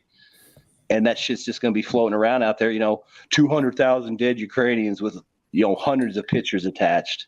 So, what was Biden doing? They could run all kinds of ads, like some pack here in the United States would be posting pictures of piles of dead Ukrainians and then asking, what did Joe Biden do in Ukraine? And you'll never know it's the Russians, but the Russians will be the ones supplying all the content. They'll just dump it out. Dump it on 4chan. Dump it like those documents got dumped. People will carry that shit all over the place. So I guess the question is why I actually don't see at this point Russia being terribly interested in interfering with yes, I think internal domestic elections in the United States, because I think this conflict is suddenly much bigger than that. In other words, this is because if you look at how Putin is selling this conflict to the global South. And this is really, really important. This is something that I think everybody kind of is missing often on this, is that he's basically selling it to the global South on the idea that this is the end of U.S. hegemony. And there are a lot of people around who are now buying that. And betting on it. And betting on it, yes. And that's the key thing. So. I think that the consideration isn't going to be, does this help Biden or does it help Trump? But does this help weaken? Does this help weaken the structures on which the United States is basing its hegemony or not? And I think that's we see that every day. We see that every day coming. Well, Maddie was saying the BRICS, but BRICS is not the only ones, and we live in there are many variables that we cannot account for. There are many things happening all the time. You were talking about oil as being very important, and oil is escaping the fingers of the Americans. I don't see how they will keep to themselves, how they will make it come back. It will be very difficult. Well, they have gas, the United States is true, but they are destroying their nature with it, and each time they need more gas, they will destroy more areas and more and more. It will be quite horrible. The expansion of destruction that it causes. So we have the BRICS, as we said, but we also have China acting by itself. Well, we have Africa becoming so self-aware, like we never had that before. Yes. And wanting to react, to make a point, to make the fist to on make the us pay. Yeah. Yeah. And they are doing that. They are doing look what they do. Look what they're doing with India. They're trading with India outside of dollar. That's big. Countries like Zimbabwe being under session for like 21 or 22 years. Look now, there is India with them. I'm just reading Brazil and Argentina has decided to deal in yuan. Yep. But just South America. Just to say on topic. Wait, because Mehdi don't want to talk anymore because he don't get the chance to talk. So I'm gonna talk in his name because he put it very well on the chat. Because you're talking about who's gonna be to blame, and now we're talking about all again. So Mehdi said, let's say maybe something about Hitler, and he was actually very correct. I want just to say it because. You also need to consider if Ukraine going to lose, and they're going to, how going the public reacting? Because they say, we send money and stuff, and our government or our tax money was sent to Ukraine to help them out, and they fucked up everything. Just taking if next month Ukraine decide to stop the war because they have nothing anymore, and they will have in certain months nothing anymore to send, I mean, living people. So they're going to be stacking up bodies from... damn it, Mehdi, I don't find your reaction anymore. He first said, I have it here. I can just say it. Mr. Lambo. Yeah, but I the chat is continuing. Zelensky is today man walking. He is going to be scapegoat, like others have said. And then he quote, German generals blamed all their failures on Hitler, a convenient scapegoat that cannot defend himself. At the point of a moment, Zelensky is going to be alone, stuck by himself, and he need to say what happened, how it came, blah, blah, blah, blah, blah. But with Ukraine, it's different with Ukraine. Guys, give me a second. So Chris has to go. He should be allowed to give his final statements. Yeah, was it your first time continue. today? It was a great intervention. I hope you keep in touch with us. So give us some of your nice. Give a last statement, please. So I guess like the one thing I would say generally is that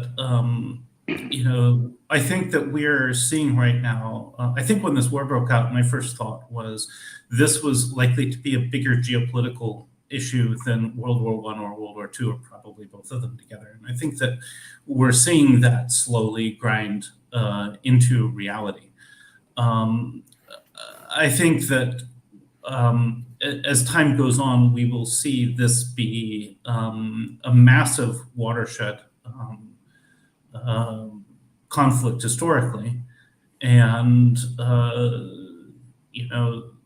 the world on the other side of this probably doesn't look as much like it does here today as we think it's likely to. So that's all I have.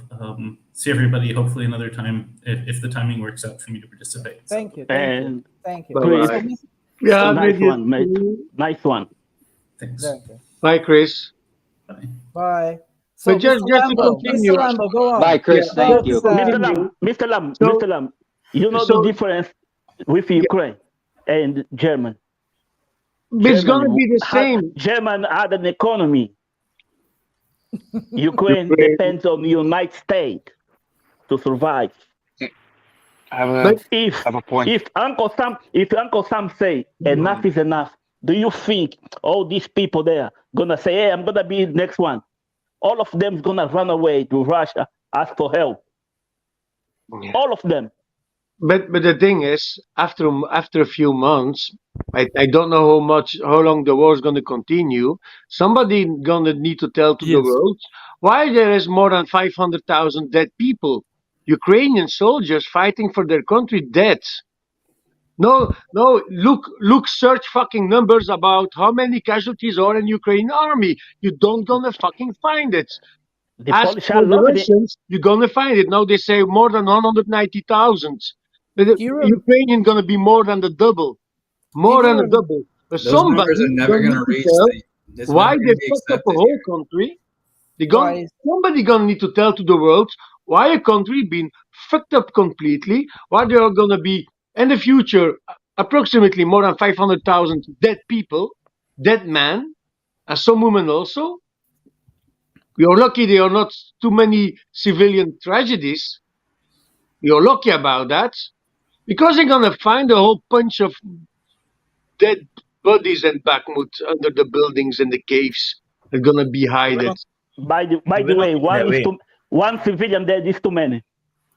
But of course, those numbers are never going to reach the West in any meaningful way. No one's ever going to know in the West how many Ukrainians died. We're gonna know approximately, maybe even at 80%.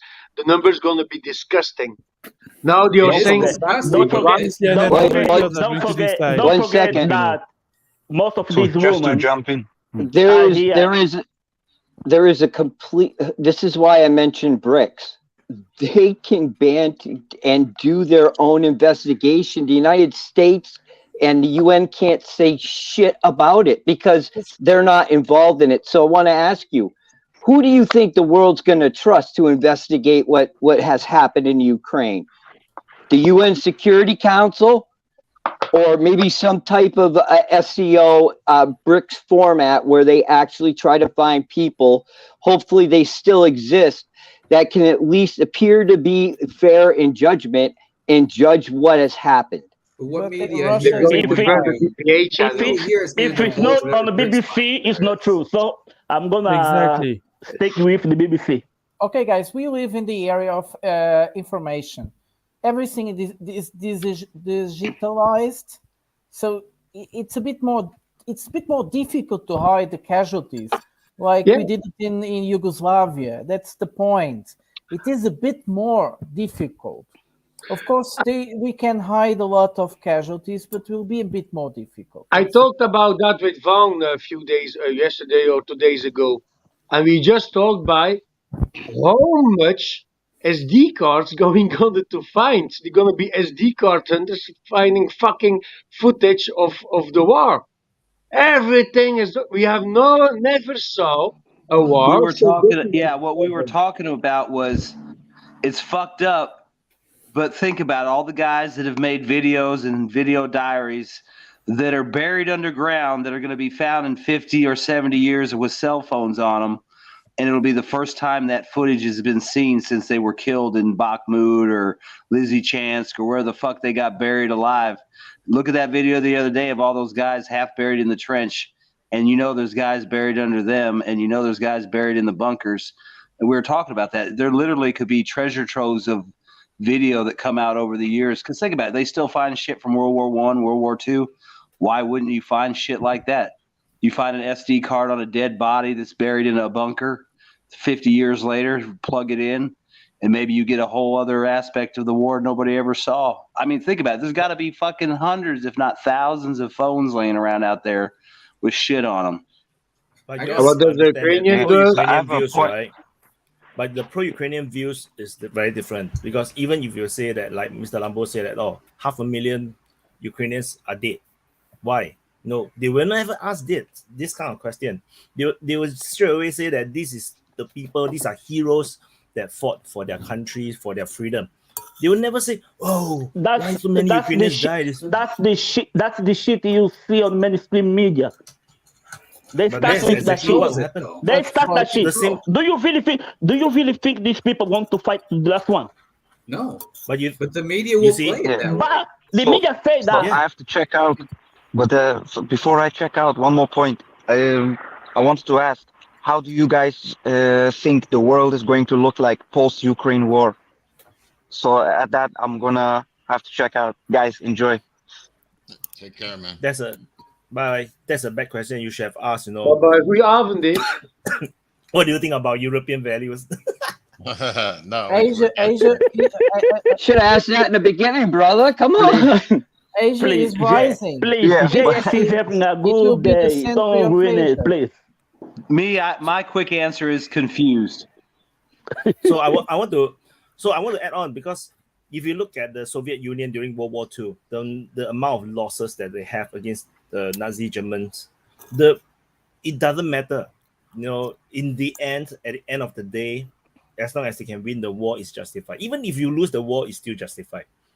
So there is nobody will know. It's just a number. Just like what Stalin say, right? The one is a casualty. After 100 or more, one death nothing. is a tragedy. A billion is a statistic. I see.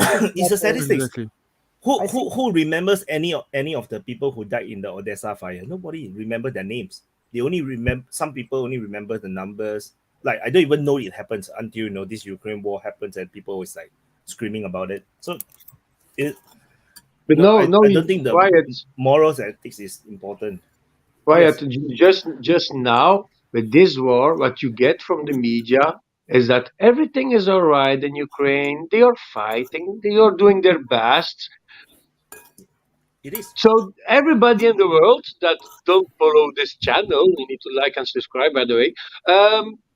The guys don't know shit about what's really happening. If I am talking with friends of me that just follow the normal news, they don't know shit. If I am showing pictures and movies like the trenches, like Vaughn said, the guys are busy with what? But Ukraine is winning because Russia is not advancing. We know the tactics of Russia, but they don't know. You know what I mean? So suddenly, they're going to see on the news in a few months that Lithuania put the white flag up, and they're going to start hearing new numbers weeks after by the casualties that they actually have in a certain percentage. The people going to be angry and mad because I never saw propaganda so wrong like this one.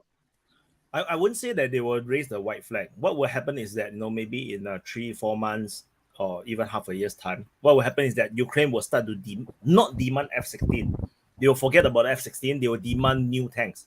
They will say, we need more tanks, more Abrams tanks, more artillery, more they are shells. going to tell that That Putin is the when deal and Poland is next. Is next, so we need to send money to Poland. They're gonna need to buy weapons. weapons.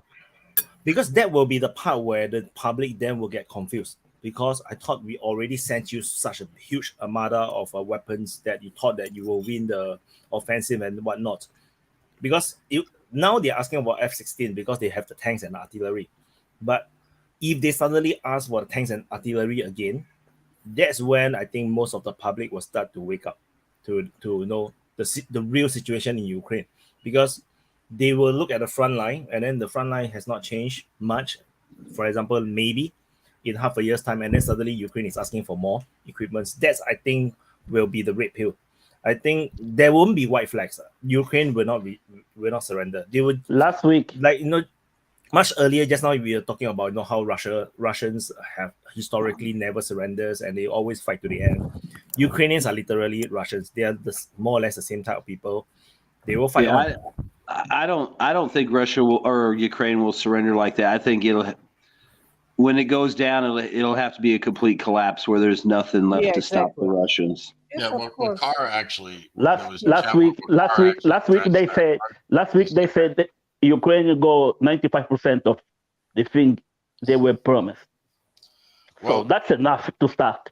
Well, I think that what would happen, I mean, if you look at, let's say the Russians just advance to the Dnieper and take Odessa, basically Ukraine becomes more or less irrelevant, right? So I think that's more likely to happen. But let's say that does happen, because I think that's what Putin's plan is. I just don't know when it will actualize. But when it does, look at how this is going to affect the economy, because you're asking what is going to change people's mindset.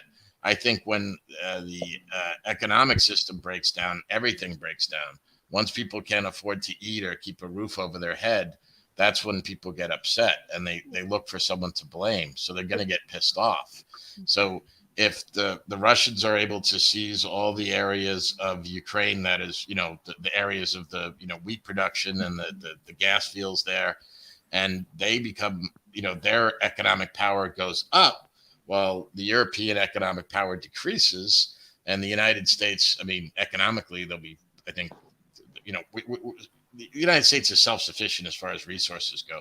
Yes, but it's worse than that, GS, because you see, the United States has the control of the dollar, but the European Union has a much more rigid concept of monetary concept.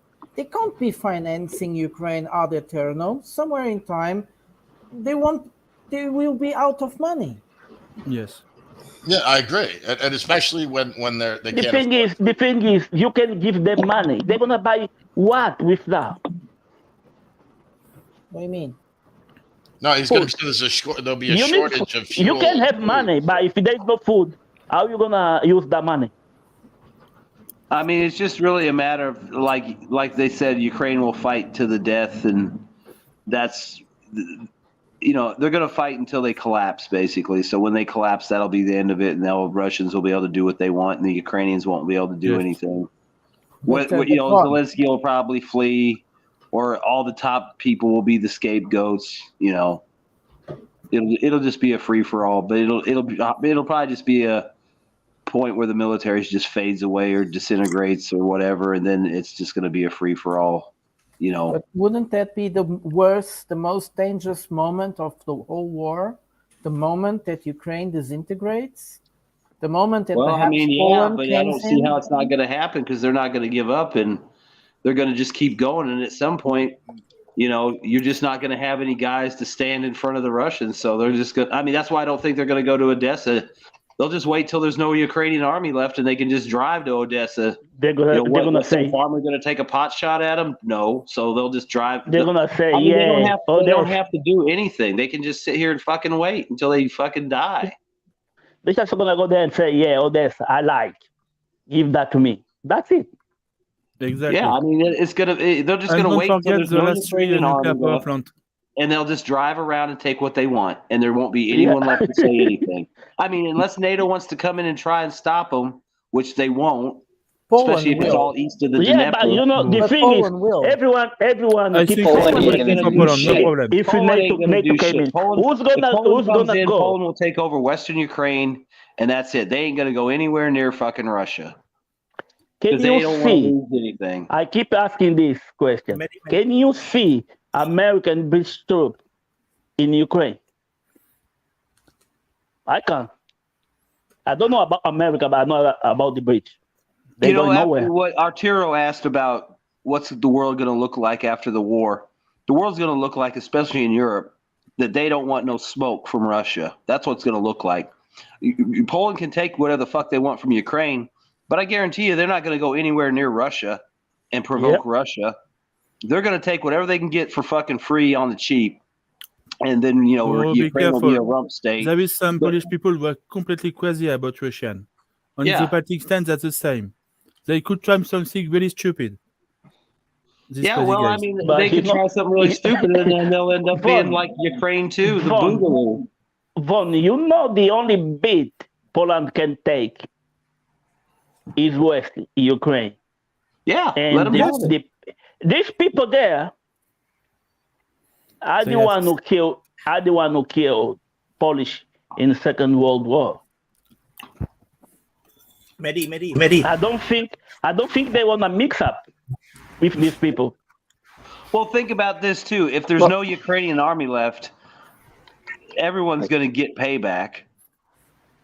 So it'll sort itself out. Russia will have everything east of the Dnieper and probably a big fat chunk along the south to Transnistria.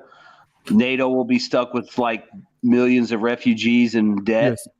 And then Poland will probably take whatever they want to reunite Poland. Who knows? Maybe it'll be like some kind of Vietnam War with Poland and Ukraine. I mean, it's not going to be Russia's problem. Russia's problem is going to be east of the Dnieper. And after, whatever goes on the other side is going to be NATO's problem. That's probably what's going to happen. They're just going to leave it. Let NATO deal with 10 million refugees and no food and no fucking energy and no nothing. They made the bed. Go ahead. Mehdi. Well, I was going to say Poland, I think, gave most of its military equipment to Ukraine already. Plus, it's been shipping men in there, sheep dipping them, from what I understand. Are they in any position to take anything, even from the Ukrainians and the Ukrainians living there? I'm talking about the agreements they talk about them making, where they could come in like peacekeepers. I got what you're saying. I'm not talking about them literally going in and fighting Ukraine and taking territory. I'm talking about them just taking it by arrangement. No, and I understand what you're saying, because I agree. Like Clausewitz said, that you basically destroy the enemy. They have no means to resist you in whatever you decide to do. That's just fact, straight out how it is. If you cannot defend the territory you have, you do not own it. Period. And I don't, like, there's a lot brought up about this, and I don't know. Because I put my hand up, because part of the problem is who is going to surrender for Ukraine? Will there be anybody that is any type of group in position that will be able to establish that? And that's kind of the thing. You don't want to wipe it all the command out, because you need somebody that at least has some organization, so the shit doesn't just rip apart at the seams. At least that's what they tried to do at World War II, from my understanding. I think at this point, Russian army is not going to care. They're going to slowly advance and don't care what's happening behind them. That if you resist, you are killed. Yeah. I mean, literally, when they decided to move forward, like for the big grab, they're just going to drive where they want and take what they want. And if you're in the way, you better fucking wave and smile or get shot. Exactly. I mean, why would they fuck around with you anymore? They're done. Yep. They're not going to shoot you. They're going to put you in a bus and send you to West Ukraine. Exactly. Yeah. Well, it's very easy. It's I very wouldn't be easy surprised. I wouldn't be doubt. You're right, Shadowy. If you don't want to, if you're gonna fuck with them, they'll just ship your ass to the West and let the fucking West deal with you. You They don't want to be in actually Russia? already do No that. problem. Move away. They are actually already do that. There are several videos of people being sent to the Yeah, front but imagine line. now they It's do it by well, the tens of thousands or millions. well, They it just will be fucking push them all out. Just yes, but it's refugee very columns easy. going west. Yes, because it's already there. It's very easy actually. Each time, if you notice, it's almost like most cities have been depopulated. The way that the war is going now, a city is depopulated and goes to the west and goes to the west. Some turn around, get back to go to Poland, the Baltic countries, and get inside of Russia. The Hey, ones these that people- want to go to Russia, but This most of country them. started. Go on. Okay, go on. No, yeah, and what I'm saying is that so it's very easy to make people leave. If the tanks arrive, the real tanks arrive to Kiev, people will leave like crazy, like they did the first time. Exactly. The city lost almost 1 million people in a few days, and there was nothing really going on in the Even city. before that, Kharkiv. But you know, these people, they All the left. population are going to flee. They are in Western Europe. Yeah, They're and not gonna go back. They don't wanna go back. And the thing is, these countries back don't want where? them there. West Ukraine is They going don't to be a want them Westland. there. Huh? West Ukraine Westland. is going to be a Westland. There will be nothing there. Trust me, in England they start. I show you on the chat the comment. These people don't want them there here no more. They want them out because all they do is complaining. They complain a lot. They don't like the migration hotels from where they're Ukraine staying. could be a very big problem for European people, for European government. That's a thing we didn't think before, but it could be the spark who provokes the population to react about the Ukraine. Not the European value or whatever you want, or even the dead, they don't care. But immigration in their own town, that's going to be a big problem for people. You could do a swap. All the people coming on rafts across the Mediterranean, when the raft gets there, you swap the people out from the raft, put the Ukrainians on, send them back to North Africa. Yes, I'm pretty sure they're going to like Libya. When it all started here in the UK, there was like, yeah, I'll have 2 or 3 Ukrainians stay with me. Okay. Tell the Ukrainians there's free money in North Africa. Now they say, when these people gonna go where they belong? Because I'm tired of them. I don't want to share. Can they go stay in Israel? Oh, yes, you can. I mean, Israel seems to be kind of friendly we with should them. all send them to New York. Okay, Shadavi, you Fuck are no. right about I don't want them immigration. here. Sorry. Send them to. You are Send them to America. Guantanamo. You are America. You welcome everywhere, anywhere you want. So, Shadavi, you were talking about immigration. This is very interesting. I have noticed a phenomena that I actually was not so much expecting, or we didn't see it, which is these Ukrainians, they are coming now. Well, the place where I am in Germany, a lot of the whole city become Russian. Well, there already was many Russian-speaking people in Eastern Germany, but now with so much Ukrainians, they are creating a world of their own. They are not going to learn German. They will create their own Ukraine in Western You think Europe. there's going to be a Ukraine ghetto near Berlin? Near Berlin, everywhere. Near Paris, near the town. Yes, obviously it's going to happen. This is happening. And you are going to, since they are going to be very poor, we are going to see mafia, Ukrainian mafia going up and so on. They are not very poor, actually, but yeah. Okay. Or some of them are going to be very poor. Mm-hmm. Go on, man. Yeah, but most of the ones that left themselves were rich enough to escape in the beginning, and they're the ones that seem to be causing all the problems. It's not necessarily the ones that were poor that were offered a way out. It was the ones that fucking escaped in their BMWs and Ferraris that are causing the problem, from what I understand, mostly because they can't get everything like they could and buy their way through all this shit like they could in a corrupt Ukraine. So they're trying to make the system match what they came from. And hopefully those host countries will say, we'll have no fucking agreement with that whatsoever. In France, foreign people with money, we are used to them. They are never a problem. We agree with all the people with money to come in France because we want their money, okay? The problem is the poor, okay? The poor people who are coming in France. That's always a problem. And they don't want to integrate and live at the side of and society. We don't want to integrate. Societies. Yeah. And the problem is also from us. But if we have 1 million new Ukrainian people in France, that's going to be really fun to watch what's going to happen with the government. I think Germany is the worst country for it. They really love Germany. Yes. Germany will and be... And UK too. UK. One thing I'd like to ask you guys, do you feel like I do that what's shifting is that men are trying to put restraint on the natural ways of cultures and influences in areas to move about in their areas, in their contained area? Like in the United States, we have the sea between, the Pacific and European countries, so we're kind of isolated to our own, but we have our own subcultures that move around within our countries and shit like that. And that's what it drives me nuts, because the U.S. is trying to force itself where it has no natural path, I guess, to be able to put a supply in or anything. All it can be is the gatekeeper there. And that's what to me this is all about. And I hope that the countries that are involved right now, especially like Germany, they realize that Russia right now is a better friend to you than the U.S. is. We even said, was it Blinken that came on the day after Nord Stream blew and said, hey, great opportunity for our LNG, hey? All right.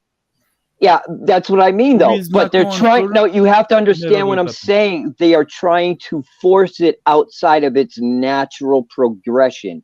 And I don't think it will ever work, because you can't influence from a distance anymore, I don't think, like you used to. You can't project your power like you once could. It's a total different ball game now. Yes, it is. We'll see. There are too many actors on play now. We have people like what Vajdupov was saying. India, my God, that was just population. And now they are coming and appearing and asserting themselves and imposing their money. Rupees? My God, who wants to have rupees on their bank accounts? They are bringing who was the fifth best economy in the world? Again, sorry? India. The fifth best economy. India. Yeah, but mostly before that was UK. You see? Now India is challenging Germany. Yes, but you have to Vajdupov. Let's not be so shallow. India is because of their population. They still have a very low income. They have a lot of problem in India to fight against China. Yeah, but they are going to be easy. They are coming. Of course, not as fast as China. I give you 10 years. If German don't sort out their shit with Russia, India gonna take them in 10 years. And how about Pakistan? Where are they in this equation right now? Because you can't bring up India and China without. You cannot bring up China and India without mentioning the conflict with Pakistan in the middle of all this shit. I think they are not going to have a conflict between them. That's a mistake. They need the USA to stay strong, to not fight against themselves. The same thing as Russia. No, Russia. It's Russia. They need a multipolar world to keep peace in Asia. Yeah, but Russia is the middleman. The US is the middleman for South Asia, Southeast Asia, and Russia is the middleman inside of continental Asia. How do you find it? Wait, true or not? Wait is not there. No, he's not. He is. Yes. Not shot. Yeah. He's I fight was with saying, Vlad. He fight with Vlad on chat. wait, I very was saying busy with that Vlad. Russia Vlad is a is actually a middleman. diverse guy who, he's very jealous of you guys, being so intellectual. And then he have no guts to come up to talk. So he can only just accuse you guys to be like divorced people, so sad, can only live life and chat here. Yeah, but actually he's the one who is actually divorced and so sad. And he can only talk in the chat, but have no guts to come up.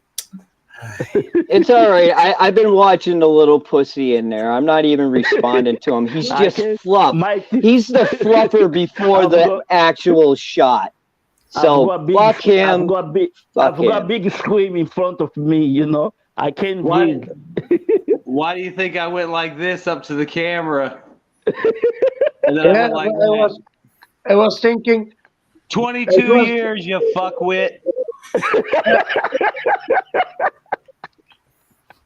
I was saying that Russia is the middleman.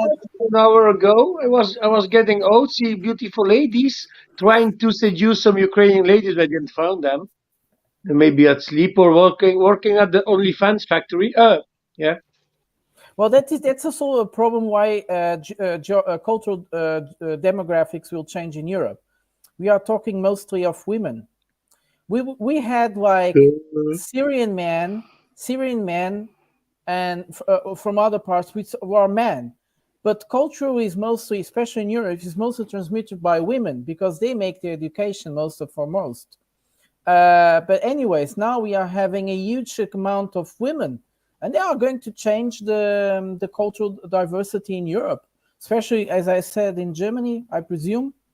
But coming back to Asia, where I was, Shadovi was saying that they need US to keep the peace. And I said, no. Russia is the middleman in continental Asia. I don't think they can influence the country. They need USA to be the opponent. It could be true. I don't think so. Because if there is no opponent, they're going to fight against themselves. No, it's also not true. You see, the role of the United States in Southeast Asia has some importance and should be recognized. What they are doing in Taiwan is stupid, but because they are using Taiwan for their commercial war. And what about Vietnam? But they have an important. Oh, Thailand. What about Where Vietnam? are the next election in Asia? Thailand or Vietnam? Thailand, I think. I think it's Thailand, the next election. I think Taiwan's situation is a bit unusual because you have to understand China is threatening Taiwan with military action. So which is why the United States thinks that it is important for them to react to show their support for Taiwan. So the anti-United States media, or the way the narrative is to say that it is the Americans that is actually provoking the Chinese by going to Taiwan and have all these visits and sell them stuff. But it's actually the other way around, because the Chinese has been doing this, like they have been talking quite openly about they would use military force, and they have all this military exercise. The aircraft carrier has been coming up. So the United States is just balancing the situation. So as long as no one escalate further, then it's just status quo. So so I do not see it as like the United States is trying to cause problem. But although there are certain things that are a bit weird, like Nancy Pelosi going to Taiwan, that is like not very necessary. It doesn't really do much. Not very necessary, yes. Because you can just sell weapons. Come on, Wyatt, come on. We can see United States is trying to provoke China. They are using Taiwan for their commercial interests. Anyone can see that. And They're this the one is saying, stupid. They're the one saying that we're going to go against China. Southeast Asia. I tell you why. Because to provoke China is much easier. They already banned Huawei from most of the stuff. They banned 5G in all the allied countries. These are way more direct attacks against China. Taiwan issue, they are just they are balancing in terms of the geopolitics in this area here, because Taiwan needed the support. You have to understand that from the Taiwan's point of view, if you are Taiwanese, you are just like the Baltic states facing Russia. You are going to feel the threat, and then you want bigger powers to come and visit you to show, to give you the confidence that I have the backing. Whether the United States will actually back Taiwan, that's another story altogether. But they want the show. You see, if Taiwan don't want it, Taiwan would not have allowed the Americans to come in, because if the Taiwanese think that this is dangerous, you know, Ukraine is different because they have European countries. United States can move to Europe, but in Taiwan is gonna be different. Who's gonna be backing United States? South Korea and Japan is that. Don't forget that they go a fucking United States enemy there, not China, North Korea. That's the chance they've been waiting for. They've been waiting. I wonder sometimes the real purpose of South Korea and Japan with the US. It might not be a relation so near, so intimate, like they want to sell us all the time. Well, Korea needs it, but it's actually sometimes quite aggressive to the United States politically sometimes. And Japan really should be more interested in not having their country disoccupied, because that's what it is. They're still being occupied since the Second World War, and trying to follow the United States positions. Why are you going so far? Why are you going so far? There is one in Europe, a big one, German. Yeah, but it's different because I was talking about Asia. No, because we were talking about geopolitics in Asia, and Japan should be interested in being disoccupied. Germany is much worse, of course. You're right, Vosh. But Japan should be interested in getting some self-respect and being disoccupied somehow. But it's okay; it's their point. But the thing is that when they have to follow the American positions all the time, they are mining their own interests in the region. But it was in no interest of Japan because Japan had to, in order for Europe to get more gas, Japan had to how do you say? They didn't got shipments from the United States. So they had to get shipments from Kamchatka, from Russia. And it was obviously that for the geopolitics, Japan had to get the gas, and they put themselves in a very difficult situation where they were actually sanctioned gas from Russia, but were buying gas from Russia, which was ridiculous somehow. And this happens all the time with other little things. So Japan has a very complicated story with China. It's a big trader partner. But when they take the side of the US, they are destroying their relationship in the area, which they have no choice. They have no choice. So I want to ask: do you think Canada is a puppet of United States? Canada puppet. That means that they have no independent foreign policy. Canada. It's a small country. More UK. It's a UK-US connection. If the United States have a military base in your country, how big is the population in Canada? How big is the population in Canada? I think it's 25 million. 25 million? 35? I think it's close to 80, isn't it? 25. 36 in 2021. No, sorry, 37 in 2021. Okay, yeah, I was wrong. Maybe that's Australia. It's very small because they have some very big cities. And that's it. The rest of the country is the second biggest country in the world. Yes, but they have a couple of big cities. Vancouver, they're all very near together. And that's it. The rest of the country, which is huge, is fully unpopulated. Completely unpopulated. Why I raise Canada is because if we can agree that Canada have some sort of independent foreign policy, largely, then Japan and South Korea is basically the same. They are the same as Canada. The only difference is that why they have US military bases due to World War II and Korean War. That is the only reason. That they have the legacy of of all those wars, and they wanted the base there as well. The countries wanted the base there as well. They want the US presence as well, because China and Russia is just next door. They want that balance. The same thing in Singapore, that we want to have very good relationship with United States, because we want that geopolitical balance. It's not like we approve of what everything United States do. But no, if you don't have the geopolitical balance, then China will become the United States. What United States? I think so too. North America. Do you really think China is gonna try to take Singapore? Yes, of course. Singapore. Why? They can simply because they are human. The point where, for example, let's say the United States is not. But if United States go there, you're giving them a chance to be controlled by America. That's the last thing you need in your life. So that's the you can see example. You can see South Korea and Japan. That's not good. No, but so this is why I'm trying to correct the misconception, which is why I was talking about Canada, because the United States do not actually have that sort of influence over Asian countries. Even Philippines, which was an American colony, even America also have pretty limited control over Philippines. Like you see, when Duterte goes into power, how he just swiped United States aside and then talk about pivoting to Russia and China instantly. It is not part of their constitution to be a puppet or controlled by United States. The same thing goes for Japan, South Korea, even Taiwan and Singapore.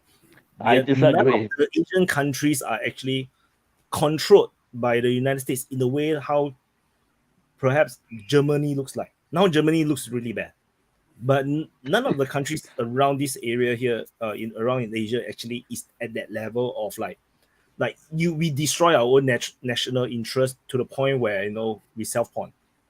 If you look at Japan sanctions Russia, but they still continue to buy gas from Russia because they put their own national interest ahead and pay more for oil, and they were paying more than €6. They literally just say that it's impossible for them to not trade with Russia, Japan. So this actually shows that they have some agency about what of their national interest. Maybe they gave up something. But you see, that's not what's happening in Germany. Germany literally just cut off their lifeline and then try to find alternative, jump into the swimming pool and then start to learn how to swim. That's what Germany was doing. The only country I don't think depends on the United States is France at the moment. No. We were the first to give heavy tanks to Ukraine. Don't forget the MX RC-10. Yeah, but Macron, AMX-10 is a tank. Wait, it has wheels on it. Yes, that ain't a tank. What was important is to be the first. The UK media doesn't count. What counts is the UK media. The UK media is blaming. I'm really sorry about this story. UK media is blaming France for no sending everything to we Ukraine. have nothing to send. The French army is ridiculous. The poor. Shall we? I want the French perspective. What is Macron actually doing? So in the early part of the war, right? Macron is actually trying to. He went to a You have so to understand. Macron doesn't live in and France. Macron lives in his own head. Okay, he don't understand anyone in the street. He is too far away from normal people. In France, we have an expression for him. We call him Jupiter. Okay, he lives in Olympe, not with the people. So don't try to understand what he's doing, because it's not understandable by normal people. No, I just find him very interesting. I just find him very interesting because he constantly calling Putin, trying to be that peacemaker. And while he was doing understand what he has done with Putin. Wait. It was just a joke. Putin told him, I don't trust you. Stop calling me. I don't trust you. Yeah, but wait, that's the point. The last time they talked to Putin, it was last year, somewhere in the midsummer. Yeah. They haven't been talking to Putin. He tried in January. Have lost completely their power. Macron and Scholz want to make themselves look big, saying they are calling Putin all the time, but they haven't. The other side doesn't pick up the calls. Yeah. Have you watched the with the African country president? The last time Putin talked to Scholz, they talk. Putin speak German, but Yes. They had Putin asked for interpreter. He said, no, we can speak in German. No. Putin said, no, I need interpreter. Yeah. He said that. You see? Yep. That was last time they talked. Well, but they have to follow a certain protocol. That's obvious. And Putin speaks German very well. Yeah, but he wants to be sure. They used to talk in German. They used to talk An in interpreter German. would have been a third party I'm during pretty the sure conversation. That was the point. With Merkel.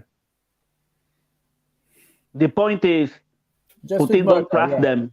So yes, and he wants everyone to know what's going on. Agreement. That was just with Merkel because they had a very special relation. She could speak some not bad Russian, and he speaks German. She speaks Russian. She had to learn Russian because of our relationship with Putin. She came from East Germany. Yeah, but it's not because she came from West Germany. It's because she was working in some.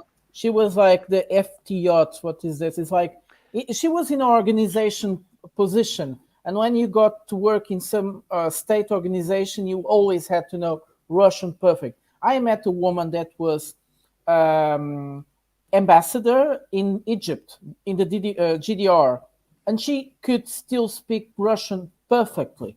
Perfectly. It's amazing. Those people knew, but the people on the streets, they just learn a few words. Shadovi, the thing about the tanks is a lie. Because when they start talking there is a lot of sound.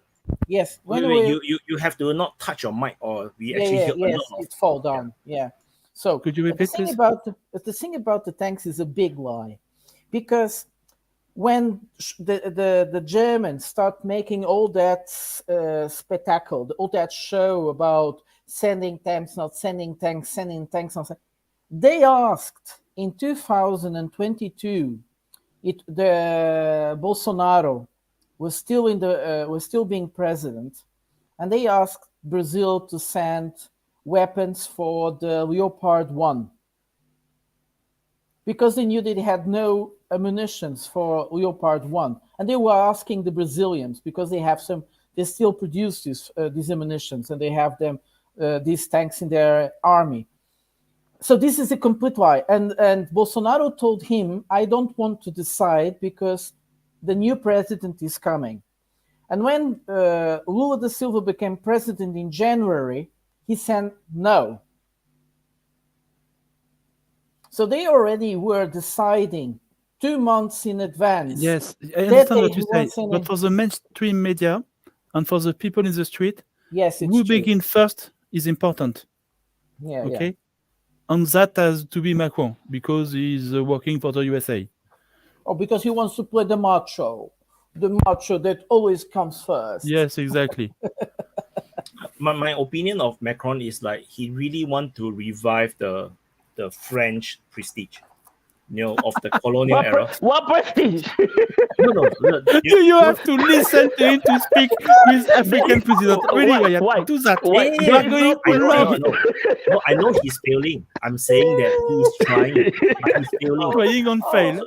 He's trying to do, to get back to the French prestige that existed during World War I up to World War II. He's trying to bring it back. He's living in his own head. At least post World War II, where France is still very respected, but he's failing because France is not. They does not have their agency. France do not make decisions. That's the problem now. Imagine if France, right, under Macron, managed to convince Putin, and then France break away from the rhetoric of the Americans and the EU, and then say that okay, we have to stop this war. We don't send weapons. If France have an independent foreign policy and totally detached away from NATO and EU, I think France will get it. I think Africa will welcome Macron. The problem is he doesn't. Yeah. Yeah, because if he doesn't, then nobody respect him because nobody is the decision maker. It's not gonna be like open arms, but wait, he went to China. Africa is gonna give them a second chance. But African people are but more the thing nice is, than people. the thing is, it is Macron. You need to give them time, because he say one thing now, when he wakes up, he say another thing. That's the problem with that guy. Yeah, but look at what happened in China. Macron went there. Oh, we are best friends. We love you. We are not going to play the playbook of the Americans. We are going to be really good partners. Baerbock came a few days later, and she was like denying everything. In the German press, in the Portuguese press, they were diminishing the guy like nobody, like a failure, like a repulsive traitor. I was very surprised, because Macron should be one of the most important European politicians. Leader. And he was humiliated on the public press. And that bitch, you know who I'm talking about. She went to China and she made what she did, and she completely denied whatever Macron said. So he has no respect. And in Africans, each time he goes to Africa, there has so many times when African presidents have humiliated him in public for the stupidity that he says. Yep. I remember the last time he was in Congo. Wow. I've never ever thought there was an African leader who would treat a Western leader like that. I was really, really proud of that guy. Yes. But, you have to know, to despise Macron is really, really easy. To despise him, Yes, really easy to hate the guy. But he also knows sometimes to say the things you want to listen. That's why Wyatt was saying it. Sometimes he says the things you want to listen. You know, it's like a broken clock. 2 times a day, it's a good day, it's a good hour, it's a good time. Okay, so we have reached 5 full hour. Can we do closing so that we don't accidentally extend to 6 hours? It's pretty. Oh, come on, we're not gonna talk about LGBTQ. No. No, come on. No, we need 30 minutes of LGBTQ and European values. Another hour of European values. That'd be it. Yes. That'd be it. And we need to do that. Come on. No. Because last time Mr. Lambo, I know you want to. No, we just talked about Europe. Please let us speak. Hey, we could just go over to the private chat.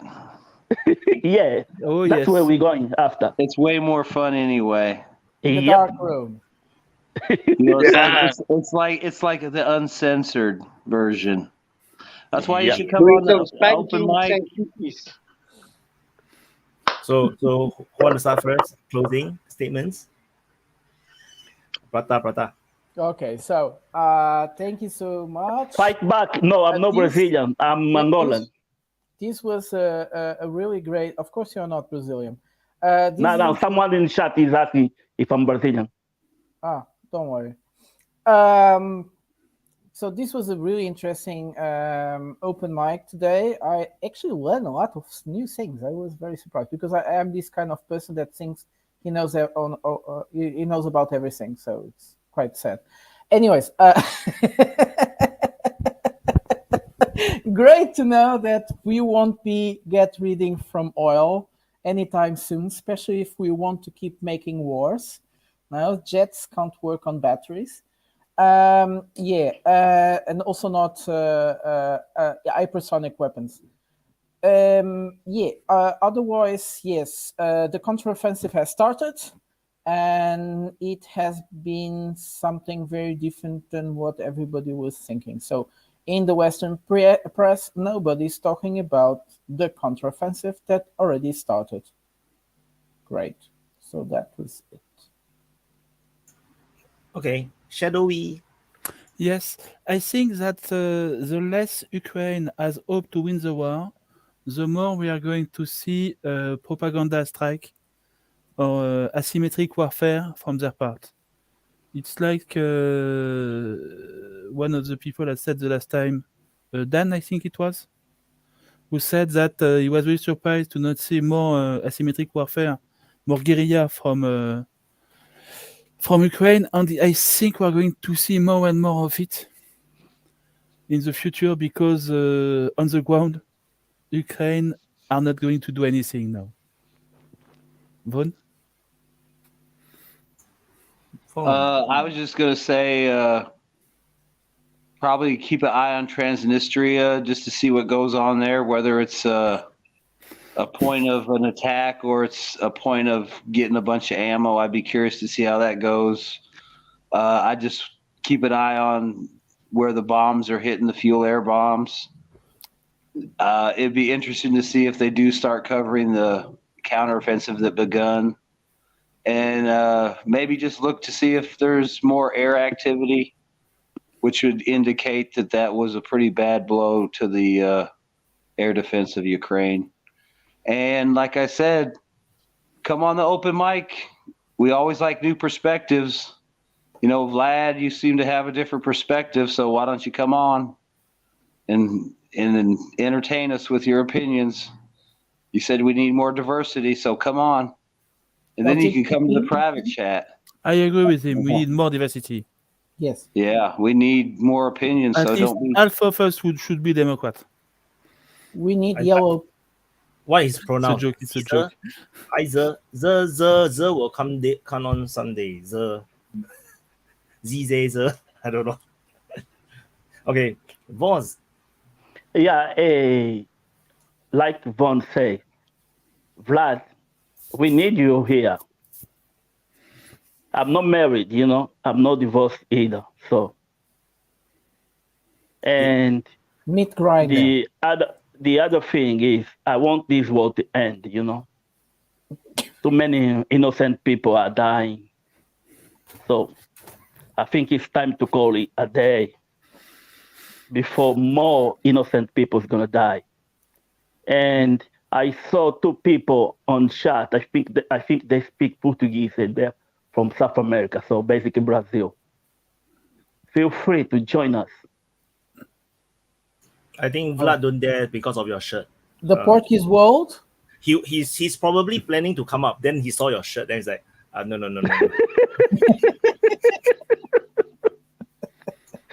No, I think Vlad has a big mouth and a little dick. Yep. Okay, Joshua. Mr. Lambo. All right. Yeah. Sorry for being quiet. I joined in, and then you guys started talking about Western European shit, and that was not where I am. But one thing I would note is I think a lot of people do expect that there'll be some kind of reckoning with the public as far as Ukraine goes, and I have to say it's not going to happen. Ukraine will lose, and it will be seen as that was what was supposed to happen. That was what was going to happen. It's never going to be, how did this happen? No one's ever going to question it. It's never going to be the case, unfortunately, because it's a lot of people dead. And to more reinforce that, you're going to have some kind of intervention, I'm convinced, into Western Ukraine. I don't know if it's going to be Poland. I don't know if it's going to be NATO, but that will be the victory. That will be... Russia did not manage to take Kiev or Lviv. They did. That will be that's all the victory that they need, and it doesn't matter if the rest of Ukraine gets burned to the ground. That's all the victory it needs, and that's what's going to happen. And it's depressing. But don't ever bank on there being any lesson learned from this. Unfortunately, that's my my sad takeaway. So. Yeah. So are you black pill now, people? Yes, fight back. I'm from Angola. That's the black pill. And Mr. Lambo. Black power. Yeah, so I didn't watch a lot of the chats because I was busy trying to get in love. No, trying to have fun, you know. I was in Antwerp today, if you want to know. Beautiful city. Don't like it. Oh, Too many migrants. Clubs. Antwerp is well known for sadomasochist clubs. No, I have good friends there, and I love to go there to see them. And yeah, no, but we had a very interesting week. If you see from Sunday, the big boom in Belgrade, and proven also that the Air Force of Russia is doing quite good for the moment. Today they were not so active, so it was very funny. I tried to watch the flight radars and to see the activities of the AWACS. So if I see AWACS, I know they are doing something in the region of Kiev. Nothing too much happened. Nothing today, actually. Yesterday they did. But we have a very interesting week, and you see that the air defense sucks for Ukrainians. That there's and they try to do their propaganda very wrong to say, yeah, we shot down a hypersonic missile, and actually somebody moved a little bit away of grass and they put a shell on the ground to say, look. But it's no. I just see for the moment that is not going well at all for the Ukrainians, and it's sad that's going like that because they can. For me, it's still a war that never should have to start first, and it's sad to see it's going like that, and it's going worse to worse and more worse and worse, and I don't know how to tell that, but it's going very bad for them. And now, in point of view of the war, we see some different tactics of the Russians now since a week or two. Like their air attacks are much harder, and they still sitting on the lines and waiting that the Ukrainians are coming to them, and they still doing like that. And now I heard that that the counteroffensive started, but really, do we see something about that? I don't even think it's going to make a big difference because, they're going to shoot down all the new tanks and they shoot down all the new troops, and it's going to continue like that. It's impossible to see Ukrainian win that. Impossible. That's my. But it was for me a very interesting week to see the air power from the Russians. So that's the thing that I can say about this week.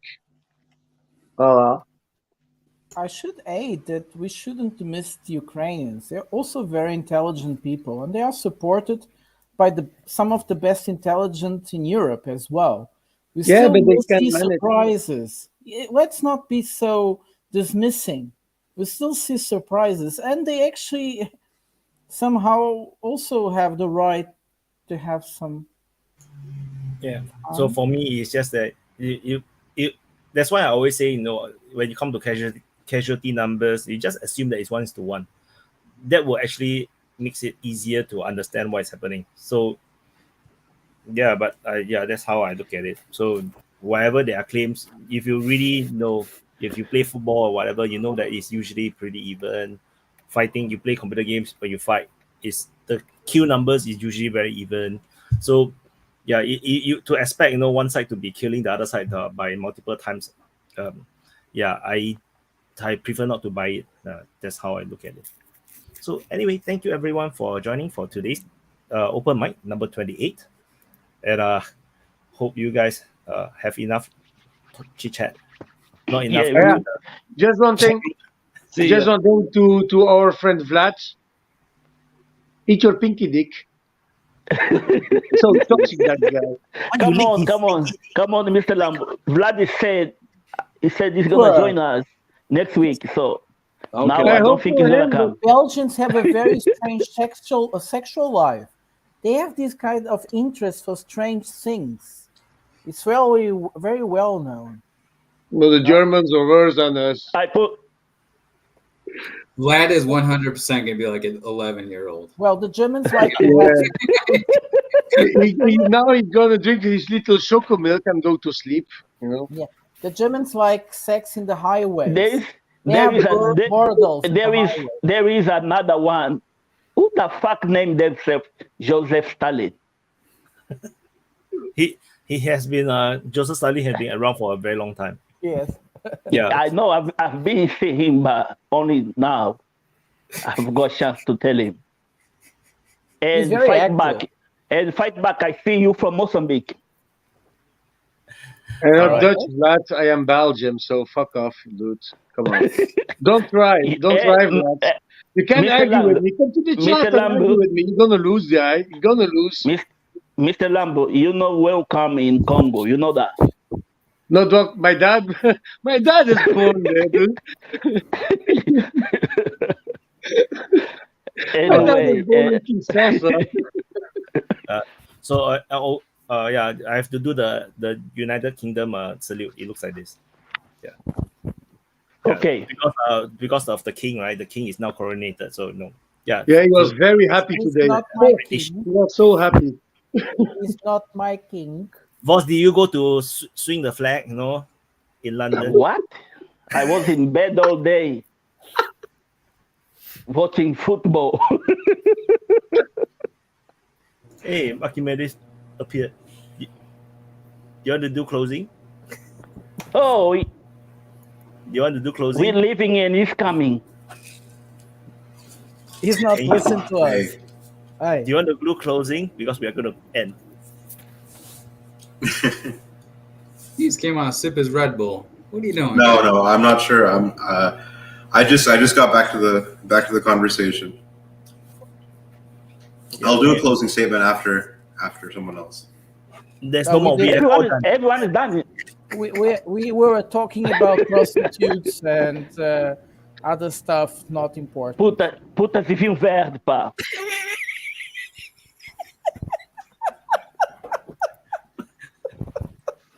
That's so weird. He came in and then he just dropped out. The guy. What's happening? I don't understand. I think the matrix is broken. I need to go and fix the matrix. Okay. No, Let's it's go. Portuguese. Nobody will understand. Bye. Have a Thank nice you, week. Connor. Have a nice week, everybody. Yeah, Bye-bye, have a nice everybody. Sunday. See you in chat. Bye, Bye-bye. everyone. Bye-bye. Dun, dun, dun, dun, dun. So I'm gonna remove. So that's it, guys, for the DPA Open Mic episode 28. Like DPA Open Mic 28. A bit like UFC, put a number behind rather than adding the word episode. So so today's chat was super. I think they start off with Bakhmut, and then that's I think one of the more digestible open mic, I guess. And towards the end, of course, I'm always very zoned out because start to get very confused. So thank you guys for watching, and just in case, let me see how many people, still 100 people. So for those that get very confused, I'm not sure if you guys are confused. So I moved the syrup into the Patreon or locals or coffee into the paywall, but then I realized there's a need to keep the archive within YouTube. So which is why I decided to post it on YouTube, but on a 1 week delay. This is actually the so in a way, because there is this change of content strategy, which you might have realized that I post a lot more videos, and actually now I do analysis on the main channel and then reporting quick updates on the DPA war channels. So because I haven't really been doing much analysis or talking about my opinions and everything, and I think people seems to be more interested in this kind of thing. So I will be doing more of this sort of things to give my inputs and insights. So from my point of view, not that I know everything, but it's just a point of view. And so I basically test it and see how it works. So one of the, I just want to share in case you guys are interested and still want to listen, is that the main issue seems to be, so there is this, last week I did mention, is about the invalid activities. I would probably do another live stream, a monologue one, to talk about this. So the adding ads in the middle of the video might be causing problems, and it seems like there is certain limits to what the algorithm is willing to take, and then if you put more than that, then there will be too many ads being watched, and then the system will flag it as unnatural, and as a result, then they actually demonetize the video. And they doesn't just demonetize that video, they demonetize all videos for the next 7 days. So this is what happened to the DPA channel, and it actually attacks both channels, main channel and the DPA war channel. So as a result, the last month in April, the revenue was very bad, and I do not know what was the issue. So that, which is why I moved the SIRAP into the paywall to have some safety net. But we shall see. I think it helps because I will still do the analysis, and that is actually easier to digest because a SIRAP is just pure reporting. It's like news. So let's see how this goes and see whether what works better. This ultimately is just a experiment. It's a content strategy issue. So ultimately there's more videos. So actually there's actually more content. And the content will be less dry because SIRAP is actually pretty dry. So but no choice. There's some adapting need to be done as we move along because YouTube is not very, very friendly, and they refuse to tell me what is the issue because they don't want to review their algorithm.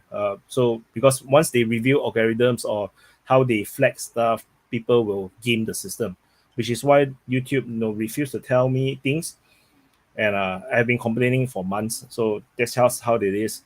Yeah. So ultimately, I think the new content format, I think is good. Analysis on the main channel helps to continue to grow the main channel, and then the war reporting on the war channel. And then sorry for Sudan, I haven't really done much of the Sudan yet because I was pretty swamped. Yeah, so that is the situation, how it is. I'm on Rumble as well, so some of you guys might be watching on Rumble. Very few, I think only like less than 5 at this moment, only 3. So Rumble at this moment is not a replacement for YouTube in terms of revenue wise, in terms of how the content, how the video platform works. Is still quite some way from YouTube, but it is still an alternative, so it will take time. And for those that are interested to be part of the DPA community, there is actually a few platforms. There is the Telegram chat group, which is totally uncensored and totally no moderators, only one moderator, and not sure if he actually does the moderating, which is actually everything goes. So a lot of insults going over there. There is the Discord, DPA Discord. Everything is in the link below. The Discord actually is actually very moderated because Discord have very strict term of service. So, but it's very, very well organized. So you can actually find people to chat. There is forums within it. You can talk about a lot of things. It's pretty cool. There's the locals. Locals, you can pay or don't pay. It's free to join. The paid one will actually get what the Patreon people get. It's pretty new and pretty young. The community is not big yet. If you're a locals type of guy, you can actually subscribe over there. And of course, there's Twitter, where I do a lot of trolling and ranting, and mostly trolling. So if you like to follow a lot of my own opinions and jeeps against hypocrites, Twitter is the place. So otherwise, do subscribe to this channel. I know most of you guys definitely already subscribed. The open mic channel is still very small, and I have been neglecting or lagging or backlogging in terms of posting of the shots or all the clips. So because very busy. There are also certain things that's happening. Maybe I think there will be panels coming up, and then with the open mic speakers, there are DPA panels. I think there is some proposal from the DPA open mic speakers, so-called the DPA Special Force. They are thinking about doing some open mic that is without me around type of thing. We are still figuring out, see how it goes. The plan to do more open mics, more focused topics type. I haven't had a chance to do it because of the IMDEX. IMDEX is actually the International Maritime Defense Exhibition. So I have been there for the past like last week around. I went 3 times. So once is for the press conference, then 2 more times. One to the naval base, Changi Naval Base. 1 more time is to go to the trade show. So which is why it delays in terms of the reporting. Yeah, so some of these things here and there. Yeah, basically just to talk to you guys, 200 of you guys, sharing these things. I'll probably have to do another monologue to talk to more people about what is happening. Yeah, but a lot of things happening, and there's only one me, and I'm not sure how to cope. So nice cope, and And Myanmar is being Myanmar. I saw Fightback is asking, what about Myanmar? Myanmar currently is still in the state of civil war. The junta is trying to get international recognition and to get things back to normal, but the population, there's a huge guerrilla going on. There's multiple forces within Myanmar, and there is some rumors that the Myanmar military is not as big as it was claimed to be. Maybe a lot of people have quit because of the danger of being a soldier, because they get ambushed every day, even police. So they get like terrorist strike type of attack, like bombings, drive-by shootings all the time. So, and then when the troops go into the countryside, they often get ambushed. So quite shitty in Myanmar. But so I have friends working in Myanmar right now. It's pretty safe within Yangon, generally speaking. Most of the big cities are still generally safe. As long as you stay away from the police posts and the militaries, I think it's all right. Yeah. So basically, just want to talk a little bit about all these things, because I've been holding up all these things. I haven't really shared a lot of stuff that's happening at DPA, and yeah, and so really main thing is just to make sure that the coverage for the Ukraine war can continue. That's the main focus, because without revenue, then I cannot justify the time. Then I will have to focus on my other professional business that allows me to earn the revenue or the income to support the family. So DPA is giving me decent income. I have to be transparent about this. So it's just that, so I have actually double income. It's nearly comparable with my other business, but it's not really there just yet. So especially with nowadays, I have taken down a lot of the ads. So within a video, there is ads in between. Nowadays, I put very, very little ads. So usually just one. So as a result, revenue has dropped tremendously, and yeah, so that actually puts pressure, and so which is very important that everybody have to share and press like and stuff like that. So yeah, it's very competitive, the Ukraine war market. So just that's how it is. I do what I can. Yeah, so hope everyone will continue to support, and yeah. So yeah, so thank you for watching. I cannot believe you guys are all staying around, yeah, to continue to be listening to me ranting or chatting, talking to you guys on this monologue. I'll probably do one proper monologue with Q&A and stuff like this. Maybe later, maybe in 12 hours time, 8 hours time. Yeah. So that we can talk more about the stuff I'm thinking about. Yeah. So Will OAM, I actually was in contact with him. We do talk a little bit. I did contact him, and because previously I was trying to get him on the super panel. So yeah, so maybe someday I will invite him on a panel, a super panel of sorts. Yeah, I think I respect that. Being pro-Ukrainian, he's still objective, and that's very important, because it doesn't matter who you support. You have to be objective if you are presenting information, and because what's the point of lying to yourself?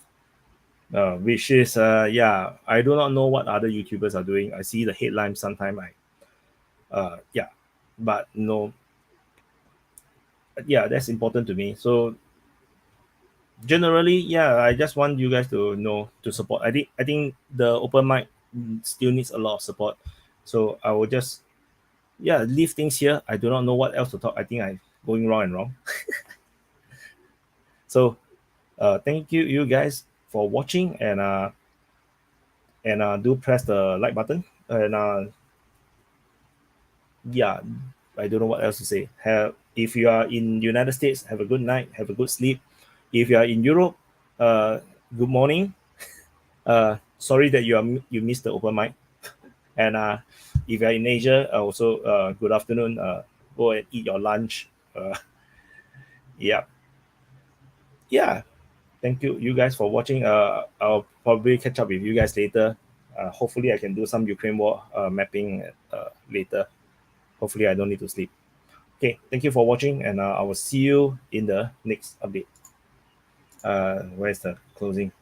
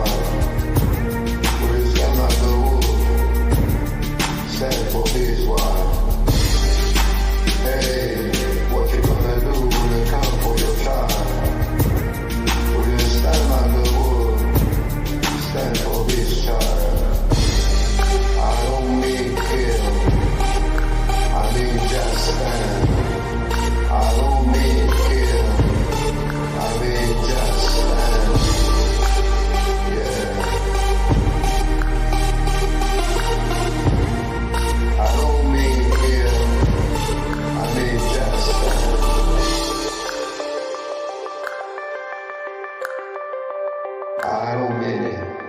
I don't mean kill. I mean just stand.